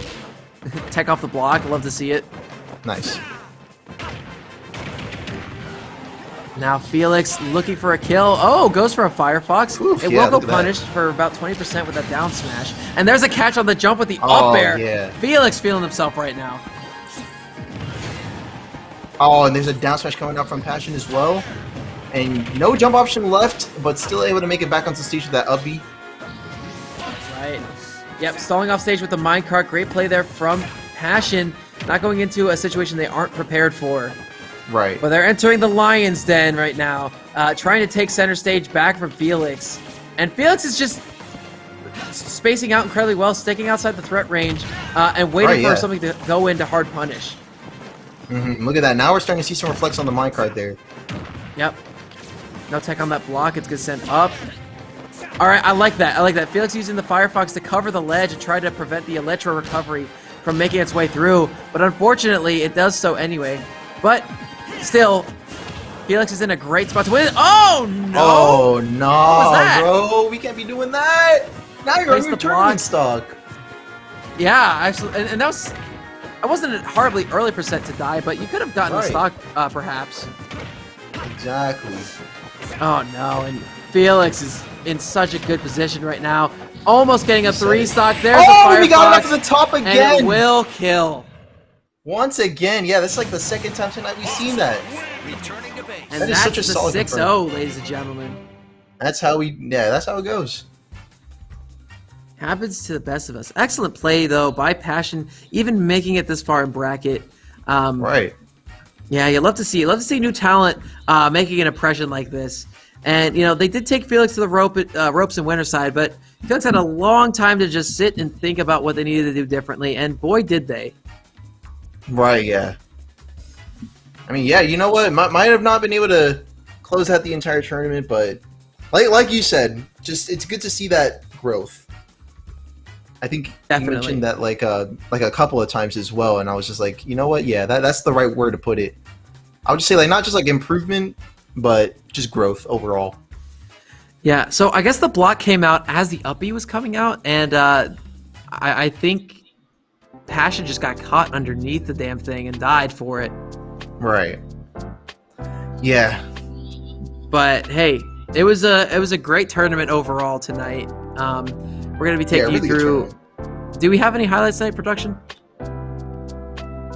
Do we? I think we do. Yeah, we can go ahead and throw that up on screen because yeah, we had a lot of really great plays tonight. It would be great to have a look at those. What do you think? Oh yeah, I mean, it's been a cool night. We've seen a lot of just stuff you wouldn't expect ordinarily. I mean, like a Corrin coming out. Right. Yeah, like I did not expect to see a Corrin at all. Yeah, check out this roll read. But wait, there's more. Oh yeah. Yeah, we get a couple of up air strings. Get them off stage. Yeah, so this was the first set of the night, by the way, chat. Look at that finale. Man. The entire set, the Beast didn't even drop a single stock. That was a really good finisher. Yeah, this was Jinx with the Stitch face, yeah. Excellent play there. Oh yeah, and Frenzy versus Felix, too. Oh. A little bit of Frenzy in there on the Cloud pick, no less, from Felix. That was interesting. That's Max Rage Mario, too. That's right. Oh yeah, this up. Woo! That was cracked in theory. It was so close. It was so close to being incredible, but it just wasn't. Look at that. And yeah, you know what? I do think that Lucario is a pretty interesting character too. So I'm glad that Felix is able to appreciate that. Unfortunately, Jinx doesn't think he's very cool. Just kind of just wiped him right out there. Like Jinx, 50. Jinx does not seem like a Lucario fan. Yeah. This is Pasha getting the powered up side B as well. Yep. So this is from the first set these guys played. Having them against that block and not breaking the block for 30%. Yep. Oh yeah. Here's the up smash. Drag down the block up breaks.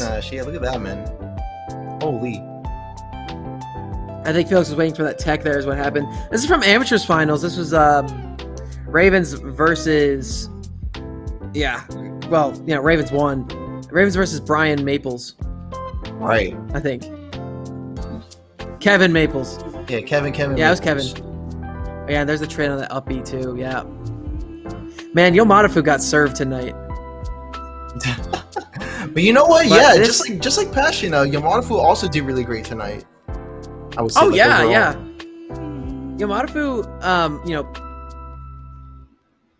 I mean, making it further than they generally do in bracket tonight. So, you like to see that anyway. But that's going to do it for us tonight. If you guys have anyone you want to raid, let us know now.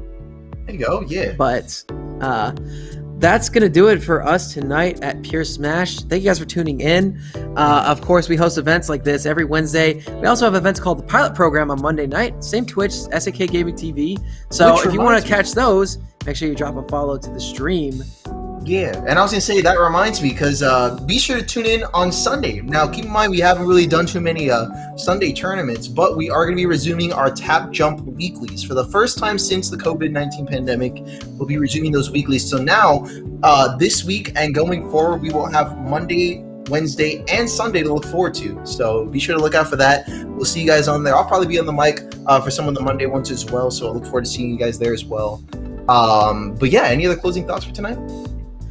Sign up for Ascension. It's gonna be in a week from, or no, not a week, a month from today where I am. It's gonna be on October 23rd.